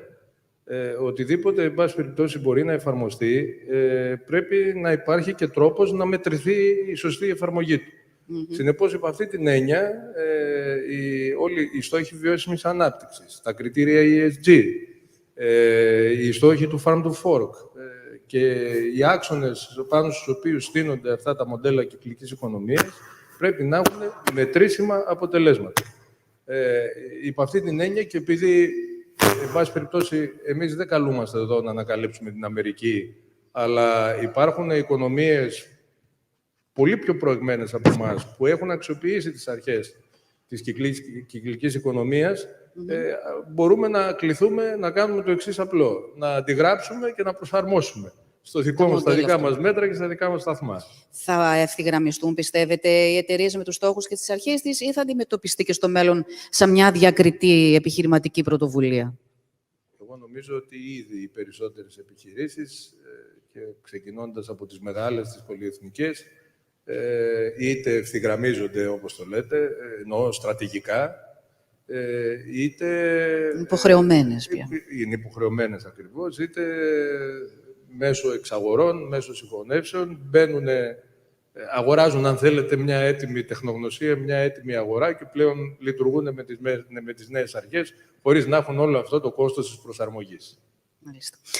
Κύριε Παύλου, εσείς από τη δικιά σας τη σκοπιά και την πλευρά, πώς θα λέγατε ότι είναι σήμερα τα εμπόδια για την εφαρμογή της κυκλικής γεωργίας στο θεσμικό, νομικό πλαίσιο, τεχνολογικά κενά, οι ελλείψεις, η οικονομική βιωσιμότητα, το κόστος, η έλλειψη κουλτούρας, αν θέλετε, επίσης, και θέλησης για δέσμευση, υιοθέτησης κυκλικής οικονομίας? Κοιτάξτε, για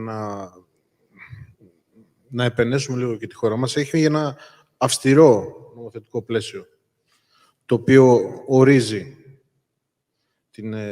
τους κανόνες που πρέπει να υπάρχουν στην εφαρμογή της κυκλικής οικονομίας. Το κακό είναι ότι δεν υπάρχει ευελιξία, υπάρχει γραφειοκρατία.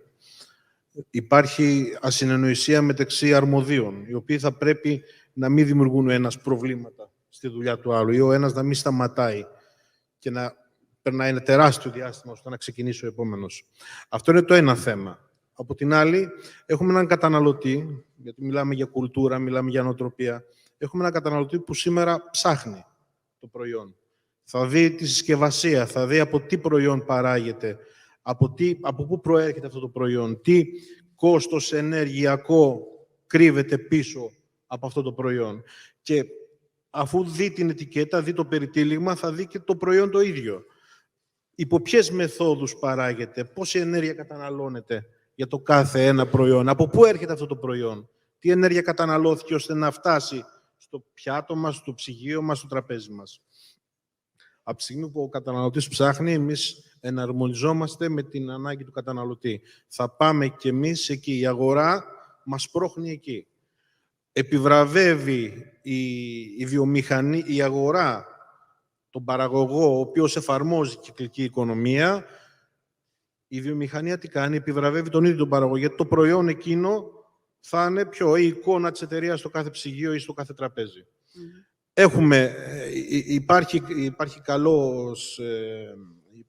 Υπάρχει ο στόχος, τον πετυχαίνουμε.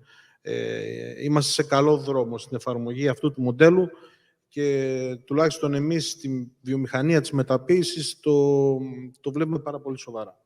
Μάλιστα. Προκύπτουν και μοντέλα κερδών, νέα μοντέλα κερδών.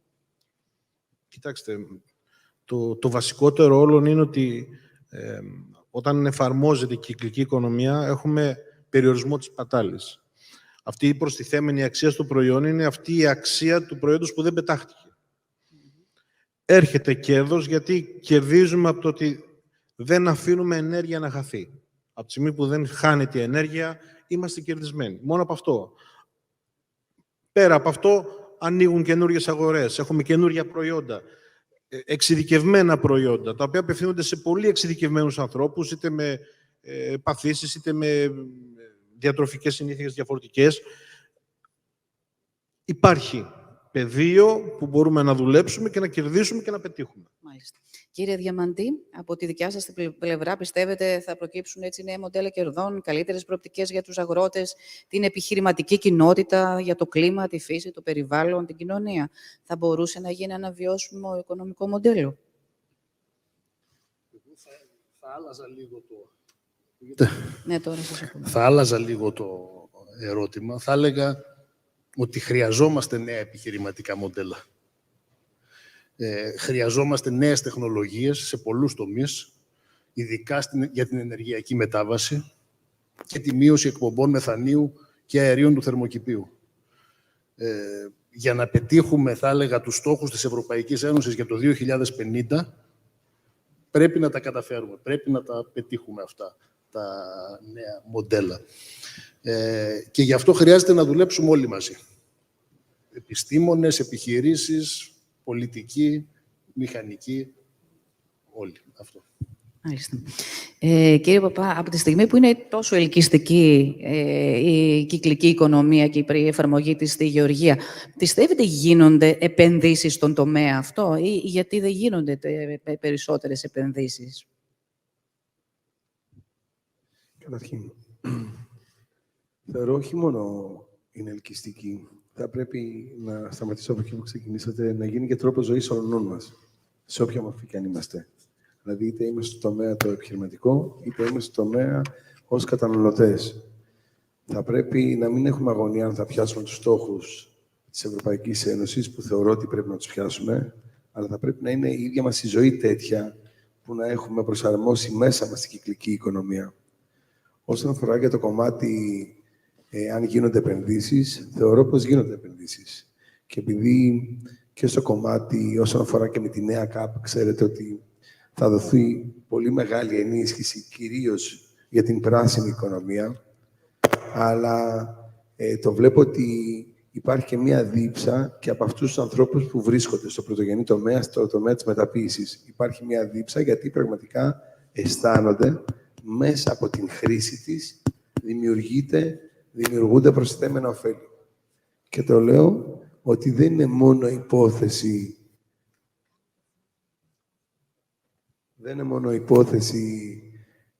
των ανθρώπων του επιχειρήν, αλλά και είναι και υπόθεση του καθενός μας ξεχωριστά, και του ανθρώπου και του καταναλωτή, του κάθε πολίτη, στον τρόπο που ζούμε στην καθημερινότητά μας. Σας ευχαριστώ. Κύριε Παύλου, για να ολοκληρώνουμε σιγά-σιγά, και επειδή μιλήσαμε και για επενδύσεις, η αγορά επιβραβεύει τις εταιρείες που εφαρμόζουν κυκλικές επιχειρηματικές πρακτικές και κυκλικές μεταποιητικές δραστηριότητες σε τέτοιο επίπεδο που να σας οθεί σε νέα επενδυτικά πλάνα? Ποιες οι προτεραιότητες για τα επόμενα χρόνια? Εννοείται. Είμαστε μια εταιρεία που συνεχώς αναπτύσσεται, μεγαλώνει. Επενδύσεις γίνονται. Έχουμε τώρα επενδύσεις που είναι ενεργές και άλλες που θα γίνουν. Στόχος όλων αυτών των επενδύσεων είναι να έχουμε αυτό το οικολογικό αποτύπωμα, το θετικό οικολογικό αποτύπωμα, να χρησιμοποιούμε όσο δυνατόν λιγότερη ενέργεια και να έχουμε όσο δυνατόν μεγαλύτερη απόδοση. Ο καταναλωτής, ο οποίος είναι ο βασικός μας συνεργάτης σε αυτή την πορεία και αυτός που μας δίνει και την κατευθυντήρια γραμμή, είναι ενημερωμένος, είναι διαβασμένος, όπως είπε ο κ. Σαββάκης προηγουμένως. Είναι διαβασμένος και καλά διαβασμένος, οπότε ψάχνει το προϊόν, δίνει σε εμάς το feedback, τι θέλει και αναλόγως εμείς τι κάνουμε, προσαρμοζόμαστε και επενδύουμε, αναπτυσσόμαστε αντίστοιχα με τα καλέσματα της αγοράς. Οπότε υπάρχει μέλλον, υπάρχει πλάνο και επενδύσεις οι οποίες θα συνεχίσουν να γίνονται προς αυτή την κατεύθυνση. Πάντα με γνώμονα την εφαρμογή της κυκλικής οικονομίας.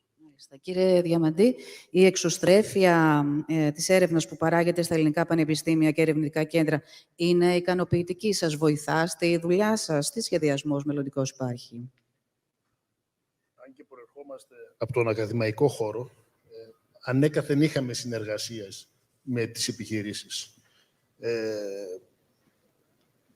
Ο τεχνοβλαστός θα έλεγα ότι βοήθησε στην απλοποίηση και διευκόλυνση της επιχειρηματικής διαδικασίας, στην αντιμετώπιση και αποφυγή πιθανών εμποδίων, τα οποία μπορεί να εμφανιστούν σε ακαδημαϊκά ιδρύματα, για παράδειγμα γραφειοκρατία.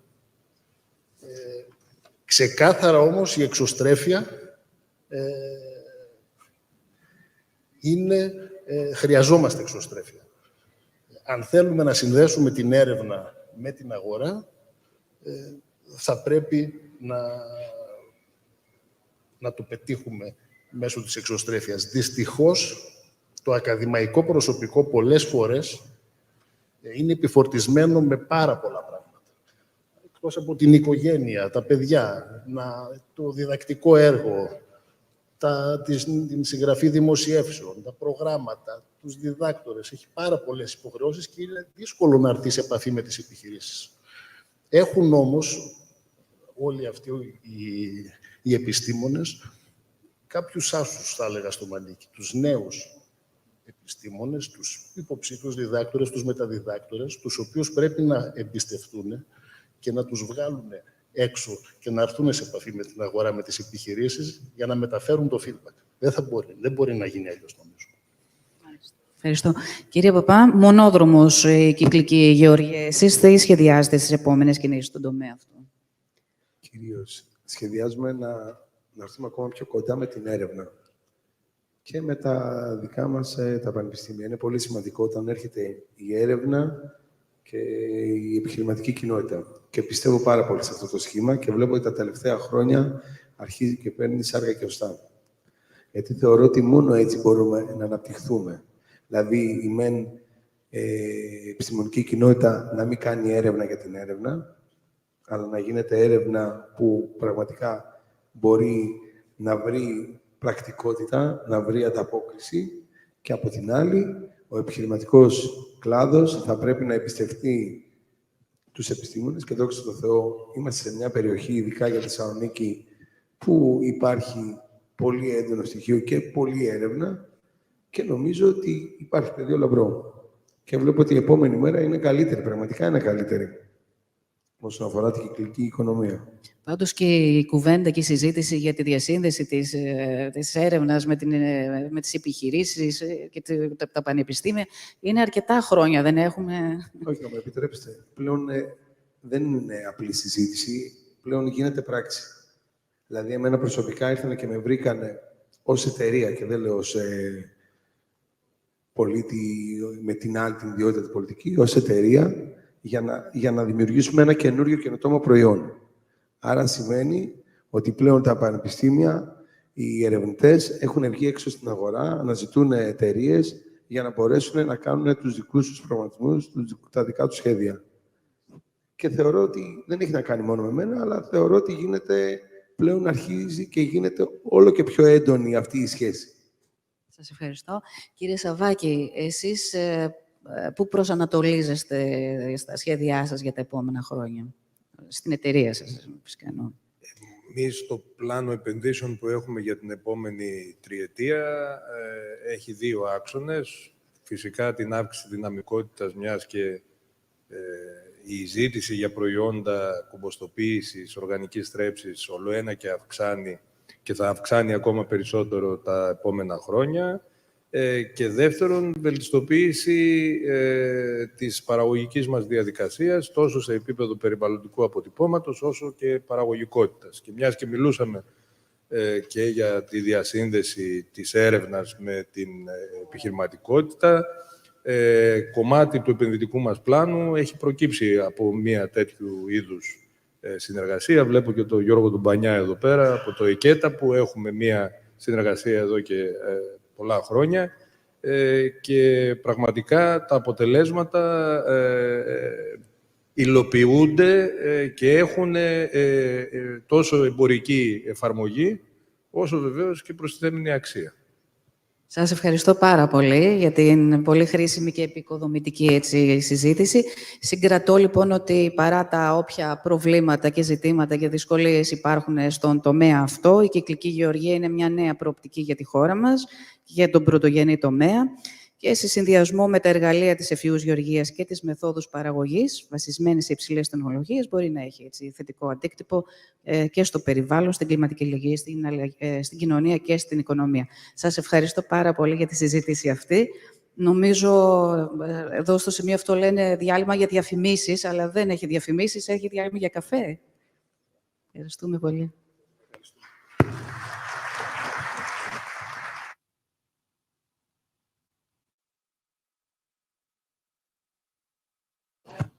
Ευχαριστούμε τα μέλη του τελευταίου πάνελ πριν το διάλειμμα. Σας παρακαλώ πολύ, ένα 25 λεπτό διάλειμμα να κάνουμε και επιστρέφουμε σε λίγο. Κυρίες και κύριοι, περνάμε στο δεύτερο μέρος του φετινού μας συνεδρίου. Η επόμενη ενότητα έχει σχέση με την ανθεκτικότητα των γεωργικών εκμεταλλεύσεων, για την οποία είναι απαραίτητη η μεταφορά τεχνογνωσίας. Όπως καταλαβαίνετε, κάποιοι άνθρωποι τα κάνουν καλύτερα από εμάς και καλό είναι να τους ακούμε. Καλώ λοιπόν στο βήμα την Διευθύνουσα Σύμβουλο του Οργανισμού New Generation, Νέα Γεωργία, Νέα Γενιά, την κυρία Έφη Λαζαρίδου.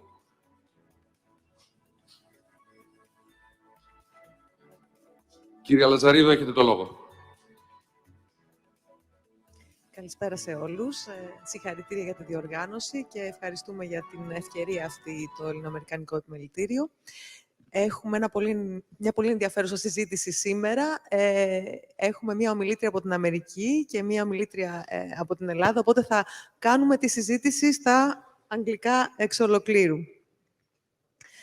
So, good afternoon, everybody, and welcome to our next session. My name is Efi Lazaridou. As Mr. Tsavdaroglu mentioned, I'm the CEO of New Agriculture, New Generation, a non-profit organization based in Greece and established through the initiative of the Stavros Niarchos Foundation through a founding grant. We are basically assisting in the advancement of the agri-food sector in Greece through capacity building and entrepreneurship support with more than 30,000 beneficiaries across Greece in the last 4.5 years and the leverage effect of 3.6. We have been recently acknowledged as a best practice in the European Union, and we are extremely honored about that. So together, I have the privilege of facilitating a discussion with two distinguished scientists and professionals who I have worked with and admire. And we're going to discuss about knowledge transfer practices to support farm resilience. So across the Atlantic, we have Laura Lawson, Executive Director of the New Jersey Agricultural Experiment Station and Executive Dean at the School of Environmental and Biological Sciences at Rutgers University. And here with us, we have Efi Koutomitropoulou. Efi, she's Product Innovation and Research and Development Manager at Barbastatis, a leading food enterprise in Southeastern Europe. So let's start with Laura. Laura, I greatly Rutgers, you personally for your work in the agri-food sector. We have a long-standing strategic partnership with you, transferring knowledge from the US to Greece. Rutgers is an emblematic land grant institution, and for more than 2.5 centuries, you have supporting the agri-food ecosystem in New Jersey with transferring knowledge and fueling agripreneurship activities. So what has been leading this close collaboration that you have with the sector, and what have been the challenges in the way, and also the mechanisms for developing such long-standing partnerships? Well, thank you. Can you hear me? Yes, we can hear you loud and clear. Great. It's always the first thing to check. And I just want to thank you, and I want to thank the American Hellenic Chamber of Commerce for this opportunity, because we greatly admire everything that's going on. And I love to hear from Epi all the work that Neogen is doing. So that's very exciting.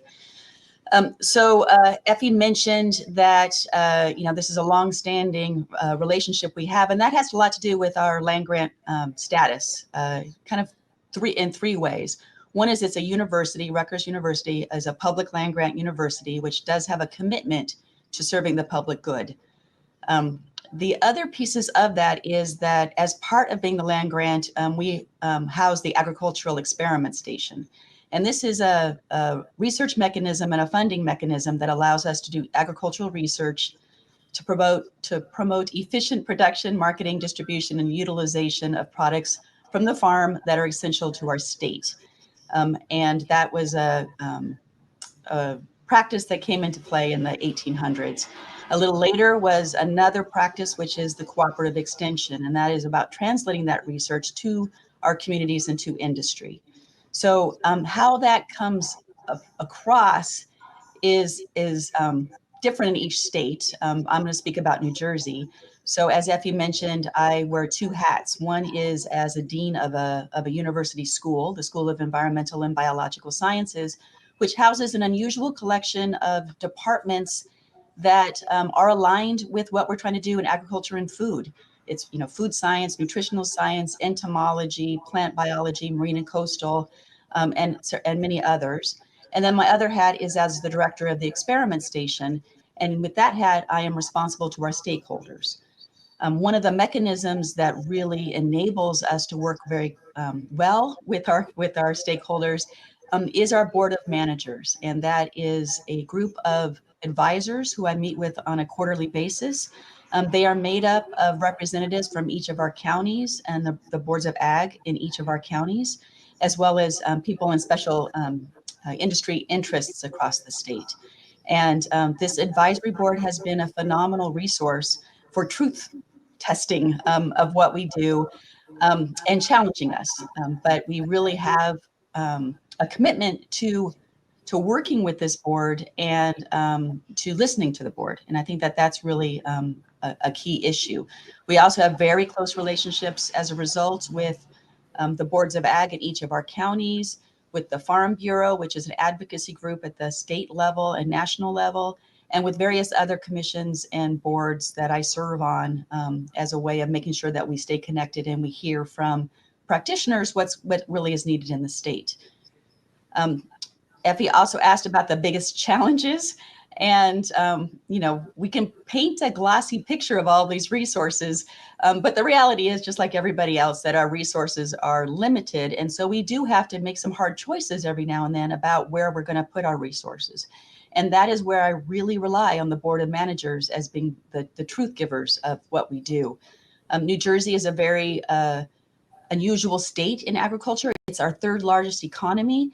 But we are very small compared to many of the other states in the United States.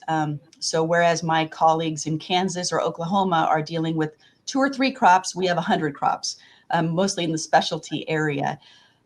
Land value is really expensive in New Jersey, and 1/3 of our farmland is in preserved status, and that requires a whole different level of understanding the rules that are allowed in agriculture and what farmers can do. And so I talked to the board of managers quite a bit about what they need from us. And it is very much nuanced by the particulars that are in the state. I'll stop there and let you move to the next question. Thank you. It's very interesting that the university has a board of advisors that is actually representatives from the industry. So Yes. that's a very interesting model. Thank you very much, Laura. FEGU now. Barbastathis is one of the leading food enterprises in Greece. You have been leading R&D, innovation, innovative practices, very close relationships with the farming community. And so being the market leader, there's this inherent responsibility to educate the sector, advance the sector, and make it, let's say, future-proof, if I may say so. So how does your company perceive its role within that expanded context in further developing the agri-food ecosystem in Greece, especially in regards to transferring knowledge to the farmers? First of all, thank you very much for the invitation. It is very interesting, and from what we have heard, there are many important things that are happening in this aspect. What we do in Barbastathis and in everything that we do, we have one motto for continuous improvement and sustainability. And what we want to do also with our farmers is the sustainability transformation that we had also previously, and to promote and to set the benchmark towards innovation following our ESG philosophy. We promote, of course, new ideas, new product development regarding the environment and the society. And among our top priorities is to transfer knowledge to the farmers. And what we do, we have a team of scientists. Our agronomists are every day in the fields. They are consulting our farmers in new techniques, in precise farming, in intelligence farming, in regeneration of the land, in good agricultural practices. Also, we have training sessions, we organize training sessions with the American Farm School for our farmers. So giving them the opportunity to understand more for what they do and giving motives for young people to be engaged in the primary sector and stay connected with what is very, very important for the Greek economy. Some of the measurements that we apply when we come to cooperation with our farmers are that we pay very much attention in primary materials like the seeds that they are using. So this is something that we put very much of attention. But also practices of optimum use of irrigated water, fertilizers, pesticides. With the means that we have, we can help them towards water saving by having meteo stations that predict the rain, so they don't have to use much water in their fields. Also, and it is very important for us because, as I said, it is in our core and it is around our sustainability goals to set them goals for positive outcome on CO2 footprint and regarding their activities and what we do in every aspect of our job, of our work, and of our cooperation with farmers. It's an end-to-end approach, and I think you have a team of about 20 agronomists. Yes, we have 20 agronomists. They are very well trained. They are very skilled scientists. Some of them are here today with us. They are following this very interesting conference. And they are also trained via New Agriculture for New Generation. We do have an This is the second year that we have seminars for our agronomists. not only for what they do daily, but also to improve their skills in communication, and which is very, very important for us, because that's what helps the close collaboration that we have with our farmers. Laura, to you again. So food systems today are forced into a critical transformation towards a new sustainable model, trying to feed, of course, a growing population, mitigate climate crisis. What kind of support does the industry need from universities today within that context, and how does Rutgers respond within that framework? And that's a great question. So I was thinking about this, and last September, when I was meeting with the board of managers, they actually came up with the same question. And what they really said was, you know, what we need the university to be doing is anticipating what are the problems and challenges we're going to be facing in the future, and then helping us figure out what we need to know. We don't know what we need to know. We need to kind of need you to be the experts to anticipate what that is. And really, when it comes to sustainability, I think one of the things that the university, there's kind of three things the university can do. One is we can, through research, anticipate what some of those issues are, and we can be the ones that take risks. Because in scholarship, getting something wrong is actually still a publication, but a farmer can't take that kind of risk. And so, you know, we can be risk takers and do some experiments to see what our best practice is. The second thing is, as a university, we can take something from basic research all the way to applied research. So we can connect everything from very, genetically based plant breeding all the way down to food security in communities, and see all those connections. And that's one of the reasons our model of having, professors, extension specialists who are doing applied research, and then county agents doing outreach has been such a good model. And then the third thing I think we can do quite well is the interdisciplinarity of some of these problems. This isn't going to be one field that's going to solve issues of sustainability. An example is we're increasing our connections with engineering actually right now, and looking at a field of agrovoltaics. And that is in part because our farmers in New Jersey are often on very small farms compared to other parts of the US. Our average farm size is about 76 acres. And very inventive in terms of how that land has to be productive in many ways. And one way is energy production. And so how can we bring energy production to farms while still being productive in their agriculture? And so we have been working with the Department of Energy, with our colleagues in engineering, to model out different agrivoltaic systems so that our farmers can test it, see it, kick the tires, and make sure that it really works for what they need. So I think those are some ways that we can be of service to the goals of sustainability. So interdisciplinary approach to problem solving through technology for the farmers before they even know what the problem will be. Exactly. Fantastic. Effie, to you now. So trust and long-term relationships with the farming community are key to your business and your competitiveness. So what are the mechanisms and practices in place that promote this two-way communication with farmers and safeguard this synergistic mentality? I understand that you have, all this knowledge transfer coming from the company to the farmers, but what are exactly the mechanisms that develop the trust, and what have been the challenges in all this, long-term relationship?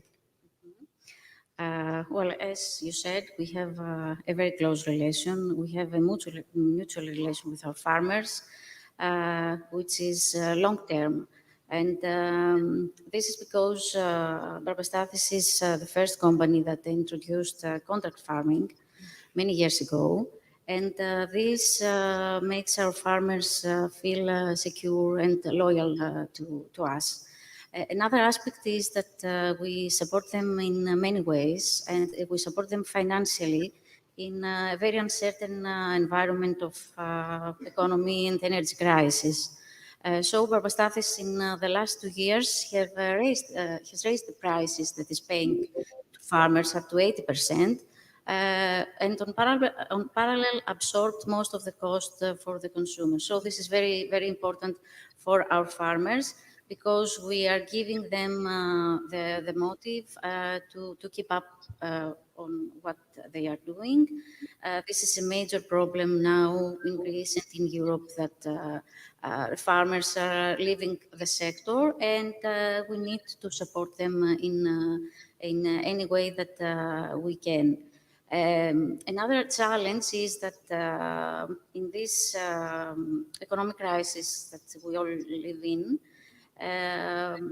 there are, of course, measurements, there is a price pressure, but this gives rise to higher market shares in private label products or imported goods.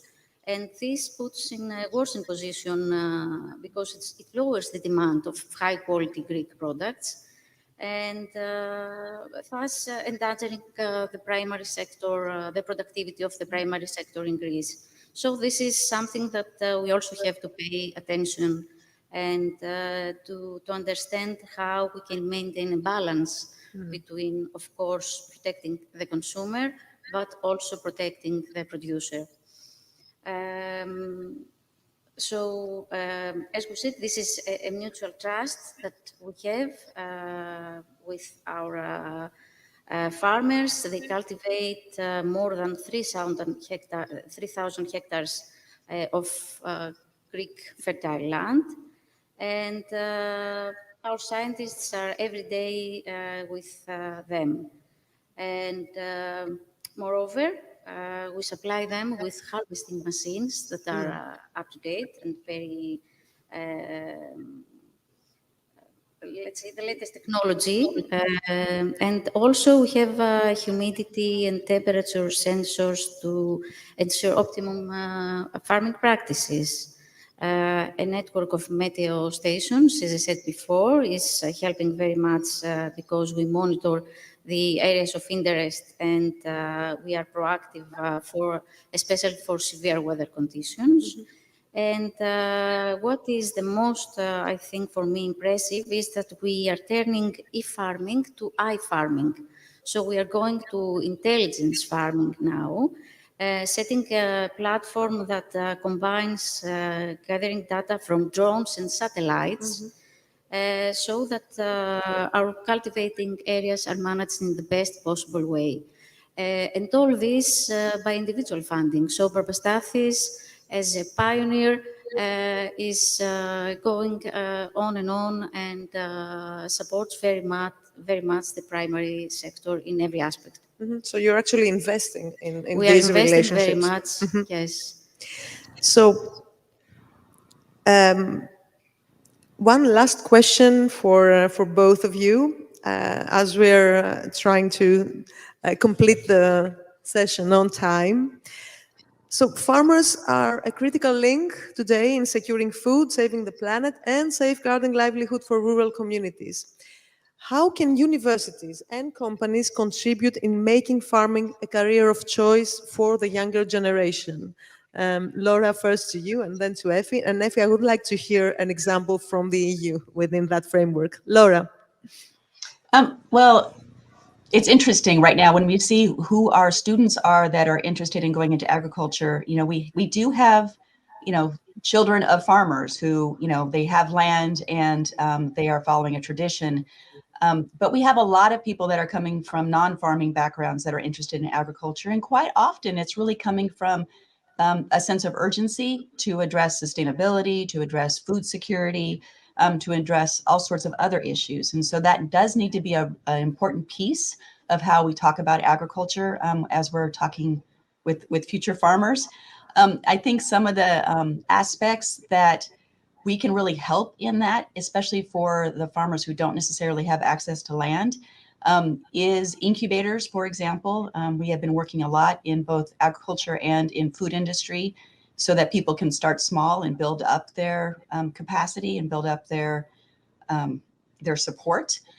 We do a lot in leadership skill development so that while, you know, there are pragmatic skill needs, there are also a lot of other skill needs around networking, evaluation, benchmarking, stakeholder engagement. The kind of agriculture in New Jersey is very complicated in terms of retail, direct marketing, wholesale, agritourism, agrovoltaics, as I mentioned before.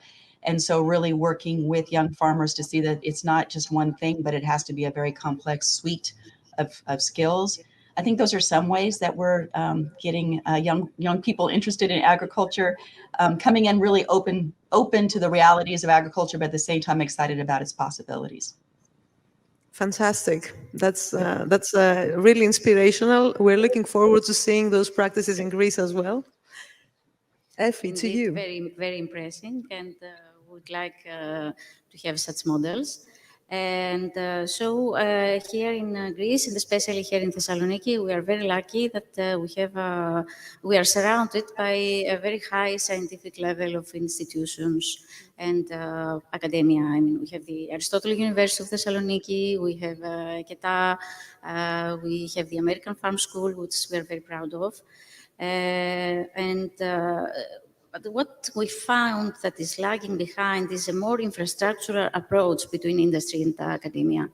Barbastathis invests a lot in research by individual funding or by taking part in research programs, national, international, etc.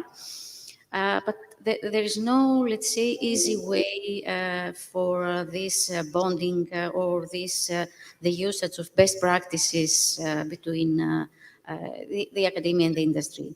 And I would like to refer to my favorite example, which is the best practice that I have personally seen in Ireland. I have worked in for a few years in such an organization, and this is the TEAGAS organization, which is, let's say, a scientific organization by the government of Ireland that has created, amongst others, of course, research centers in the country for every agricultural field that contributes significantly to the economy of Ireland. I mean, dairy, poultry, grass pastures, cereals, potatoes are some of the fields that are dedicated to research, development, and to optimization.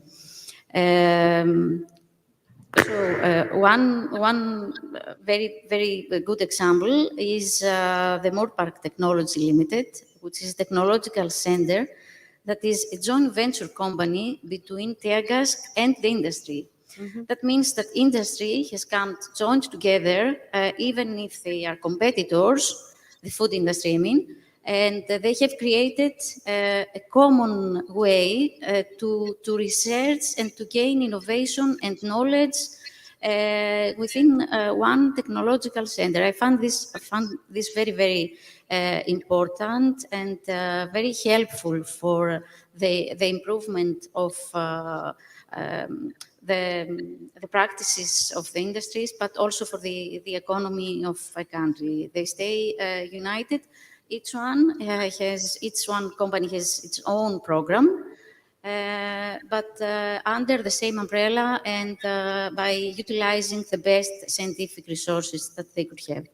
So again, it's a matter of investing in Yes. the industry, in the sector, and gaining, all the results, and being able to leverage all the results in favor of the ecosystem and, of course, of the farming community. Exactly. So thank you both, and let me just say that you are both a vivid example of female empowerment in the sector. It was such a privilege having this discussion with you. Thank you very much. Thank you very much also. Thank you. Bye, Laura. Bye.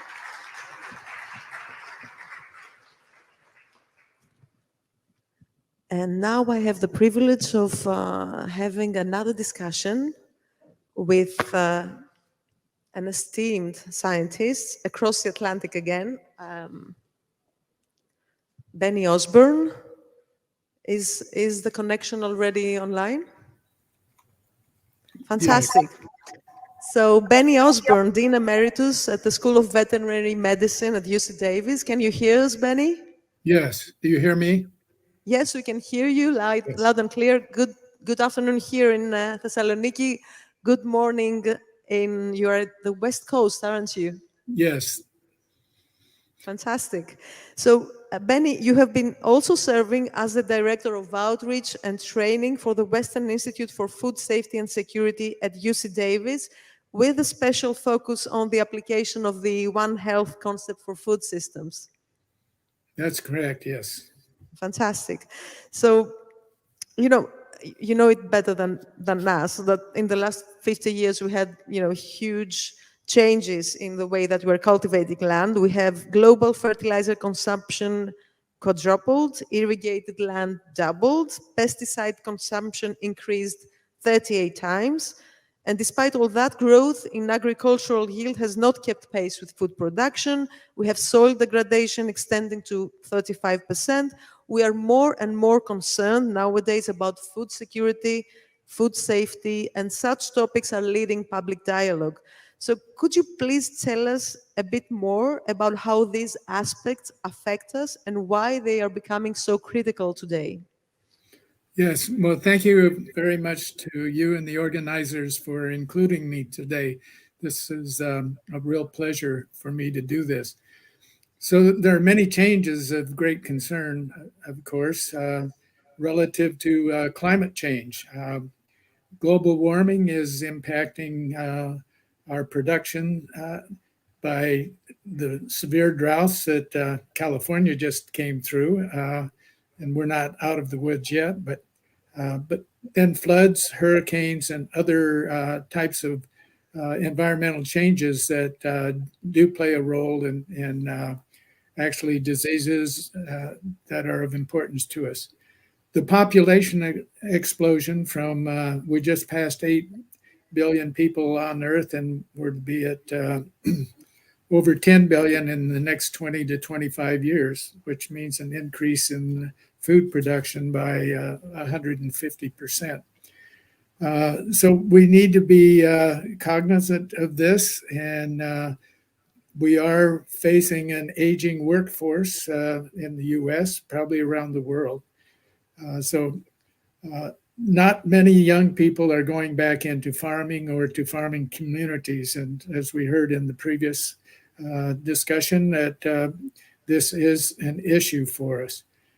And the forecast is for mega cities, particularly in Africa and some of the other underdeveloped countries, of these young people moving into urban cities. And there will be cities of over 80 million people facing us in the during the rest of this century.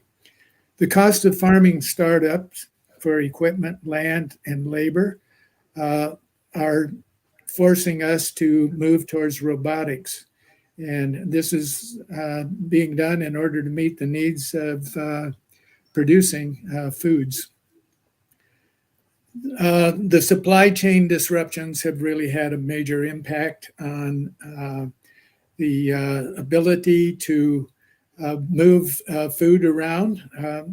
And as we saw with the COVID outbreak, there was disruptions in the workforce from all the way, even getting feeds to animals, but then for moving food into the grocery stores and the like.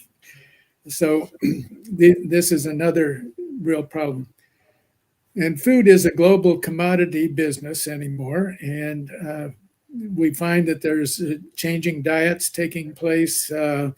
We find that trade embargoes are really devastating to agricultural production because if you have tree crops that you expect to produce for 20 to 50 years and they no longer have markets that they've had in the past, puts many farmers in really bad economic positions.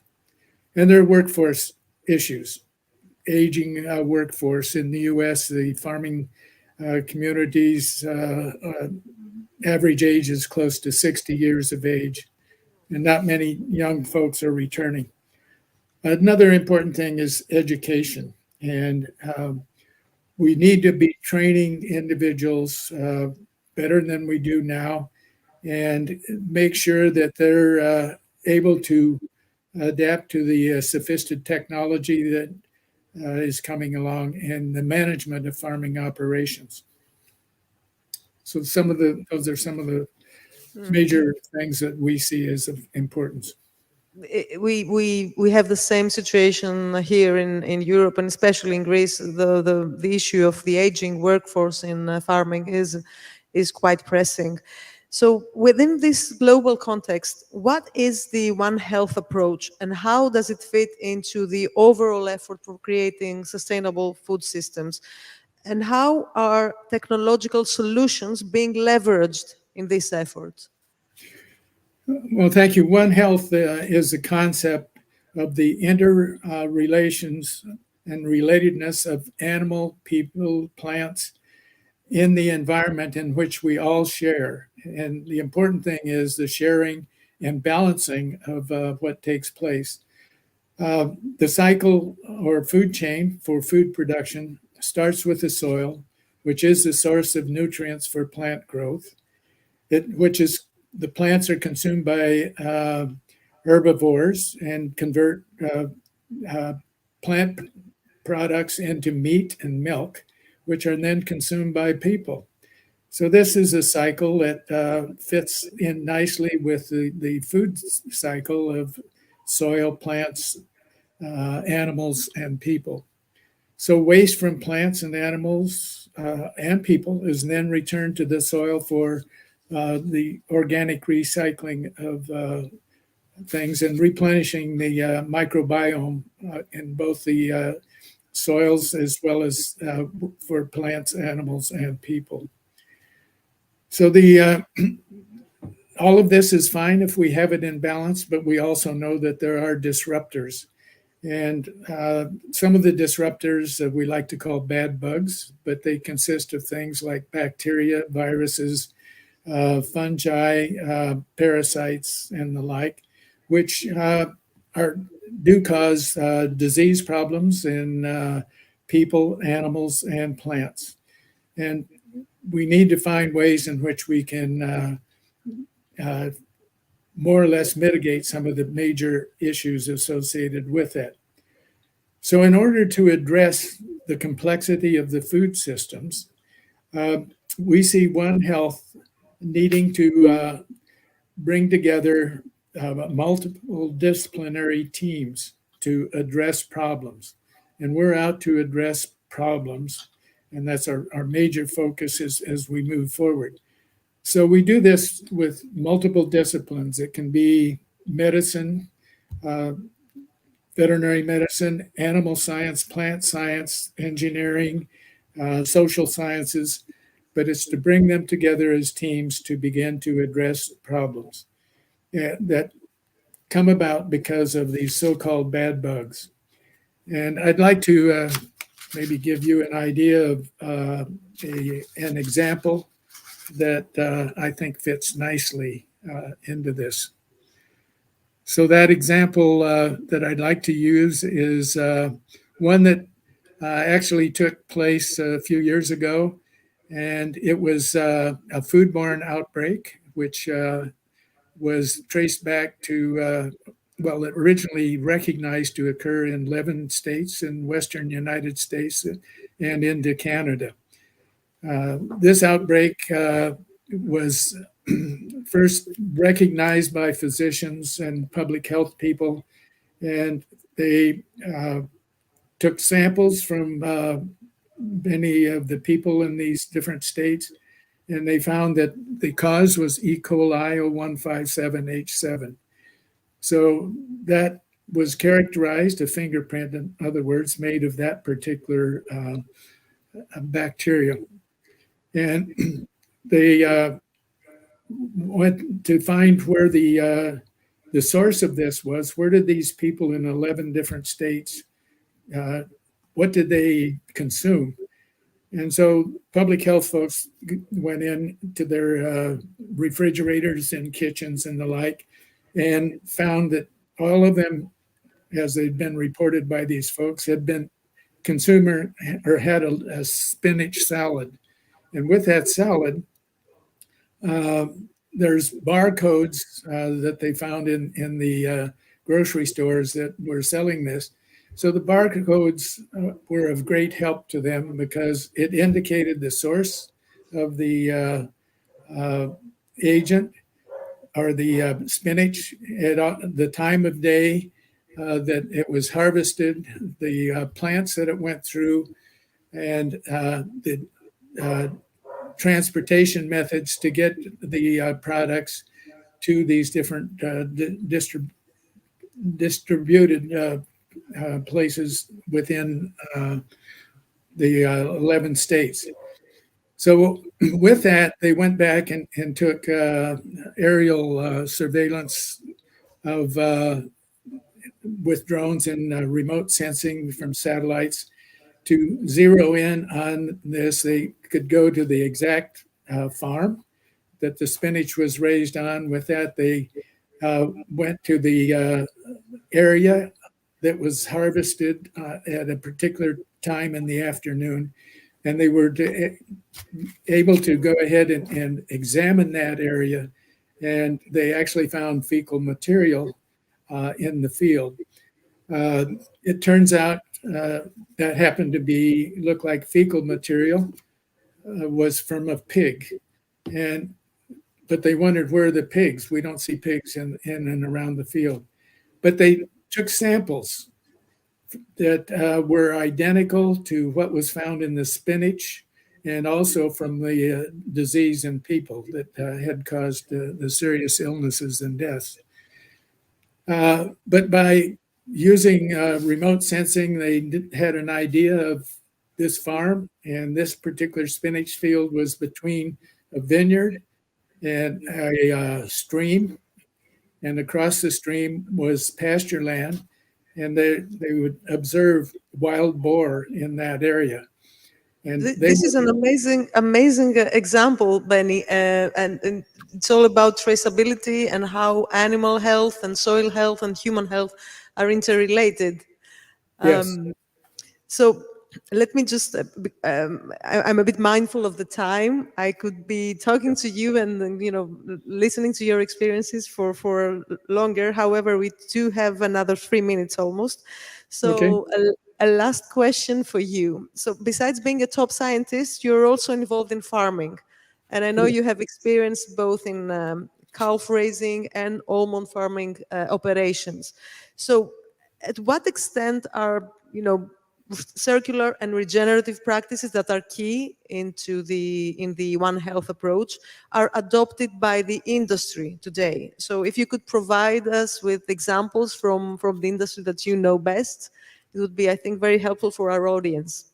Okay, so I'll take the almonds for an example. Within that, there's a lot of effort to because you plant a tree that's to produce for 20 or 25 years. But we need to think more recycling, which we're doing. We've moved from a flood irrigation to drip irrigation, so we limit the amount of water that's used. We also find that we can take once we harvest the almonds, we will allow them to dry on the ground and then remove the husk. We send them to a husking place. They remove the husk. That goes as cattle feed, and it's high in protein. And then the actual shells with the nuts, you can remove the shells. It's high in potassium. It can be recycled back as potassium into the soil in these orchards. And actually, they're taking some of both the husk and the shells and making or working on making them into candy for nut type bars. So those are some of the things that are underway now. So we've really tried to cut down on the overuse of many of these products and recirculate them through the system. So that is a quick way of getting around that. Mm-hmm. And I do know you have experience with animal farming, how we can introduce regenerative practices and also circular practices within that value chain. Okay, yes, and I'll quickly do what's going on with dairy cattle. We're actually at the point where we're using now sensors so that we can keep track of the animal, the feed that it takes, the health of that animal. And it's almost like precision farming because all of this is fed into computers. And then we can diagnose things before they even show clinical evidence. That's one thing. The other is you can determine protein and fat content of milk quite easily with this system, and that reflects on the nutritional status of the animal. As we move on, we find that waste is a problem, but waste is also a beneficial thing. And so by capturing and separating liquid from solids, the liquid is used to generate methane, and that is used for electrical generation, or it can be used directly for heating homes and things of that nature. And also for vehicles.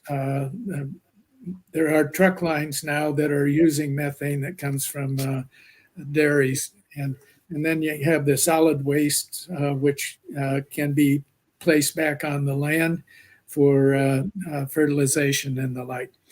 And there are new aerobic as well as the anaerobic systems that are in play, and we're able to utilize that. So those are some of the things that we think are helping us. Mm-hmm. And these are all very promising. We are looking forward to having more of those practices being largely adopted by the industry in an attempt to make food systems sustainable. It was such a privilege having you here with us and talking to you, Benny. Thank you very much, and thank you all for listening. Thank you. Have a good day.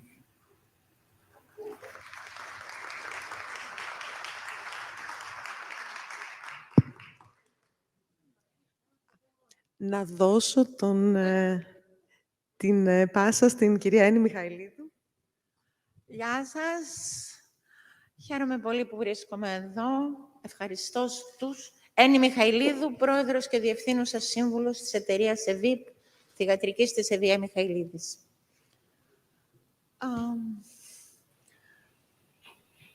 Hello, Avital. Shalom and kalispera. Shalom, how are you? Fine, thank you, Annie. Thank you very much for inviting me here. We are very happy to have you here and very honored. Dr. Avital Behar is the head of the Institute of Agricultural Engineering at Volcani Center, Israel. The first question, and I'll try to read it very, very fast. Israel has long been at the forefront of agricultural innovation, churning out solutions that promise to produce more with less. As Israel's national R&D center in agriculture, with 200 scientists and more than 75% of the country's agricultural innovation and research, the Volcani Center has been the driving force behind Israel's renowned agricultural expertise. Please tell us more about the Volcani Center, your international outreach, and the types of agricultural solutions you are working on at the moment. Okay, I will try also to be brief. Volcani Institute was established about 102 years ago, at the year 1921. And after Israel was established, it became part of the Ministry of Agriculture. At Volcani, we have 6 institutes, each one expertise in different area in agriculture. We have the Institute of Agricultural Engineering, Soil and Water, Plant Sciences, Animal Sciences, Plant Protection, Post-Harvest, and Food Sciences. The nature of the organization is a multidisciplinary research. and we expertise in applied research and developing new technologies. We also have a transfer technology unit located at Volcani that in charge on commercializing the technology that we develop. And you can say that roughly Volcani technology is sold in about $500,000 a year worldwide by companies and the industry. At the Volcani Institute, I'm working on agricultural robots and proximal sensing on different tasks in agriculture, such as early detection of diseases, weeding technology, and so forth. Thank you. It is great to know that you transfer your technology worldwide, and I wish you to move up to 1 billion very soon. Thank you. Can you share some practical examples of applying robotics technologies in agriculture? Yes. Any task, any agricultural task that will require decision-making and physical operation, such as early detection of diseases and biotic and abiotic stresses. In precision agriculture, we are talking about smart data collection and a variable rate application, site-specific and pinpoint of operations such as weeding robots, site-specific spraying robots, robots for autonomous pollination, and of course, fruit picking. But also, we are talking about human-robot systems for agriculture, such as a melon collecting robot or tree pruning task, fruit thinning, and other tasks that at present the workers or the farmers are performing the decision-making much better than robots. And in that way, we can have a hybrid system that the human operators or the farmers will make the decisions and the robots will perform the more physical and routine tasks. Thank you. It's good to know that still is difficult to copy humans. Having already revolutionized several industries, AI is now transforming agriculture as well. The transformance of agricultural robots is said to be greatly enhanced since their tasks require a massive collection of data. How can we integrate robotics and AI to optimize resource utilization and improve agricultural practices? What projects is the Center for AI in Agriculture of the Volcani Center currently engaged in? Okay, so this is really a huge topic. At first, we should understand that agricultural robots are first and foremost an IT platform. Although they can conduct specific agricultural tasks, they collect lots of information, lots of data, they use lots of data, so we can regard to them as an IT platforms. The characteristics of robots makes them best suited for AI and machine learning models and the integration of it, for automatic and massive data labeling with robots, and optimal sensor pose to collect the data. The performance of any agricultural task by robots, as I said before, requires a massive collection of data. And if we'll integrate AI into that, it will increase the agricultural robots' abilities and performance. At Volcani, currently we are harnessing robotics and develop automatic or semi-automatic labeling systems to develop AI models. That way we can collect 10,000s of tagged or labeled samples a day in order to train the algorithms. And at the AI Center for Agriculture, We are working nowadays on a cluster of projects, such as detection of tobacco virus in tomato and cucumber seeds, developing algorithms for early detection of diseases in greenhouses, using hyperspectral RGB and multispectral images, evaluating yield and plant status using deep learning algorithms based on sonar scans, developing AI algorithms for super resolution cameras, evaluating shelf life based on storage data in grapes and citrus, phenotyping, and of course, more project of this sort. Dear Avital, it's great to hear all these things. Sometimes some of these sound like a fairy tale. No, it's real. As in other sectors, automation and robotics are causing concerns about job losses. At the same time, it is getting increasingly difficult to find hard labor for farms. What are the implications of such technologies on jobs?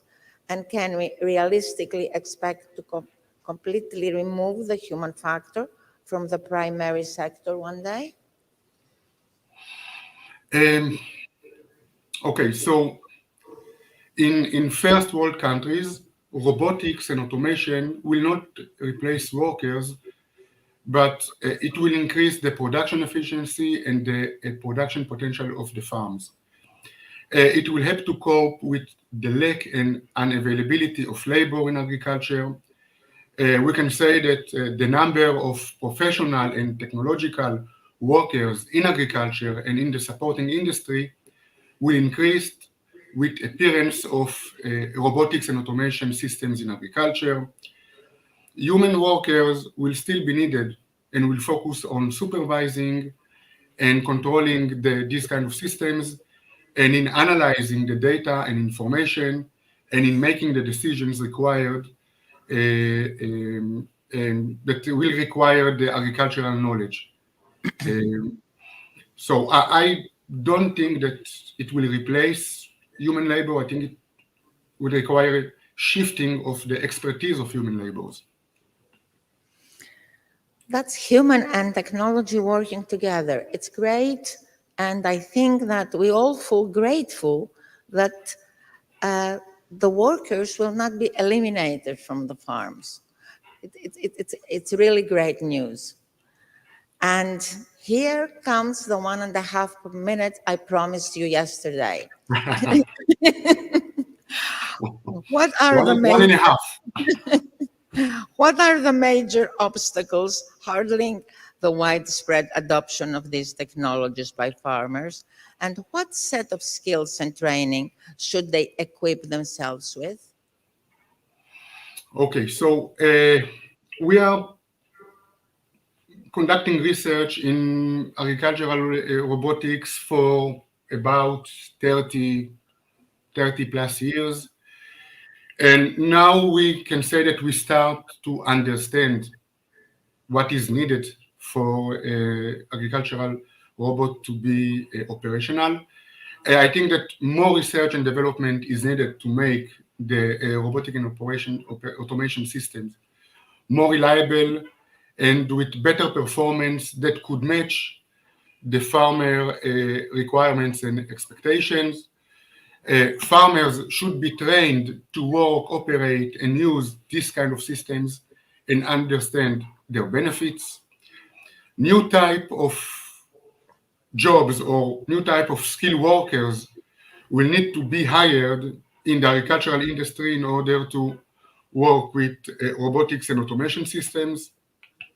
And new techniques and new agro techniques will need to be developed in order to use robotics systems optimally and with high performance and efficiency and to reach the full potential of the farm and increase the efficiency.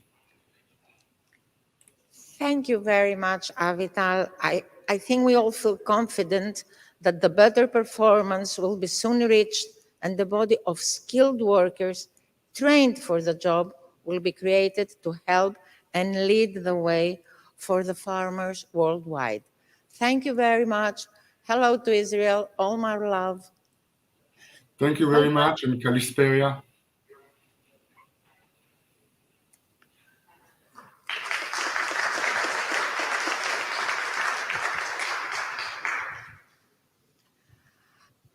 Ευχαριστώ πολύ και θα καλούσα τους ομιλητές του δεύτερου κομματιού, που έχει μεγάλη σχέση και με το πρώτο που μιλήσαμε με τον κύριο Άβιταλ, και όχι Αβιτάλ που τον λέω εγώ.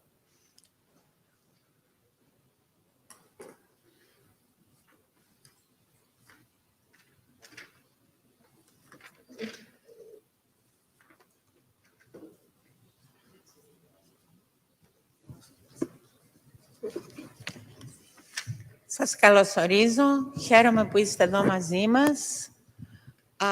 Ελπίζω ότι θα μας πείτε πολλά ενδιαφέροντα. Θα συνεχίσουμε στην αρχή λίγο πραγματικά με το ίδιο κόνσεπτ με τον κύριο Άβιταλ και θα συνεχίσουμε με διαφορετικά, συνεχίζοντας με τα κλασικά, που πλέον δεν είναι κλασικά, μηχανήματα που χρησιμοποιούν οι αγρότες μας και μετά με μία μικρή παρουσίαση το τι καταφέρνει το ΕΚΕΤΑ που είναι και εδώ στον τόπο μας, έξω ακριβώς από την πόλη μας και κάνει θαύματα. Λοιπόν, να συστήσω τους κυρίους. Στην οθόνη μας έχουμε τον κύριο Γιάννη Αμπατζίδη, από την άλλη μεριά του Ατλαντικού κι αυτός, αλλά μιλάει ελληνικά, ο οποίος είναι Associate Professor Agricultural and Biological Engineering Department στο University of Florida. Welcome, sir. Nice to have you with us. Ευχαριστώ για την πρόσκληση. Τιμή μου να βρίσκομαι στο πάνελ. Να συνεχίσω με τον κύριο... Έχουμε δύο Γιάννηδες στην αρχή. Με τον κύριο Γιάννη Μαυρουδή, που είναι Board Member and Business Strategy and Extroversion Executive του New Republic. Συνεχίζω με τον κύριο Αριστίδη Μακρύ, που είναι Διευθυντής Πωλήσεων και After Sales Αγροτικών Μηχανημάτων από τη γνωστή Μάση Ferguson. Και θα κλείσουμε με τον κύριο Μπανιά, ερευνητή Β από το Ινστιτούτο Βιοοικονομίας και Αγροτεχνολογίας, IBC, Εθνικό Κέντρο Έρευνας και Τεχνολογίας και Τεχνολογικής Ανάπτυξης στο ΕΚΕΤΑ. Θα αλλάξουμε λίγο τον τρόπο που ακούγατε μέχρι τώρα τις ομιλίες. Θα ρωτήσω πρώτα όλες τις ερωτήσεις του κυρίου Αμπατζίδη, μετά του κυρίου Μαυρουδή, μετά του κυρίου Μακρύ και θα κλείσουμε με τον κύριο Βανιά. Γιατί δεν είναι ίδιες ερωτήσεις, θα ακούτε απαντήσεις σε διαφορετικά θέματα και θεωρώ ότι μπερδεύει. Οπότε ξεκινάω. Αν δεν βάλω γυαλιά, δεν ξεκινάω. Με τον κύριο Αμπατζίδη. Οι εξελίξεις στην εκμηχάνηση και αυτοματοποίηση της γεωργίας είναι ραγδαίες, με νέες τεχνολογίες να αναπτύσσονται διαρκώς. Ποια τα ωφέλη από την ένταξη των ρομπότ στην αγροτική παραγωγή και ποια σχετικά έργα αναπτύσσετε εσείς στο Πανεπιστήμιο της Φλόριδας, τι προσδοκάτε από την πρακτική εφαρμογή τους? Ελπίζω να με ακούτε καλά. Πολύ καλά. Ευχαριστώ για την ερώτηση. Να δώσω κάποια στοιχεία για την πολιτεία πρώτα, για να καταλάβετε λίγο και το μέγεθος και τη διαφορά. Ο πληθυσμός είναι, χωρίς τους τουρίστες και όλους τους άλλους που έρχονται το χειμώνα, κυρίως για να αποφύγουν το κρύο, όπως ξέρετε εδώ έχουμε συνέχεια καλοκαίρι, είναι κοντά στα 22 εκατομμύρια, διπλάσιος της Ελλάδας. Έχουμε κοντά στις 47.000 γεωργικές επιχειρήσεις. Αυτές έχουν κοντά στα 9,7 εκατομμύρια, 40 εκατομμύρια στρέμματα, να το πω σε στρέμματα. Πάνω από 5.000 από αυτές τις επιχειρήσεις έχουν πωλήσεις οι οποίες ξεπερνούν τα 100.000 δολάρια και το μέσο μέγεθος κάθε επιχείρησης είναι κοντά στα 800 ίσως και 900 στρέμματα. Οπότε είναι αρκετά διαφορετικά από Ελλάδα. Και να δώσω ένα άλλο παράδειγμα, δύο παραδείγματα μάλλον σε σίτρους, κυρίως πορτοκάλια. Έχουμε κοντά στα, νομίζω, 1,7 εκατομμύρια στρέμματα, κοντά στα 60 εκατομμύρια δέντρα, το οποίο κανονικά θα έπρεπε να ήταν περισσότερα, αλλά έχουμε ένα πρόβλημα με μια ασθένεια που έχει καταστρέψει την παραγωγή. Παράγει κοντά, μαζί με τα πιο πολλά από αυτά πάνε σε χυμό, παραγωγή χυμού. Οπότε μαζί με την παραγωγή χυμού η βιομηχανία παράγει κοντά στα 9 δισεκατομμύρια δολάρια το χρόνο, με 76.000 άτομα να δουλεύουν σε αυτήν. Και το 1 δισεκατομμύριο νομίζω πάει σε φόρους, το οποίο βοηθάει την πολιτεία γενικά. Θα δώσω ένα παράδειγμα από καινούργιες τεχνολογίες για την αυτοματοποίηση και εκμηχάνηση της συγκομιδής από φράουλες. Γιατί είναι ένα, νομίζω, πάρα πολύ καλό παράδειγμα. Οι παραγωγοί εδώ πέρα έχουν μεγάλο πρόβλημα με το να βρουν εργάτες, όπως έχει αναφερθεί και από άλλους συναδέλφους. Αυτό είναι τεράστιο πρόβλημα, κυρίως για να επιβιώσουν στην παγκόσμια αγορά. Είναι πολύ μεγάλο θέμα. Πιστεύουν ότι άμα δεν βρούμε τρόπο να αυτοματοποιήσουμε την συγκομιδή, θα σταματήσουμε να παράγουμε φράουλες στη Φλόριντα. Οπότε είναι ανάγκη πρωτογενή αυτό. Είναι κυρίως στα 300 παραγωγή, μέσω μέγεθος ξανά 160 στρέμματα, νομίζω. Υπάρχει μια εταιρεία που συνεργαζόμαστε σε διάφορα επίπεδα και έχει φτιάξει ένα μηχάνημα για αυτόματη συγκομιδή. Είναι αυτοκινούμενο, δεν χρειάζονται εργάτες. Είναι κάποιες φορές, λέω, είναι μια βιομηχανία μέσα στο χωράφι, γιατί και είναι ένα παράδειγμα της έξυπνης smart machinery, όπως το λέμε, γιατί η συγκομιδή φράουλας είναι πολύ δύσκολη. Πρέπει να βρεις τις όριμες φράουλες. Συνήθως μαζεύουμε κάθε 2 με 3 μέρες, να μην τραυματίσει το φυτό. Και μετά κάνουν και έλεγχο της φράουλας, για να βρουν τίποτα ασθένειες, άλλα προβλήματα. Και γίνεται και το packaging γίνεται πάλι στη μηχανή. Οπότε γίνονται όλα μες στο χωράφι, όλα με αυτή τη μηχανή. Και αυτό είναι ένα πάρα πολύ καλό παράδειγμα και είναι πολύ σημαντικό, γιατί αυτό θα αλλάξει τελείως στη γεωργία, τον τρόπο που παράγουμε, σε αυτή την περίπτωση, φράουλες. Και φυσικά υπάρχει και το κοινωνικά προβλήματα που μπορούν να δημιουργηθούν, οικονομικά προβλήματα στην τοπική κοινωνία, τα οποία κιόλας πρέπει να συζητηθούν. Είναι πολύ σημαντικά και μονοπόλια ίσως που μπορεί να δημιουργηθούν. Αλλά είναι κάτι το οποίο και στην Ελλάδα πρέπει να το δούμε πολύ σοβαρά, σε αντίστοιχο επίπεδο φυσικά. Μάλιστα. Είναι πολύ ενδιαφέροντα, αλλά κύριε Αμπατζίδη, μην απαντάμε τόσο πολύ σε κάθε ερώτηση, γιατί θα αναγκαστώ να σας πω να μην απαντήσετε τις τελευταίες. Okay? Να με σταματάτε. Είναι εφικτό ένας απλός παραγωγός να παρακολουθήσει όλες αυτές τις τεχνολογικές εξελίξεις και πώς μπορούν να πιστούν οι παραγωγοί να τις υιοθετήσουν? Νομίζω την καλύψατε αρκετά αυτή την ερώτηση με όλα αυτά που είπατε ότι κάνετε στη Φλόριντα. Αλλά ίσως επιγραμματικά να επαναλάβετε κάτι. Η εκπαίδευση των παραγωγών είναι πολύ σημαντική. Εδώ στην Αμερική έχουμε αυτό που λέμε extension, το οποίο κάνει ακριβώς αυτό. Και κυρίως κιόλας η παραγωγή είναι πάρα πολύ συνδεμένη με την έρευνα. Είναι κιόλας αξιολογητές εργασιών, το οποίο είναι πολύ σημαντικό. Αλλά το άλλο κομμάτι που θέλω να αναφέρω κιόλας είναι η ατομική ευθύνη. Πρέπει να το πάρουμε πολύ σοβαρά. Πρέπει και αυτοί να αφιερώσουν χρόνο, όχι μόνο οι παραγωγοί και οι διάφοροι φορείς, και να βοηθήσουμε όλοι μαζί την παραγωγή στην Ελλάδα. Άρα η λύση είναι να βάλουμε τους παραγωγούς μέσα στο παιχνίδι από την αρχή. Να δοκιμάζουμε πράγματα στον χώρο τους. Αυτό είναι πολύ σημαντικό. Έμειγε. Πείτε μου κάτι, η τεχνητή νοημοσύνη, η μηχανική μάθηση και η ανάπτυξη κατάλληλων αισθητήρων είναι κρίσιμης σημασίας για να μπορέσει ένα ρομπότ να καταστεί λειτουργικό. Πόσο έχει εξελιχθεί η εν λόγω τεχνολογία και πόσο απέχουμε από την ανάπτυξη πλήρως αυτόνομων μηχανών? Εδώ στην Αμερική υπάρχουν πολλές αυτές τις τεχνολογίες που οι παραγωγοί τις χρησιμοποιούν ήδη.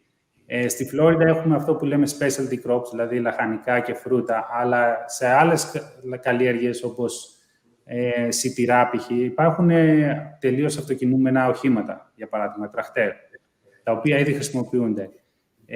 Φυσικά όλα αυτά τα drones και η τεχνολογία νοημοσύνης, τεχνική νοημοσύνη, έχει αναπτυχθεί πάρα πολύ τα τελευταία χρόνια και μπορούμε να χρησιμοποιήσουμε και σε πραγματικό χρόνο. Το οποίο υπάρχουν πολλές τεχνολογίες οι οποίες μπορεί να βελτιστοποιήσουν όχι μόνο τη συγκομιδή, αλλά και με τον τρόπο που ψεκάζουμε. Το οποίο μπορεί κιόλας σε πολλές περιπτώσεις να μειώσει τα χημικά που χρησιμοποιούμε κατά 90%. Το οποίο είναι πολύ σημαντικό για το περιβάλλον. Και αυτές τις τεχνολογίες θα τις αναπτύσσουμε και εμείς στο εργαστήριο που είμαι, αλλά υπάρχουν κυρίως και εταιρείες, συνεργαζόμαστε με εταιρείες. Οι εταιρείες έρχονται σε εμάς για να αναπτύξουμε συγκεκριμένες τεχνολογίες ψεκασμού, για παράδειγμα, οι οποίες είναι τώρα έξω στην αγορά. Πιστεύετε ότι θα μπορέσουμε να ελπίζουμε και στην αυτοματοποίηση της διάθεσης αγροτικών προϊόντων? Δηλαδή, τα μαζεύουν τα ρομπότ και μπορούν να τα πηγαίνουν κάπου, όπου κάποια άλλα ρομπότ θα μπορούν να τα συσκευάζουν? Ή κάτι πιο περίπλοκο, αλλά είπα να το πω απλά. Ναι, τα συσκευαστήρια έχουν πολύ ανεπτυγμένη τεχνολογία. Πολλά από αυτά είναι σε πολύ μεγάλο βαθμό αυτοματοποιημένα ήδη. Τα logistics να κάνουμε βελτιστοποίηση στα logistics είναι πολύ σημαντικό κιόλας για να μειωθεί η ενέργεια και ο χρόνος. Το blockchain θα παίξει ένα ρόλο και εκεί. Η πρόβλεψη της ζήτησης και της παραγωγής είναι πολύ σημαντικό, αλλά όπως ήδη ξέρετε υπάρχουν εταιρείες που έχουν αναπτύξει αυτοκίνητα, φορτηγά, τα οποία είναι σχεδόν ρομποτικές τεχνολογίες και θα τις δούμε στην αγορά στην Αμερική πολύ σύντομα. Το αυτοκίνητο που έχω εγώ μπορεί να με πάει ακριβώς τώρα από το σπίτι στη δουλειά χωρίς να παρέμβω καθόλου. Οπότε αυτά ήδη υπάρχουν ως ένα πολύ μεγάλο βαθμό. Μάλιστα. Από την δική σας εμπειρία στην άλλη μεριά του Ατλαντικού, σε αυτή την εκπληκτική χώρα, τι θα λέγατε ότι μπορούμε να διδαχθούμε στην Ελλάδα και να επιχειρήσουμε μια συνεργασία και να μάθουμε, να μην αργήσουμε, να μπούμε και εμείς σε αυτό το κύκλωμα? Κύκλωμα με την καλή έννοια, ενώ το κύκλωμα της παραγωγής, εντάξει. Ναι, είναι αυτό που είπαν και πολλοί από τους προηγούμενους ομιλητές. Η συνεργασία των επιχειρήσεων, των παραγωγών με τα ερευνητικά κέντρα, με τα πανεπιστήμια είναι πάρα πολύ σημαντική. Τα πανεπιστήμια μπορούν πραγματικά να πάρουν ρίσκα, τα οποία δεν μπορούν να τα πάρουν οι εταιρείες και οι παραγωγοί. Οπότε πρέπει να συνεργαστούμε, να είναι και αυτοί involved, δηλαδή να ξεκινάμε project μαζί τους, αλλά να είναι και στη διαδικασία αξιολόγησης των ερευνητικών προγραμμάτων, να έχουν ένα σημαντικό ρόλο. Και αυτό θα τους βοηθήσει κιόλας και στην εκπαίδευση τους παραπέρα, αλλά κιόλας θα βοηθήσει και το ερευνητικό κομμάτι και τους ερευνητές πάρα πολύ. Αυτό νομίζω είναι μεγάλη διαφορά. Θα κλείσω με ένα παράδειγμα που θυμάμαι όταν ήμουν εγώ φοιτητής, που φωνάζανε όλοι οι φοιτητές ότι έξω εταιρείες από τα πανεπιστήμια. Έτσι θα το αφήσω και νομίζω ήταν πολύ μεγάλο λάθος αυτό που κάναμε, αλλά νομίζω είναι πολύ σημαντικό. Υπάρχουν προβληματισμοί οι οποίοι πρέπει να τους σκεφτούμε, αλλά είναι κιόλας πολύ σημαντικό να βοηθήσουμε τη βιομηχανία σαν ερευνητές, σαν πανεπιστήμια και όλοι οι άλλοι φορείς. Ευχαριστούμε πάρα πολύ, κυρία Βαζίδη. Σας ευχόμαστε να είστε πολύ καλά στην άλλη μεριά του Ατλαντικού και θα προσπαθήσουμε και εμείς και να μείνουμε σε επαφή μαζί σας και να κάνουμε πολλά από τα πράγματα που είπατε. Ευχαριστούμε πάρα πολύ. Ευχαριστώ εγώ. Γεια σας. Συνεχίζουμε με τον κύριο Γιάννη Μαυρουδή και με την πρώτη ερώτηση. Παρά τις πολλές προσπάθειες, παρατηρείται σημαντικό έλλειμμα εκπαίδευσης, υποστήριξης και συμβουλευτικής των αγροτών. Τώρα, όπως και πάντα στην Ελλάδα, θα έλεγα εγώ. Όπως έχετε δηλώσει, ο κλάδος της συμβουλευτικής είναι ουσιαστικά ανύπαρκτος στη χώρα μας και το κράτος θα πρέπει επιτέλους να παίξει ουσιαστικά το ρόλο που του αναλογεί.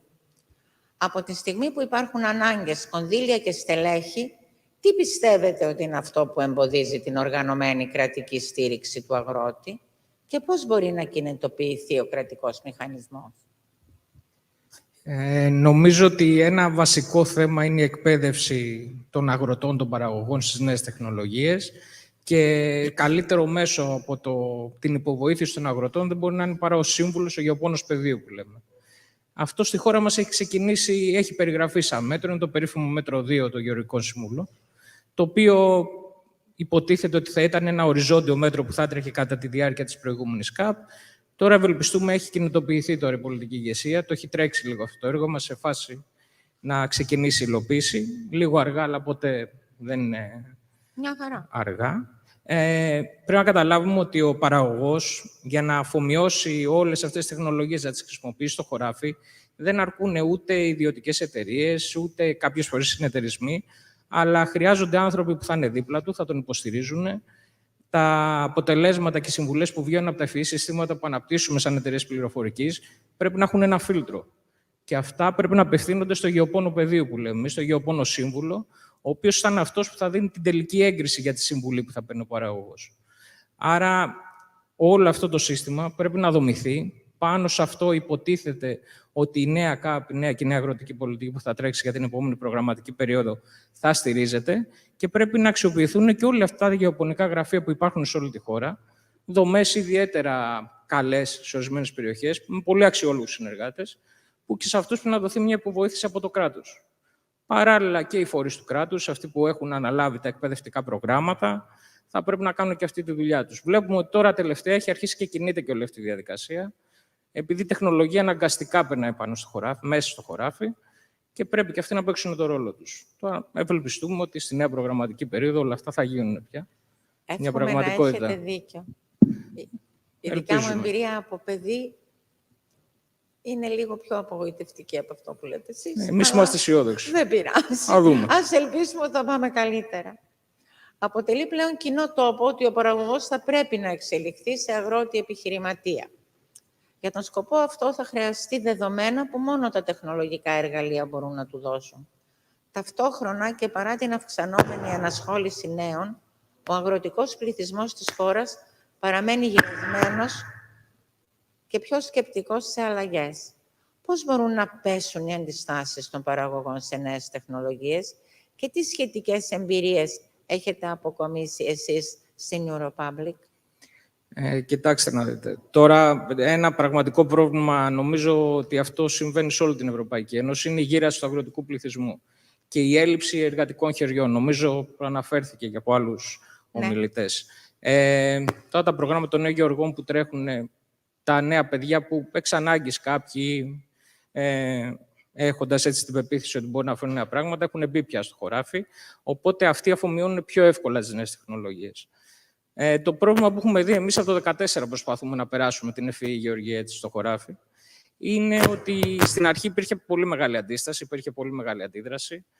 Το να ξεπεραστεί η εμπειρική γεωργία από την έξυπνη γεωργία είναι ένα πολύ δύσκολο εγχείρημα. Αλλά νομίζω ότι παρουσιάζοντας τα αποτελέσματα από τα δεδομένα που συλλέγει στο χωράφι και από τη δουλειά που κάνει στον παραγωγό, συνεχώς το αποδεικνύεις ότι αυτό το εργαλείο είναι υποβοηθητικό και δεν έρχεται ουσιαστικά να τον αντικαταστήσει. Οπότε βλέπουμε ότι υπάρχει μια έτσι πολύ μεγάλη βελτίωση. Ευελπιστούμε στο μέλλον θα είναι πολύ καλύτερα τα πράγματα. Αλλά συνεχώς πρέπει να αποδεικνύουμε ότι τη δουλειά την κάνουμε σωστά και ότι αυτά που του λέμε να κάνει είναι οι ορθές καλλιεργητικές πρακτικές. Ναι. Είναι ουσιαστικά, με άλλα λόγια, όλα αυτά που λέμε για να μπορέσουμε να δείξουμε και να χρησιμοποιήσουν οι νέοι αγρότες και οι παλιοί αγρότες. Η τεχνολογία δεν μπορεί να σου λύσει τα πάντα. Τεχνολογικά μπορεί να λυθούν τα πάντα. Το να περάσουν αυτά στην παραγωγή χρειάζεται ο ανθρώπινος παράγοντας. Και εκείνη η δουλειά που πρέπει να γίνει από όλους εμάς που συμμετέχουμε στο χώρο. Να πιστεί ο παραγωγός ότι αυτό είναι το μέλλον. Η Europublic κατέχει ηγετική θέση στον τομέα της γεωργίας, αναπτύσσοντας πληροφοριακά συστήματα και υπηρεσίες για την ψηφιοποίηση και αναμόρφωση της γεωργικής παραγωγής, με εξέχον το σύστημα εφιούς γεωργίας GeaSense. Το λέω σωστά? GeaSense. Πολύ ωραία. Πείτε μας λίγα περισσότερα για αυτό το σύστημα, κάποια παραδείγματα από τα ωφέλη χρήσης τους, καθώς και οτιδήποτε άλλο για κάποιο προϊόν της εταιρείας σας. Κάνω κάτι εγώ και ακούγεται αυτό στο θόρυβο. Δεν νομίζω. Να μοιραστείτε μαζί μας κάτι και για να το κάνω λίγο πιο σύντομο, μια που περνάμε την ώρα μας, τα πλεονεκτήματα και τις δυνατότητες μας και ποιο είναι το δικό σας όραμα για αυτόν τον κλάδο. Κάντε μία απάντηση. Εμείς Πακέτο. ακολουθούμε μια πιο ολιστική προσέγγιση.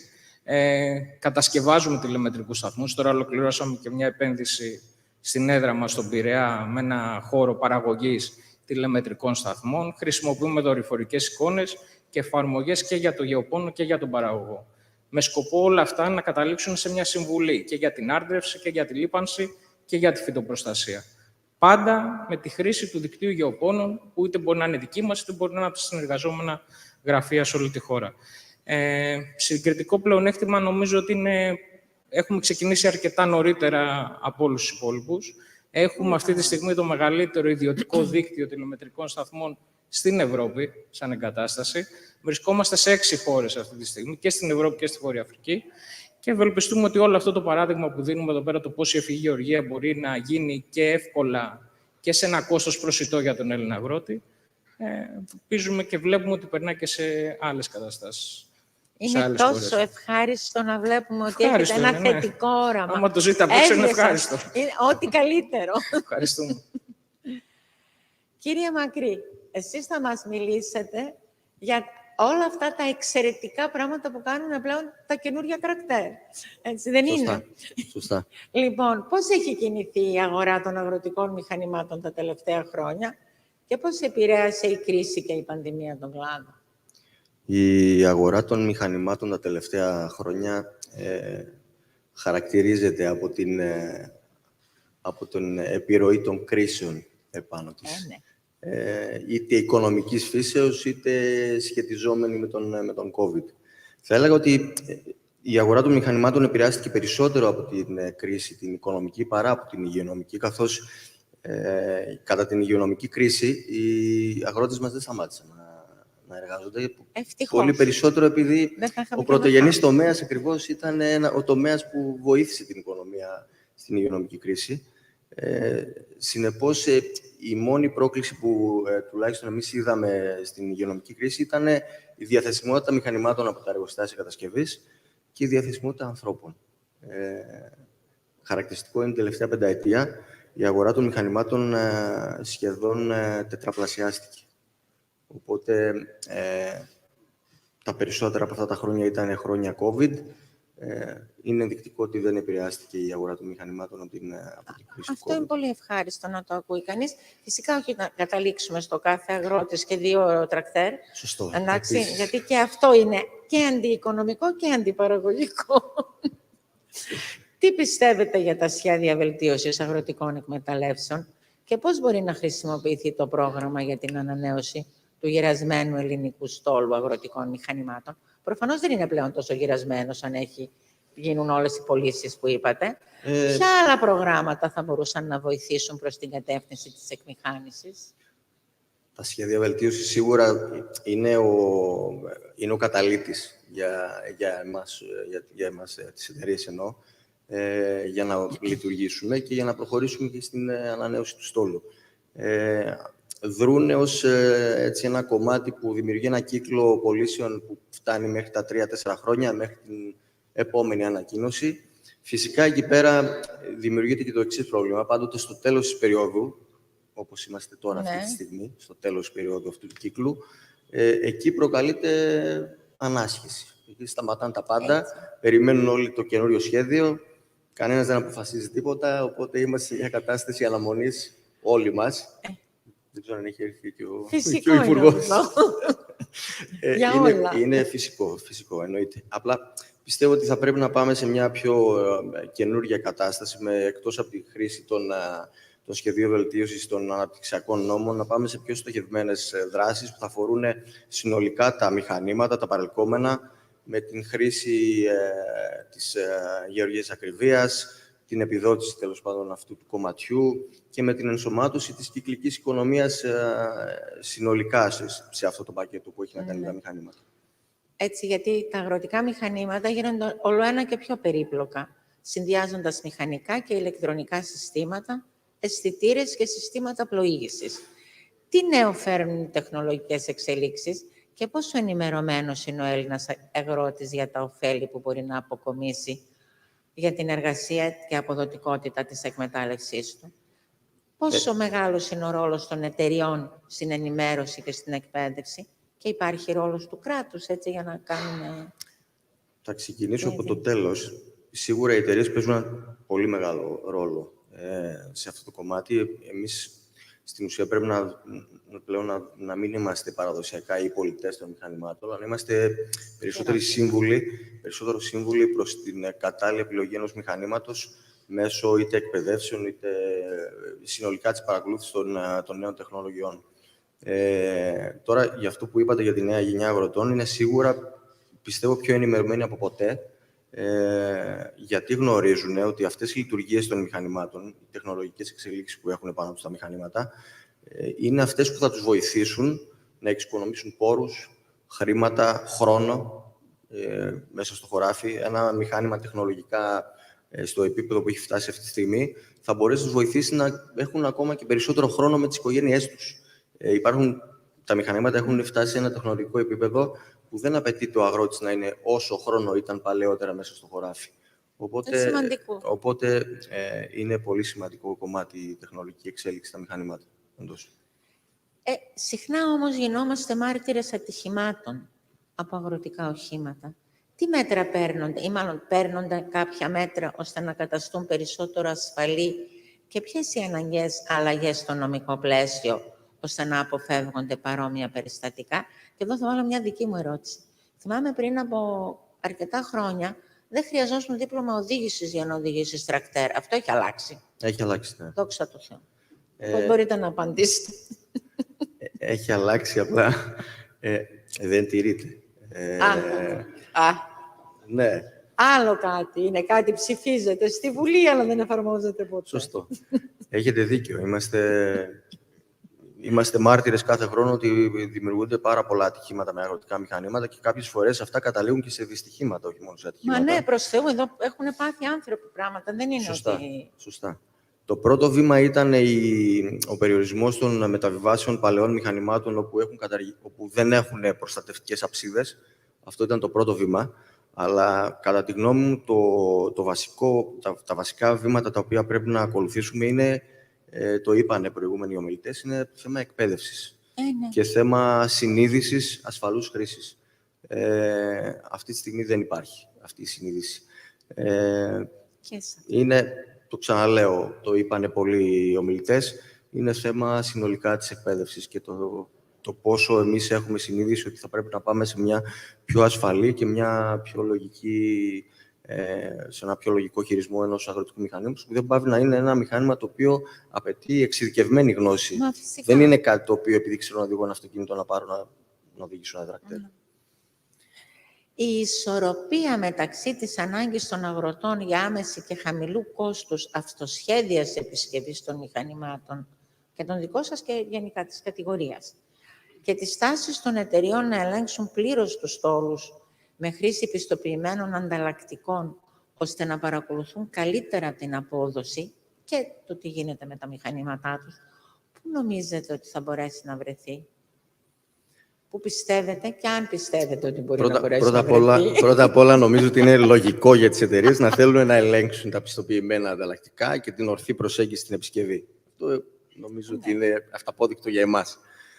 Από την άλλη, πλέον υπάρχουν και υποθέσεις που η τάση είναι το δικαίωμα στην επισκευή, όπως λέγεται, όπου υπάρχουν και περιπτώσεις αγροτών στην Αμερική πολύ πρόσφατο παράδειγμα, που κέρδισαν το δικαίωμα να έχουν πρόσβαση σε πληροφορίες για επισκευές που τους ενδιαφέρουν να κάνουν. Να έχουν πλήρη πρόσβαση σε αυτή την πληροφορία. Στον αντίποδο όμως υπάρχει και μια στροφή λόγω των θεμάτων που είπατε πριν από λίγο, τεχνολογική υπεροχή πλέον των μηχανημάτων έναντι ενός μέσου όρου, ένα επίπεδο που μέχρι κάποιο επίπεδο μπορεί κάποιος να φτάσει μια επισκευή σε ένα τέτοιο τύπο μηχάνημα. Οπότε υπάρχει και μια στροφή στην ποιοτική επισκευή και στο γνήσιο ανταλλακτικό.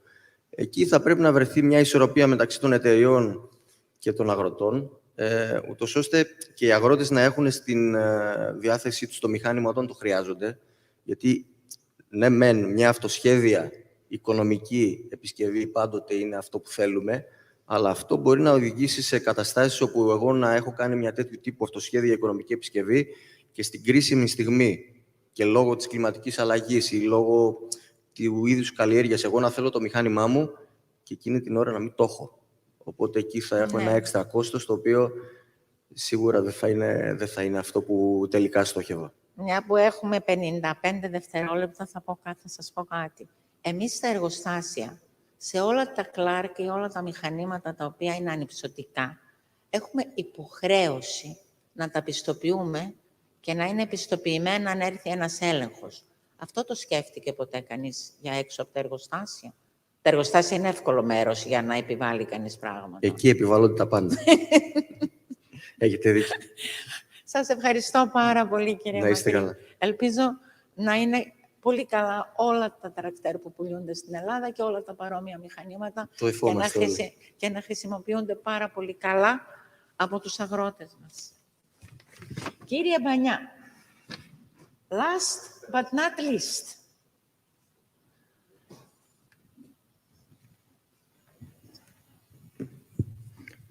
Ακούγομαι τώρα. Έρχεστε από ένα από τα πιο αγαπητά μας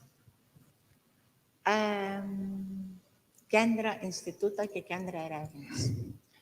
Μιλάω για όλη τη Θεσσαλονίκη και μιλάω και προσωπικά γιατί κάνουμε μαζί σας διάφορα πράγματα. Χαίρομαι γι' αυτό. Ακριβώς γιατί είναι ένα από τα κορυφαία ερευνητικά κέντρα της χώρας και όχι μόνο της χώρας, το υποβαθμίζουν λέγοντας μόνο της χώρας, πολύ πιο έξω από τη χώρα. Και το Ινστιτούτο Βιοοικονομίας και Αγροτεχνολογίας έχει να επιδείξει σημαντική εφαρμοσμένη τεχνολογική έρευνα σε πολλούς τομείς, ειδικά στον τομέα της κυκλικής οικονομίας και διαχείρισης αγροτικών αποβλήτων. Σε ποια έργα εστιάζεται? Καταρχήν, θα μου επιτρέψετε να δαπανίσω λίγο χρόνο να σας πω για το Ινστιτούτο το οποίο εκπροσωπώ, το Ινστιτούτο Βιοοικονομίας και Αγροτεχνολογίας, το οποίο αποτελεί το πέμπτο και νεότερο, θα λέγαμε, Ινστιτούτο του ΕΚΕΤΑ και όντως έχουμε μακρά συνεργασία και με την επιχειρήση σας, όπως και με άλλες επιχειρήσεις που βρίσκονται εδώ. Όπως φανερώνει και ο τίτλος, είναι ένα κέντρο που εστιάζει στη βιοοικονομία, με κύρια εστίαση στην περιβαλλοντική μηχανική και αειφορία, που έχω τη χαρά να ηγούμε του τομέα αυτού, και στην αγροτεχνολογία, που η βασική εστίαση έχει να κάνει με την αγρορομποτική και την τεχνητή νοημοσύνη στον αγρό. Ως εκ τούτου, λοιπόν, και η έδρα μας, η φυσική έδρα είναι στη Θεσσαλία, στην καρδιά, λοιπόν, του αγροτικού κόσμου. Μέσα σε αυτά τα χρόνια που είμαστε από το 2014 πλέον το 5ο Ινστιτούτο του ΕΚΕΤΑ, έχουμε καταφέρει να επιτύχουμε χρηματοδότηση σε έργα που σχετίζονται πολύ έντονα με την κυκλική οικονομία. Η βασική μας εστίαση είναι η πολυματική βιομάζα, τα αγροτικά απόβλητα, τα οργανικά απόβλητα.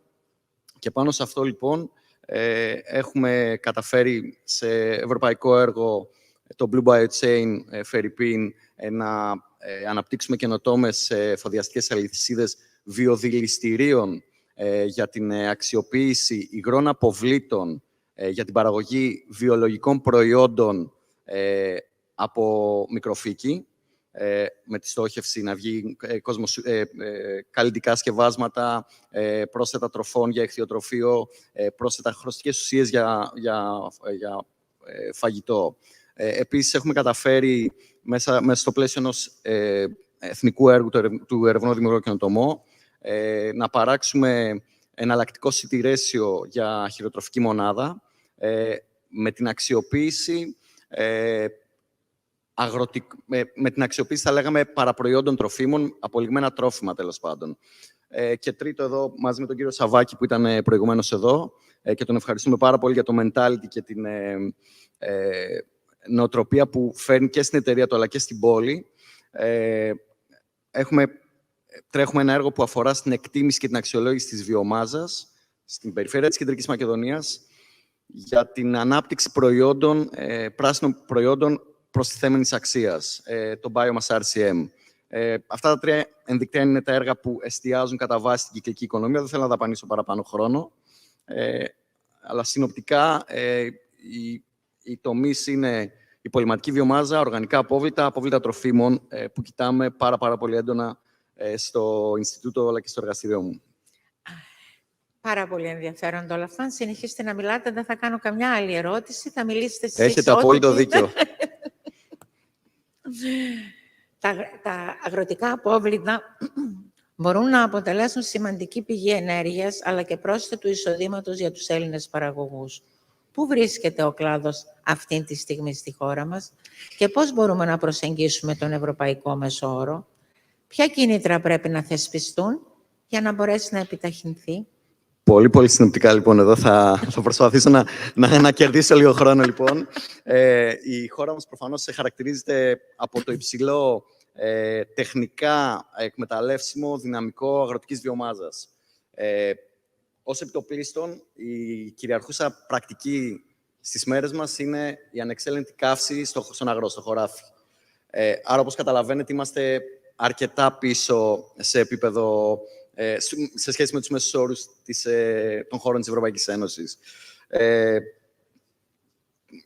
Παρά τις σημαντικές προσπάθειες, λοιπόν, που έχουν γίνει και από την νέα ΚΑΠ και από το Εθνικό Σχέδιο Διαχείρισης Αποβλήτων, που επιτάσσει την ανάπτυξη, θα λέγαμε, δικτύων συλλογής αγροτικών αποβλήτων ή, θα έλεγα, υπολοιπόμενης βιομάζας, για να μας αποτυπωθεί ο σωστός όρος, για επωφελία της αγροτικής ανάπτυξης, είτε σε ζωοτροφές, είτε σε ενέργεια, έχουμε πολλή δουλειά να κάνουμε. Θα έλεγα πολύ συνοπτικά, για να πετύχουμε, να προσπαθήσουμε να προσεγγίσουμε τους στόχους της Ευρωπαϊκής Ένωσης. Πρώτον, θα λέγαμε ότι θα έπρεπε να θεσπιστεί κίνητρα βάσει των οποίων θα απαγορεύεται η καύση της αγροτικής βιομάζας στο χωράφι, και αν δεν είναι εφικτή η απαγόρευση της καύσης, τέλος πάντων, η επιβολή κάποιου περιβαλλοντικού τέλους, έτσι ώστε να αποτρέπει τον παραγωγό, τον αγρότη, στην ανεξέλεγκτη καύση. Πρόσθετα, έτσι όπως το σκέφτομαι πολύ, πολύ συνοπτικά, θα μπορούσε να θεσπιστεί ένας φόρος για την πλημελή διαχείριση βιομάζας, η οποία δεν επεξεργάζεται. Εδώ θα μπορούσαν οι εταιρείες του ενεργειακού τομέα που προάγουν τη ΣΑΠΕ να κινήσουν αυτή τη δευτερογενή αγορά. Τρίτο, το οποίο σχετίζεται και με τα όσα έχουν πει και οι συνάδελφοι προηγουμένως, η ανάπτυξη συνεργειών, συνεργατικών συστημάτων, έτσι ώστε να συλλέγεται επαρκής ποσότητα βιομάζας αγροτικών αποβλήτων για να καθιστά τις επενδύσεις θερμικής επεξεργασίας, προφανώς για όφελος των επιχειρήσεων και των πολιτών, βιώσιμες. Μάλιστα. Ωραία. Ωραία ήταν ότι έχουμε ακόμα 3 λεπτά, άρα μπορώ να κάνω 2 ερωτήσεις. Ποια θα λέγατε ότι είναι τα σημαντικότερα εμπόδια για την υιοθέτηση κυκλικών πρακτικών από τους Έλληνες παραγωγούς? Πώς μπορεί να συνδράμει το ΕΚΕΤΑ ώστε οι παραγωγοί να εφαρμόσουν πρακτικές που εν τέλει θα μειώσουν το κόστος, καθιστώντας τους πιο ανταγωνιστικούς? Αν και ακούστηκαν ήδη οι απόψεις σχετικά με την ανάγκη που χρειάζεται ο τόπος, θα το πάω ένα βήμα παραπάνω.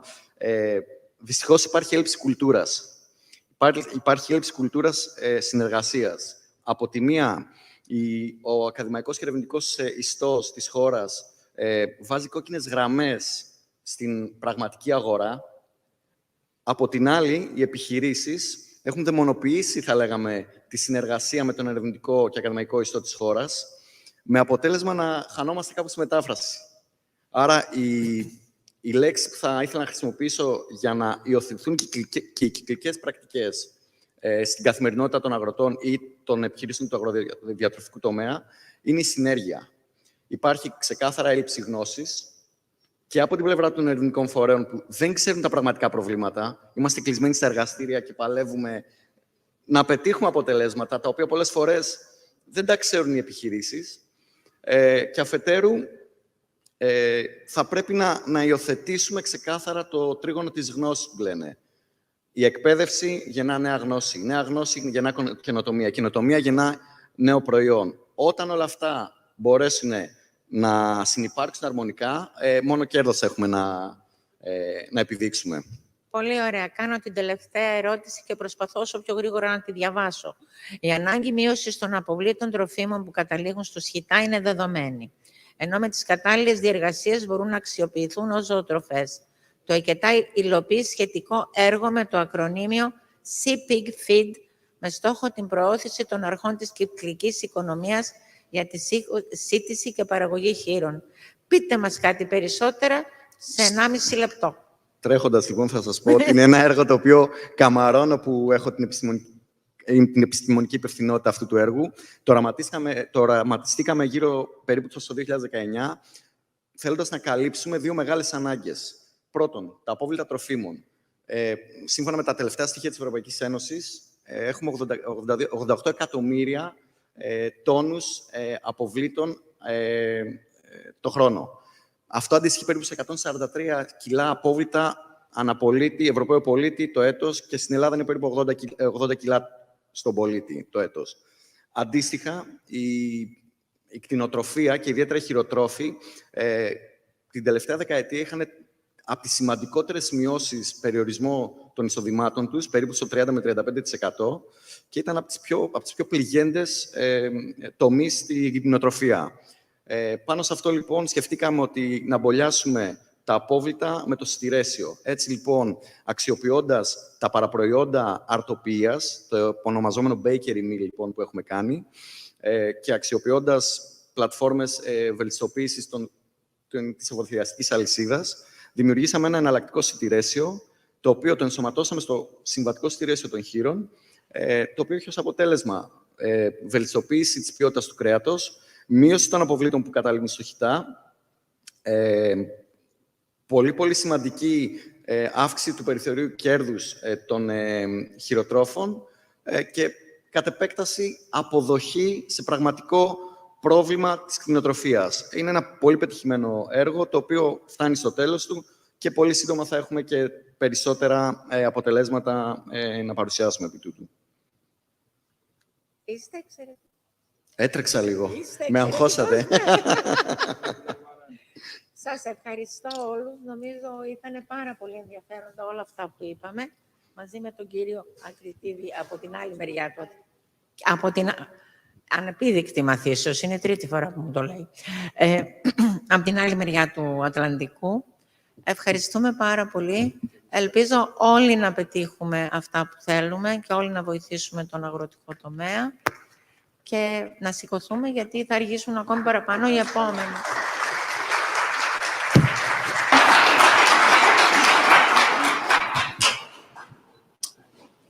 Ευχαριστούμε την κυρία Μιχαηλίδου και τα μέλη του πάνελ.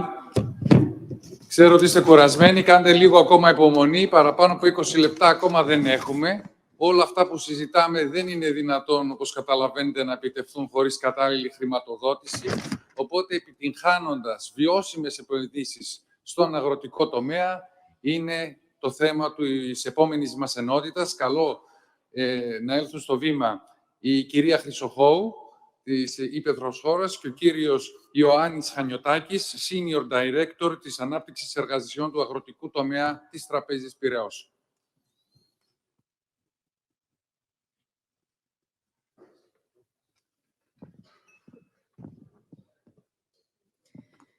Καλησπέρα σας και πάλι. Η παρούσα ενότητα, όπως προλόγησε και ο κύριος Τσαβδάρογλου, αφορά τις βιώσιμες επενδύσεις στην αγροτική επιχειρηματικότητα. Τα χρηματοδοτικά εργαλεία για να γίνει πράξη η βιώσιμη γεωργία, να μετατραπεί το μοντέλο της κυκλικής οικονομίας σε κινητήρια δύναμη για τις ελληνικές επιχειρήσεις. Το σχετικό θέμα γίνεται και πολύ ενδιαφέρον όταν έχουμε κοντά μας και ανθρώπους που γνωρίζουν πάρα πολύ καλά την αγορά και βεβαίως τα σχετικά ζητήματα. Καλωσορίζω και εγώ από την πλευρά μου τον κύριο Χανιωτάκη. Καλησπέρα σας. Καλησπέρα σας, ευχαριστώ. Διευθυντής Ανάπτυξης Εργασιών Αγροτικού Τομέα της Τράπεζας Πειραιώς. Κύριε Χανιωτάκη, μέσα από όλες τις προηγούμενες ενότητες και τις τοποθετήσεις των ομιλητών, νομίζω ότι αναδείχθηκε έντονα η σπουδαιότητα της κυκλικής οικονομίας και η εφαρμογή της στο πλαίσιο της αγροτικής οικονομίας. Συνεπώς, ένα εύλογο ερώτημα είναι πώς απαντάμε σχετικά με τον τρόπο που μπορεί να γίνει αυτή η σύνδεση. Καταρχήν να πούμε ότι η σύνδεση αγροτικού τομέα και κυκλικής οικονομίας δεν είναι κάτι καινούριο. Χιλιάδες χρόνια πίσω, αν γυρίσουμε να δούμε, συνυπήρχαν πάρα πολύ αρμονικά. Τι έχει συμβεί τα τελευταία χρόνια, νομίζω αυτό έχει προκύψει σήμερα από αυτή την πολύ ενδιαφέρουσα συζήτηση που έγινε στο συνέδριο, έχει αλλάξει η ισορροπία. Στη μία πλευρά της ζυγαριάς έχουν μπει αυτό που ανέφερε ο κύριος Τσαφτάρης το πρωί ως μεγάλες προκλήσεις. και αναζητούμε το αντίβαρο που θα φέρει τη νέα ισορροπία. Τι είναι αυτό που θέλουμε να βάλουμε στη ζυγαριά ή μπορούμε να βάλουμε στη ζυγαριά? Είναι σίγουρα η καινοτομία. Όλων των ειδών οι καινοτομίες. Είναι τεχνολογία διακριτά.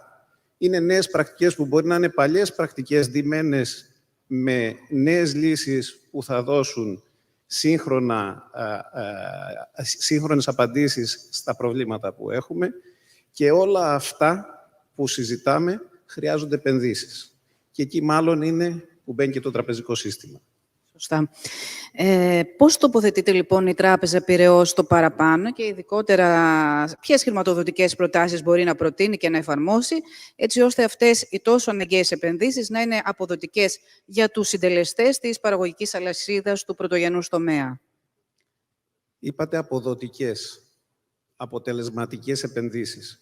Νομίζω ότι 3 είναι τα χαρακτηριστικά που πρέπει να υπάρχουν για να μπορέσουμε να μιλήσουμε για αποτελεσματικές χρηματοδοτήσεις μέσα από το τραπεζικό σύστημα. Το ένα είναι να υπάρχει τεχνογνωσία.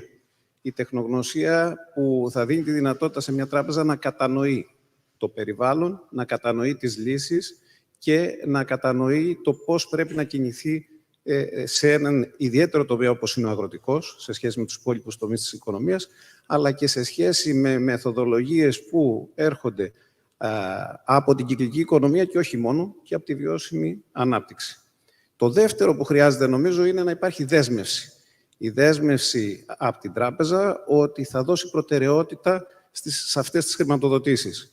Και το τρίτο, νομίζω ότι είναι ο σχεδιασμός των προϊόντων και η αναζήτηση των κατάλληλων χρηματοδοτικών λύσεων. Βλέπετε ότι δεν αναφέρω καθόλου τα κεφάλαια, γιατί το τραπεζικό σύστημα πλέον το ελληνικό έχει υγεία, έχει βρεθεί σε ένα σημείο που έχει διάθεση να κάνει καλές χρηματοδοτήσεις για καλούς σκοπούς, όπως είναι οι συγκεκριμένες που συζητάμε. Άρα βάζω εκτός πλαισίου των 3 προϋποθέσεων τα κεφάλαια, τα οποία θεωρώ δεδομένο ότι υπάρχουν. Για να το κάνουμε ένα απλό παράδειγμα, στην Τράπεζα Πειραιώς έχουμε 3 διευθύνσεις. Τη Διεύθυνση Αγροτικής Τραπεζικής, τη Διεύθυνση Sustainable Banking και την Διεύθυνση ESG. Με περισσότερους από 150 συναδέλφους μου, εξειδικευμένους στον κάθε τομέα, που κατανοούν και συνεργάζονται και μεταξύ τους σε θέματα αγροδιατροφής, καθώς επίσης και περιβαλλοντικής τραπεζικής. Παράλληλα, υπάρχει μια διοίκηση η οποία έχει δεσμευτεί και έχει πάρει πρωτοβουλίες μάλιστα και σε διεθνές επίπεδο για την υπεύθυνη χρηματοδότηση, για τη χρηματοδότηση σκοπών που σχετίζονται με τη βιώσιμη ανάπτυξη. Και τέλος, έχουμε προσφέρει πρακτικά σε ελληνικές επιχειρήσεις, σε Έλληνες αγρότες και σε μεταποιητικές μονάδες, μικρές και μεγάλες, χρηματοδοτήσεις που είτε είναι σχεδιασμένες από εμάς, όπως είναι τα Sustainability Linked Loans, δάνεια τα οποία δίνουν έμεσα κίνητρα σε χρηματοδοτούμενες επιχειρήσεις να επιτύχουν καλύτερους όρους εφόσον έχουν μετρήσιμα, διατηρήσιμα αποτελέσματα.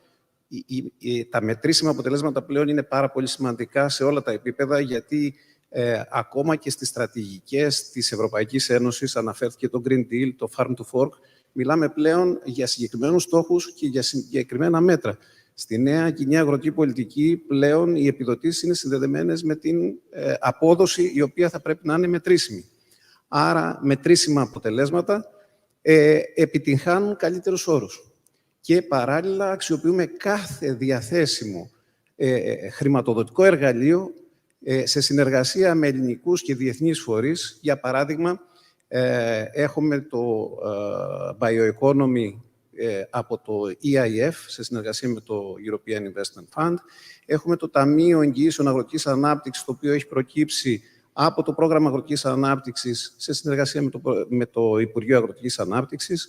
Έχουμε ακόμα και για μικρές χρηματοδοτήσεις ένα πρόγραμμα που ανακοινώθηκε χθες για δάνεια έως 25.000 ευρώ, που καλύπτει μικρές επενδύσεις με πλήρη επιδότηση επιτοκίου από την Ελληνική Αναπτυξιακή Τράπεζα για τα 2 πρώτα χρόνια και πάρα πολύ χαμηλό επιτόκιο για τα επόμενα 3 χρόνια και πολλά άλλα που θα μπορούσα να σας αναφέρω για πολλή ώρα. Αντιλαμβάνομαι ότι υπάρχουν και πολλές προσεγγίσεις στο ζήτημα αυτό. Πόσο εύκολο είναι όμως να γίνει πραγματικότητα και πράξη, ή πόσο εύκολα προσεγγίζει σήμερα ένας νέος ή ένας μεγαλύτερος ηλικιακά αγρότης τέτοιες προσεγγίσεις? Πιστέψτε με, είναι πάρα πολύ εύκολο όταν μιλάς την ίδια γλώσσα, όταν μπορείς να καταλάβεις και όταν μπορείς να μεταφέρεις πρακτικά τη δική σου οπτική. Και αυτό νομίζω ότι είναι η αξία που μπορεί να προσφέρει μια τράπεζα σε έναν επενδυτή. Είτε ένας μικρός επενδυτής, ένας αγρότης, είτε είναι ένας πολύ μεγάλος επενδυτής που θέλει να κάνει μια πολύ μεγάλη επένδυση. Δηλαδή, να λειτουργήσει συμβουλευτικά σε δύο επίπεδα. Το ένα είναι το επιχειρηματικό του σχέδιο, να μπορεί να τα δει μέσα από μια πιο ορθολογική ματιά, να διαβάσει τα νούμερα, να μπορέσει ακόμα και να προτείνει τροποποιήσεις για να είναι αυτό που ανέφερε η κυρία Κουντούρη, financial sustainable, και από την άλλη να συμβουλέψει για τον κατάλληλο συνδυασμό των χρηματοδοτικών εργαλείων που να φέρνει το καλύτερο δυνατό αποτέλεσμα για τον επενδυτή. Μιλάμε για βιώσιμες επενδύσεις. Ποιες είναι οι βιώσιμες επενδύσεις τελικά? Οι βιώσιμες επενδύσεις θα μπορούσαμε επίσης να μιλάμε πάρα πολύ και καταλαβαίνω ότι ο κύριος Υπουργός με κοιτάει λίγο με άγριο βλέμμα. Είναι όλες Τον καλωσορίσουμε τον κύριο Γιωργαντά. Καλησπέρα σας. Είναι όλες αυτές οι επενδύσεις που αναφέρθηκαν πριν και σε πολλές από αυτές έχουμε εμπλακεί στη χρηματοδότηση. Επιτρέψτε μου όμως με αφορμή αυτή την ερώτηση να πω κάτι που θεωρώ πάρα πολύ σημαντικό. Τι πρέπει να κάνει κάποιος? Τι πρέπει να κάνει ένας αγρότης, τι πρέπει να κάνει μια αγροτική επιχείρηση, τι πρέπει να κάνει μια μεταποιητική επιχείρηση? Να ξεκινήσει νωρίς, να αναγνωρίσει το πρόβλημα που έχει και μαζί με τους κατάλληλους συμβούλους, τους μελετητές, τους γεωπόνους μελετητές ή τα μελετητικά γραφεία ή τις εταιρείες consulting, να μπορέσει να φτιάξει το επιχειρηματικό του σχέδιο έγκαιρα, πριν υπάρξει επιχορήγηση. Ξέρετε, στο παρελθόν περιμέναμε να υπάρχει επιχορήγηση και μετά ψάχναμε να δούμε τι επένδυση θα κάνουμε. Τώρα είναι πάρα πολύ σημαντικό να αναγνωρίζουμε έγκαιρα τα προβλήματα, να φτιάχνουμε το επιχειρηματικό μας σχέδιο και να πάμε να συνομιλήσουμε με τους συνεργάτες μας. Η τράπεζα είναι ένας σημαντικός συνεργάτης. Και ξαναλέω, όχι μόνο για τη χρηματοδότηση, αλλά ακόμα και για το κομμάτι της συμβουλευτικής στα δύο επίπεδα που είπαμε. Και για να ολοκληρώσουμε έτσι, αυτή την πολύ ενδιαφέρουσα κουβέντα, κάποια παραδείγματα τέτοιων πρωτοβουλειών μπορείτε να μας δώσετε πολύ σύντομα και πολύ... Χρήση αποβλήτων. Βιοαέριο Λαγκαδά. Πριν από 5-6 χρόνια βρέθηκα στη θεμελίωση του συγκεκριμένου έργου. Δεν σας κρύβω ότι ήταν από τα πρώτα έργα που χρηματοδοτήσαμε. Ήμασταν πάρα πολύ διστακτικοί. Οι συνάδελφοί μου που ήταν εξειδικευμένοι στο κομμάτι της έρευνας δεν είχαν τέτοια εμπειρία. Μετά από αυτά τα χρόνια έχουμε κάνει και άλλες πολλές τέτοιες χρηματοδοτήσεις και έχουν πάει εξαιρετικά. Μεγάλα έργα αυτά. Ακόμα και μικρά έργα που αφορούν τη διαχείριση του νερού. Γιατί ακούστηκαν πολλά για τα απόβλητα, θα μπορούσαμε να πούμε πολλά για τη διαχείριση των αποβλήτων. Διαχείριση του νερού, σύγχρονα αρδευτικά συστήματα, ανανέωση του αρδευτικού εξοπλισμού, δημιουργία υποδομών αποθήκευσης νερού, ιδιαίτερα σε περιοχές που παρουσιάζουν ανομβρία. Στο κομμάτι της ενέργειας έχουμε μεγάλο χαρτοφυλάκιο συνολικά με παραγωγή ενέργειας από ανανεώσιμες πηγές για αυτοκατανάλωση και κάλυψη των αναγκών. Προσδοκούμε μέσα από τις τελευταίες ανακοινώσεις ότι θα επιχορηγηθούν επενδύσεις net metering σε 75.000 αγρότες, να στηρίξουμε και αυτό το μέτρο και να μπορέσουν να αξιοποιήσουν οι Έλληνες αγρότες τη δυνατότητα να έχουν ενεργειακή αυτονομία. Και πολλά άλλα που θα χρειαστούν πολύ χρόνο να σας πω. Σας ευχαριστώ πολύ, κύριε Χανιωτάκη, για την πολύ ενδιαφέρουσα και χρήσιμη, θα έλεγα, τη συνομιλία που είχαμε. Σας ευχαριστώ πολύ εγώ.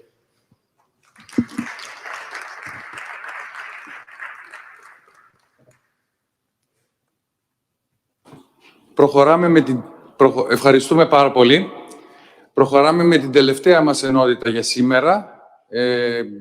10 ακόμα λεπτά δώστε μας και μετά θα έχουμε τον κύριο Υπουργό. Καλώ λοιπόν στο βήμα τον πρόεδρο της Επιτροπής Αγροτεχνολογίας του Επιμελητηρίου, τον κύριο Αθανάσιο Κοϊντζή, και την κυρία Βιλαρεάλ, μέλος ΔΣ του Eat Food, για ένα σύντομο διάλογο. Ευχαριστώ πολύ. Καλησπέρα σε όλους. Πιστεύω ότι είχαμε ένα πολύ όμορφο απόγευμα. Ακούστηκαν πολύ ενδιαφέροντα πράγματα.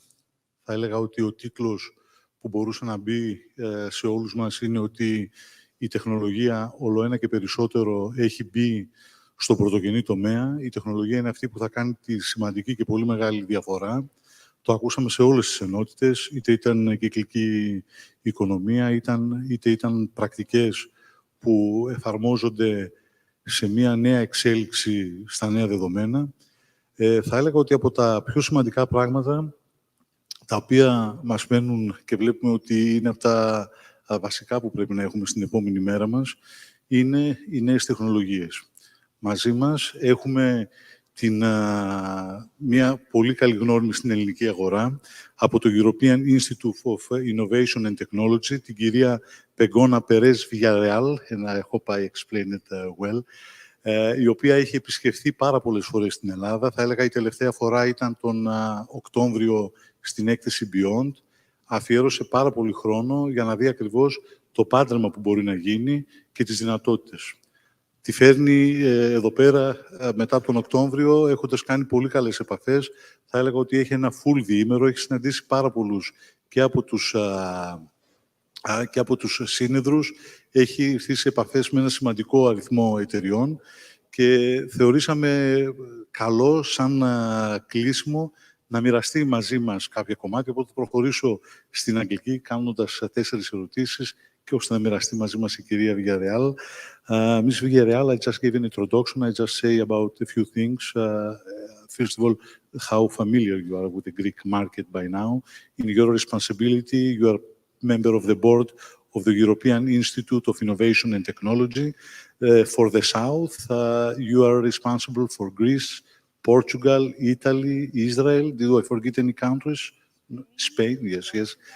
Yes, I say Portugal. Spain is the country where you're from. You and your team is here from Spain, and I think the common culture helps really a lot us, the Greeks, to move ahead. I would like to ask you, is there any magic recipe for the accelerating the transformation of our agri-food sector? And for sure there is something, and I would like for you to share it with us today.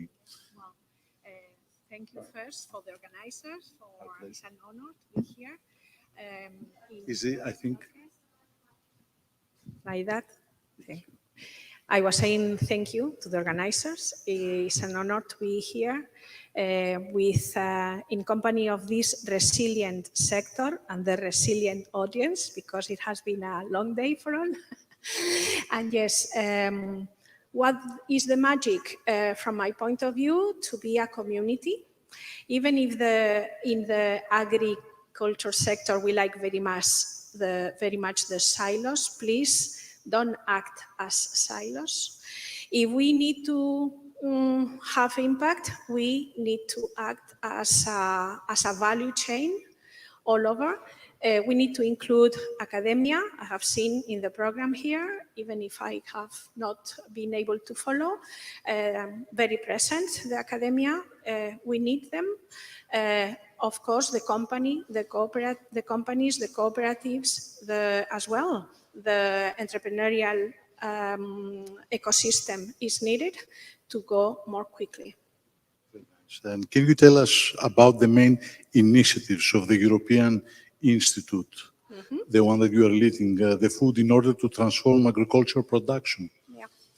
Okay, in the South, when we began 5 years ago, we were clearly thinking on one item that I'm sure that you have talked about it, but because in agriculture, cannot exist without water.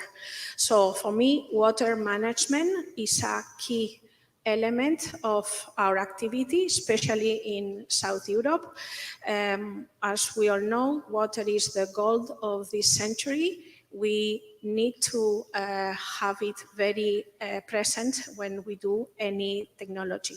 Another thing that we are really interested is to spread what is called, the Americans call it regenerative agriculture. In other parts of Europe, we call it preservation agriculture, conservation agriculture.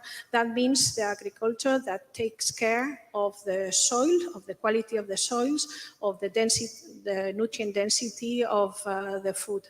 For me, these are two key points when we are talking about agrotechnology. Your institution is a community of innovation and entrepreneurship. But what is the role of innovation in the agri-food system nowadays? Say it very, very quickly, is do the good things in a more rapid, more quickly way. So obtaining good impact, but taking into consideration all the actors that are needed for innovation and entrepreneurship. For me, that is the issue. Can you tell us what the Greek companies or the Greek startups, what should they expect from you, from your organization? Yeah. We want to say that we co-invest in innovation and we support entrepreneurship. So if the new companies have a good idea, don't hesitate because we will find the right program for that. For the entrepreneurship ecosystem, we have incubator and accelerators that are really well now established after 4 years.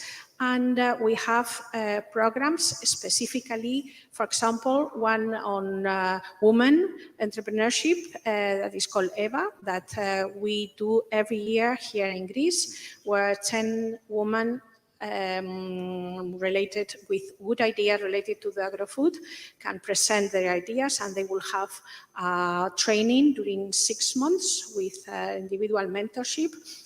With the aim that they can settle as a new company, a new business.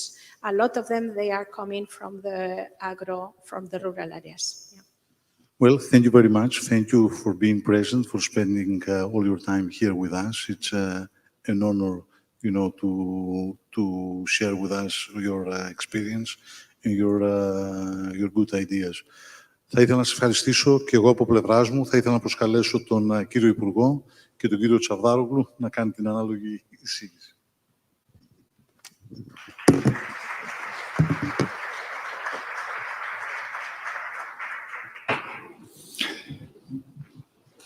Κλείνουμε λοιπόν με τις διεργασίες του συνεδρίου και προχωράμε στην κεντρική μας ομιλία, όπου έχουμε τον κύριο Υπουργό. Καλώς το βήμα για τον προλογισμό, τον Αντιπρόεδρο του Επιμελητηρίου και Πρόεδρο της Επιτροπής Βορείου Ελλάδος, κύριο Βασίλη Καφάτο.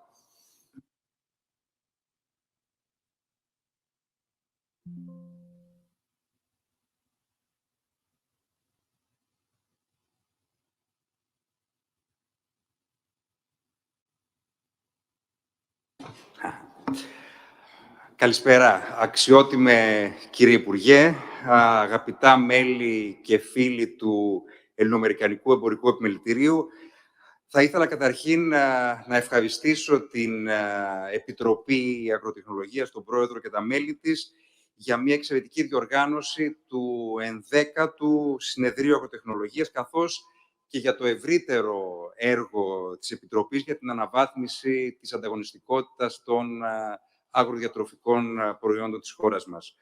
Η κρίση της πανδημίας, ο πόλεμος, ο πληθωρισμός και η αυξανόμενη αβεβαιότητα μας υποχρεώνει να επιταχύνουμε τις προσπάθειές μας για τον επαναπροσδιορισμό μιας αγροδιατροφικής αλυσίδος που θα χαρακτηρίζεται από αποδοτικότητα παραγωγής, επάρκεια τροφίμων, περιβαλλοντολογική βιωσιμότητα, αλλά και ανθεκτικότητα σε ενδεχόμενες κρίσεις και προκλήσεις του μέλλοντος. Στο φετινό συνέδριο είχαμε την ευκαιρία να συζητήσουμε θέματα διατροφικής και επιστηστικής ασφάλειας. Εξετάσαμε μία σειρά πολιτικών και πρακτικών εφαρμογών του κυκλικού μοντέλου στον αγροδιατροφικό τομέα, όπου είναι πλέον ξεκάθαρος ο κρίσιμος ρόλος της τεχνολογίας αλλά και της εκπαίδευσης, την πράσινη και ψηφιακή μετάβαση του αγροτικού μας τομέα. Ολοκληρώνοντας λοιπόν τις εργασίες του 11ου Συνεδρίου Agrotechnology, έχουμε τη χαρά και τιμή να φιλοξενούμε ως κεντρικό μιλητή τον Υπουργό Αγροτικής Ανάπτυξης και Τροφίμων, κύριο Γιώργο Γεωργαντά. Ο κύριος Γεωργαντάς είναι δικηγόρος και βουλευτής του νομού Κιλκής, όπου εκλέγεται από το 2012. Έχει διατελέσει υφυπουργός Παιδείας, Θρησκευμάτων και Διαβίου Μάθησης. Από τον Ιούλιο του 2019 μέχρι το Φεβρουάριο του 2022 διατέλεσε υφυπουργός ψηφιακής διακυβέρνησης αρμόδιος για θέματα πλούστευσης διαδικασιών και πρέπει να αναγνωρίσουμε την σημαντική του συμβουλή στα άλματα που έκανε η χώρα μας σε θέματα ψηφιακής οριμότητας και μετασχηματισμού εντός της πανδημίας, τα ωφέλη τις οποίες βιώνουμε όλοι μας και ως πολίτες και ως επιχειρηματίες. Από τον Φεβρουάριο του 2022 έχει αναλάβει τον κρίσιμο ρόλο του Υπουργείου Αγροτικής Ανάπτυξης και Τροφίμων, έναν ιδιαίτερα σημαντικό κλάδο στη διασφάλιση της ανθεκτικότητας και την αύξηση της ανταγωνιστικότητας της ελληνικής οικονομίας. Θα ήθελα λοιπόν ακόμη μια φορά να ευχαριστήσω τον Υπουργό που μας κάνει τιμή να είναι σήμερα μαζί μας. Σας διαβεβαιώ, κύριε Υπουργέ, ότι το επιμελητήριο θα είναι δίπλα σας στο σημαντικό σας έργο, σε ό,τι χρειαστείτε και σας καλώ το βήμα. Σας ευχαριστώ πολύ.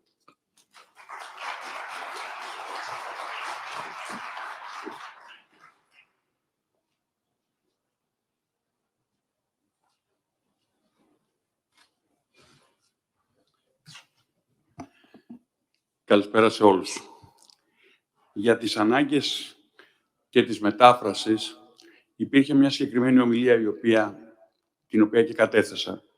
Αλλά θα μου επιτρέψετε λίγο να παρεκκλίνω αυτής, τουλάχιστον στην αρχή της τοποθέτησής μου. Είναι πραγματικά πολύ σημαντικό το αντικείμενο της σημερινής δημόσιας αυτής συζήτησης και αξίζουν συγχαρητήρια στους διοργανωτές, ακριβώς επειδή δεν ξεκλειδώνουμε απλά το μέλλον. Χωρίς την άμεση αντιμετώπιση, τη σωστή τοποθέτηση, την γρήγορη προσαρμογή στις ανάγκες της καινούργιας, έτσι όπως έχουν διαμορφωθεί, πραγματικά τα ζητήματα, τα διατροφικά, της διατροφικής αλυσίδας, έτσι όπως τα γνωρίζουμε, δεν θα μπορούμε να υπηρετηθούν στο μέλλον. Και δεν θα μπορούν να υπηρετηθούν στο μέλλον για πολλούς λόγους. Είναι, νομίζω, αναγκαίο να ισορροπήσουμε πλέον δύο πράγματα, όχι απλά αναγκαίο, είναι επιτακτική ανάγκη, θα έλεγα. Το ένα είναι η ανάγκη για όλο και μεγαλύτερη και παραγωγή και το άλλο είναι για προστασία του περιβάλλοντος. Το άλλο είναι για τη λεγόμενη κυκλική οικονομία, για τη χρήση της τεχνολογίας στην αγροδιατροφή. Γιατί πρέπει ταυτόχρονα να γίνουν όλα αυτά? Γιατί έχουμε υποχρέωση πάνω απ' όλα να προστατεύσουμε το περιβάλλον. Γιατί αν δεν προστατεύσουμε το περιβάλλον, αν δεν φροντίσουμε το αποτύπωμα της παραγωγικής αυτής δραστηριότητας στο περιβάλλον να είναι μικρό και στη συνέχεια μηδενικό, δεν θα μπορούμε ούτε την κλιματική κρίση να αντιμετωπίσουμε, ούτε τις προκλήσεις της ανάγκης όλο και μεγαλύτερης διατροφής πληθυσμού να εξυπηρετήσουμε. Γίνομαι πιο σαφής.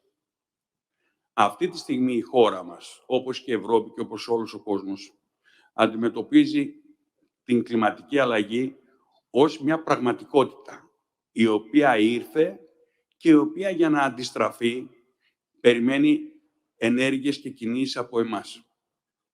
Περιμένει πρωτοβουλίες από εμάς. Εάν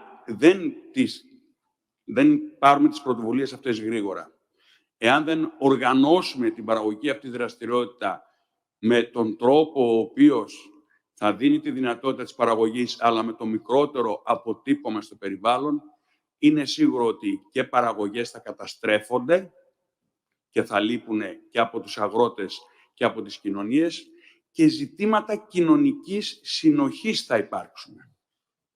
Για πρώτη φορά ο κόσμος και η Ευρώπη τους προηγούμενους μήνες έβαλε μία κουβέντα στο δημόσιο διάλογο που δεν υπήρχε. Έθεσε μια προτεραιότητα την οποία δεν την είχαμε ξαναντιμετωπίσει. Αυτή της επισιτιστικής επάρκειας. Ξέρετε, ως Υπουργός της Αγροτικής Ανάπτυξης και Τροφίμων, συμπλήρωσα πριν λίγες μέρες ένα έτος στο συγκεκριμένο χαρτοφυλάκιο, ήταν πραγματικά πρωτόγνωρη εμπειρία να αναλαμβάνεις το Φεβρουάριο, 24 Φεβρουαρίου 23 προς 24 έγινε η επίθεση της Ρωσίας στην Ουκρανία και λίγο μετά στις προτεραιότητες του Υπουργείου μας, όπως και όλων των κρατών μελών στα συμβούλια μας, μπήκε η λέξη επισιτιστική επάρκεια, επισιτιστική κρίση. Έχεις λοιπόν την ανάγκη αύξησης της παραγωγής, της διασφάλισης της παραγωγής, αλλά ταυτόχρονα έχεις την ανάγκη προστασίας του περιβάλλοντος. Ποιος μπορεί να σε βοηθήσει στο να καταφέρεις και τα δύο πράγματα αυτά ταυτόχρονα? Η τεχνολογία, η αγροτεχνολογία. Έτσι ώστε και καλή χρήση των πόρων να κάνεις και μικρότερη χρήση όπου αυτό απαιτείται να κάνεις των μέσων. Οικονομία κλίμακος, οικονομία στη χρήση των λιπασμάτων, οικονομία στη χρήση των φυτοφαρμάκων, αλλά ταυτόχρονα καλή χρήση των νερών για να μπορέσεις να έχεις το ποιοτικό και ποσοτικό αποτέλεσμα το οποίο είναι αναγκαίο. Μέσα λοιπόν σε αυτήν την συζήτηση που ξεκίνησε, σημαντικός ο παράγων και της κυκλικής οικονομίας, της βιοοικονομίας. Για όλους, όχι μόνο για τον παραγωγό και για τον καταναλωτή και για αυτόν που στη συνέχεια επεξεργάζεται το προϊόν. Είναι όλη η αλυσίδα. Τον καταναλωτή τον θέτω σε σχέση με την καλή χρήση, μάλλον τη μη άσκοπη χρήση και προμήθεια τροφίμων που δεν είναι αναγκαία και απαραίτητα. Αυτό είναι μια ανάγκη μιας προσέγγισης σε μια άλλη κουλτούρα, αλλά δεν είναι του παρόντος, αλλά σίγουρα είναι και αυτό ένα μεγάλο ζήτημα. Εκεί λοιπόν έχουμε πλέον την ευκαιρία και συγχρόνως την αναγκαιότητα αυτή η τεχνολογία να γίνει μέρος της παραγωγικής δραστηριότητας των αγροτών μας. Και το ερώτημα εδώ είναι το εξής. Είναι εύκολο να συμβεί αυτό? Μπορείς να αλλάξεις την πρακτική, την κουλτούρα, τη μεθοδολογία των αγροτών και μάλιστα σε σύντομο χρόνο για να μπορέσουν να κάνουν αυτή την σωστή χρήση, να αξιοποιήσουν τις δυνατότητες που δίνει η τεχνολογία για να μπορέσουμε να έχουμε τα αποτελέσματα που θέλουμε? Όχι. Δεν είναι εύκολη η εξίσωση. Υπάρχει μια νέα κοινή αγροτική πολιτική 23-27, η οποία είναι σε εξέλιξη, στην οποία πρέπει να γίνει κατανοητό από όλους μας ότι δύο είναι οι στόχοι. Γιατί δυστυχώς στη δημόσια κουβέντα υπερτερεί ο ένας.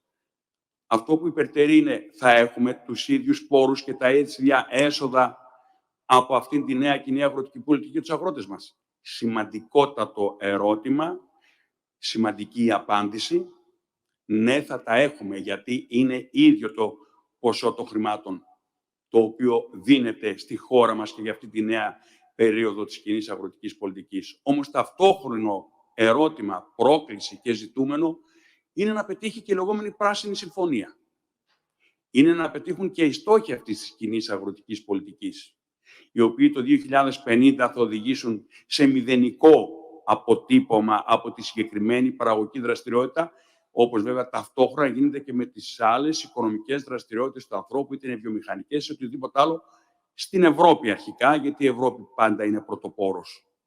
Άρα είναι δύο τα ερωτήματα, δύο τα ζητήματα που τίθενται και δύο οι προτεραιότητες που πρέπει πρώτα η κεντρική διοίκηση, το κράτος, το Υπουργείο Αγροτικής Ανάπτυξης και όλοι οι θεσμικοί παράγοντες να υπηρετήσουν και να κατευθύνουν σε αυτό τους αγρότες μας. Και η στήριξη του εισοδήματός τους και η προστασία του περιβάλλοντος. Γιατί εάν δεν υπάρχει η προστασία του περιβάλλοντος στο επίπεδο που απαιτείται, είναι βέβαιο ότι τα προβλήματα θα μεγεθυνθούν και δεν ξέρω αν θα είναι πια και αναστρέψιμα. Εκεί λοιπόν, έξω από τις μεγάλες δράσεις που οφείλει να κάνει το κράτος, οι οποίες μπορεί να είναι τα κατάλληλα αρδευτικά έργα για την καλύτερη χρήση του νερού, να είναι η αναβάθμιση υφιστάμενων αρδευτικών δικτύων στα οποία έχουμε μεγάλες διαρροές, να είναι η εγκατάσταση όπου είναι δυνατόν φωτοβολταϊκών πάρκων για να μπορέσει να υπάρχει αυτονομία ενεργειακή στις αγροτικές και κτηνοτροφικές εκμεταλλεύσεις και να μην υπάρχει αποτύπωμα για το περιβάλλον.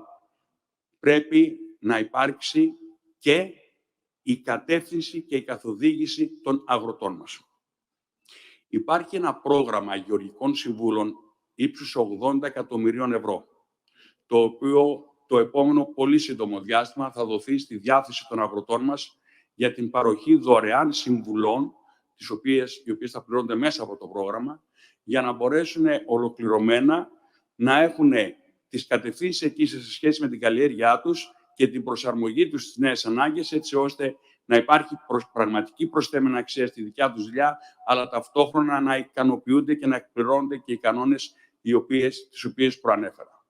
Όλο αυτό είναι μέσα από το πρόγραμμα ΆΚΙΣ. Και εδώ θέλω να κάνω μια μικρή παρένθεση. Στη χώρα μας, δυστυχώς, το ποσοστό των αγροτών που λαμβάνει την οποιαδήποτε κατάρτιση είναι 6,7% επί του συνόλου των ανθρώπων που ασχολούνται με τον πρωτογενή τομέα. Στα υπόλοιπα κράτη-μέλη, ο μέσος όρος είναι 25%. Στην Ολλανδία είναι 80%. Εάν αυτό το ποσοστό της κατάρτισης δεν φροντίσουμε εμείς πρώτα απ' όλα ως πολιτεία να το αυξήσουμε με οποιοδήποτε τρόπο, θα είμαστε ουραγοί σε μία κούρσα η οποία ξεκίνησε και η οποία όσο περνάει ο καιρός θα μεγεθύνει την απόστασή μας από τους υπόλοιπους. Είναι λοιπόν προτεραιότητα της επόμενης θητείας, της επόμενης κυβέρνησης, να βάλει αυτόν ακριβώς το στόχο. Δηλαδή, τουλάχιστον να φτάσουμε στον ευρωπαϊκό μεσόρο σε επίπεδο κατάρτισης των αγροτών μας, η νέα γενιά των αγροτών, και όχι μόνο η νέα, και κάποια που θεωρούνται μεσήλικες και ασχολούνται αρκετά χρόνια με τον πρωτογενή τομέα, έχουν την διάθεση να ενσωματώσουν στις καλλιεργητικές τους συνήθειες και στον τρόπο με τον οποίο διαχειρίζονται τη δουλειά τους αυτά που η επιστήμη θα τους πει και η τεχνολογία θα τους προσφέρει. Ένα μικρό παράδειγμα που είναι αποτέλεσμα πρωτοβουλίας του Υπουργείου μας, οφείλω να το αναφέρω. Πριν από ένα μήνα παρουσιάσαμε μια εφαρμογή για την ενημέρωση από παγετό. Την ειδοποίηση από παγετό, η οποία θα έρχεται μάλιστα στο κινητό του κάθε αγρότη για τα χωράφια τα οποία θα αναφέρει και θα συμπεριλάβει στην εφαρμογή. Αυτή η ενημέρωση για τον παγετό από μόνη της δεν σημαίνει κάτι.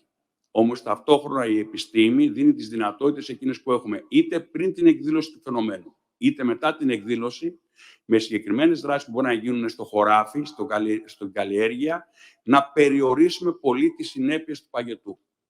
Αν σκεφτεί κανείς ότι τα τελευταία 23 χρόνια η χώρα μας πλήρωσε σε αποζημιώσεις από παγετό 1 δισεκατομμύριο, 200 εκατομμύρια ευρώ, καταλαβαίνει πόσο σημαντική είναι μια τέτοια παρέμβαση, την οποία την αναφέρω ως μια μικρή παρέμβαση, στην οποία γίνεται χρήση της τεχνολογίας για την προστασία του παραγόμενου προϊόντος, το οποίο όταν καταστρέφεται, πρώτον καλείσαι να το αποζημιώσεις, δεύτερον χάνεις την προσθέμενη αξία από την κυκλοφορία και την πώληση αυτού του προϊόντος ως οικονομία και τρίτον και για μένα σημαντικότερο, αποθαρρύνονται οι αγρότες από τη συνέχιση της καλλιεργητικής τους προσπάθειας όταν βλέπουν 1-2 συνεχόμενα χρόνια από καιρικά φαινόμενα να καταστρέφεται η παραγωγή τους.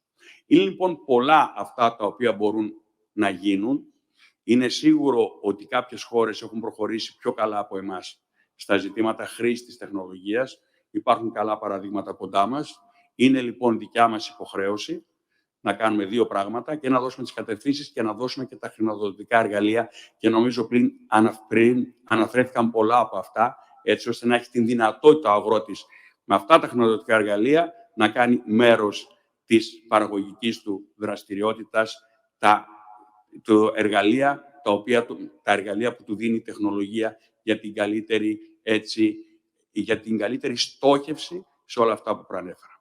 Είναι λοιπόν πολύ σημαντική η σημερινή αυτή δημόσια συζήτηση, έτσι θα την έλεγα. Είναι πολύ σημαντικό να μπορεί η γνώση από όλα αυτά τα ζητήματα να διαχέεται όσο το δυνατόν περισσότερο στους αγρότες, αλλά είναι πολύ σημαντικό να αναλυφθεί ένας πρωταγωνιστικός ρόλος από τα συνεργατικά σχήματα της χώρας για να μπορέσουν να υπηρετήσουν αυτή την ανάγκη.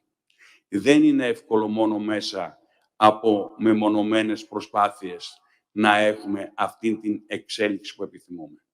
Η κυβέρνηση αυτή στήριξε και στηρίζει στην πράξη τα συνεργατικά σχήματα.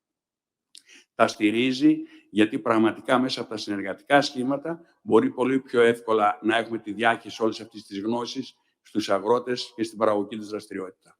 Να αναφέρω μόνο το νόμο που ψηφίσαμε πριν από λίγους μήνες για την έκπτωση 50% στο φόρο εισοδήματος για όλους όσους συμμετέχουν ως φυσικά πρόσωπα σε συνεργατικά σχήματα ή παραδίδουν το παραγόμενο προϊόντος μέσα από τη συμβολαϊκή κτηνοτροφία ή γεωργία. Είναι λοιπόν πολλά αυτά που πρέπει να γίνουν, αλλά είναι και πολλά αυτά που έχουν γίνει και τα οποία εξελίσσονται. Είμαι βέβαιος ότι οι Έλληνες αγρότες που έχουν δείξει μια μεγάλη ανθεκτικότητα όλο αυτό το διάστημα των πολλαπλών κρίσεων, σε μια χώρα η οποία η βιοποικιλότητά της πραγματικά προσφέρει την δυνατότητα για την παραγωγή πολλών και καλών ποιοτικών προϊόντων, σε μια ευκαιρία που δίνει η επόμενη ΚΑΠ μέσα από τα χρηματοδοτικά εργαλεία τα οποία προσφέρει, ιδίως ως προς τις επενδύσεις, ως προς τη μεταποίηση, ως προς τον εξυγχρονισμό και βεβαίως με την βοήθεια των επιστημονικών φορέων της επιστημονικής κοινότητας και των πανεπιστημίων βεβαίως, αλλά όχι μόνο, και όλων των θεσμικών φορέων, είμαι σίγουρος ότι μπορούμε να έχουμε σε σύντομο χρονικό διάστημα αυτή την ταχύτητα και το αποτέλεσμα το οποίο απαιτείται για την αντιμετώπιση μιας κρίσης ουσιαστικά, η οποία μπορεί να μην διαφαίνεται ως άμεση στην αντιμετώπιση της, αλλά σίγουρα δεν είναι μακριά εάν μείνουμε αδρανείς. Χωρίς την προσαρμογή σε αυτό το νέο πεδίο δράσεων, είναι σίγουρο ότι δεν μπορούμε να ξεκλειδώσουμε το μέλλον, είναι σίγουρο ότι θα μείνουμε εγκλωβισμένοι σε μια αδιέξοδη κατάσταση. Ευχαριστώ πάρα πολύ για την προσοχή σας. Να είστε καλά.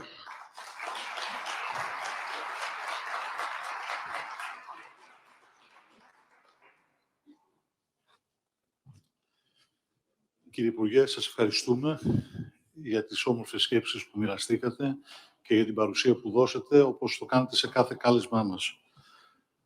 Σήμερα ολοκληρώσαμε το συνέδριο, το 11ο συνέδριο. Αυτό είναι η μεγαλύτερη δράση της Επιτροπής μας. Έχουμε αρκετές άλλες δράσεις, όπου θα θέλαμε όλοι εσείς να συμμετάσχετε, όπως είναι κλειστά γεύματα, κάποιες παρουσιάσεις που θα γίνονται και εκτός Θεσσαλονίκης, είτε στην Κεντρική Ελλάδα, είτε στην Νότια Ελλάδα. Και εδώ πέρα κάπου θέλουμε να ευχαριστήσουμε όλη την Επιτροπή, που αυτό που είδαμε σήμερα ήταν μια ομαδική δουλειά. Να ευχαριστήσουμε τον κόσμο του επιμελητήριου, τον Νίκο και τα κορίτσια, όπως και όλο τον κόσμο που βοήθησε να υλοποιηθεί αυτό το συνέδριο και τους χορηγούς μας. Θέλω να ευχαριστήσω όλους εσάς που μετά από 3 χρόνια κατορθώσαμε να έχουμε το διαζώσει συνέδριο, γιατί εκτός από όλα αυτά που μοιραζόμαστε και το δικό μας το networking, οι δικές μας οι επαφές, είναι ένα επίσης σημαντικό πράγμα το οποίο μας δίνει δύναμη για να πορευτούμε στο επόμενο βήμα. Σας ευχαριστώ πολύ. Ο μπουφές μας περιμένει. Ένα επίσης πράγμα το οποίο θέλω να πω είναι ότι το συνέδριο έχει μαγνητοσκοπηθεί. Θα σηκωθεί από αύριο στην ιστοσελίδα του επιμελητηρίου και πολύ ευχαρίστως να το δείτε, να το ανασκοπήσετε και να ανακαλέσετε κάποια πράγματα. Σας ευχαριστώ πολύ. Καλή συνέχεια.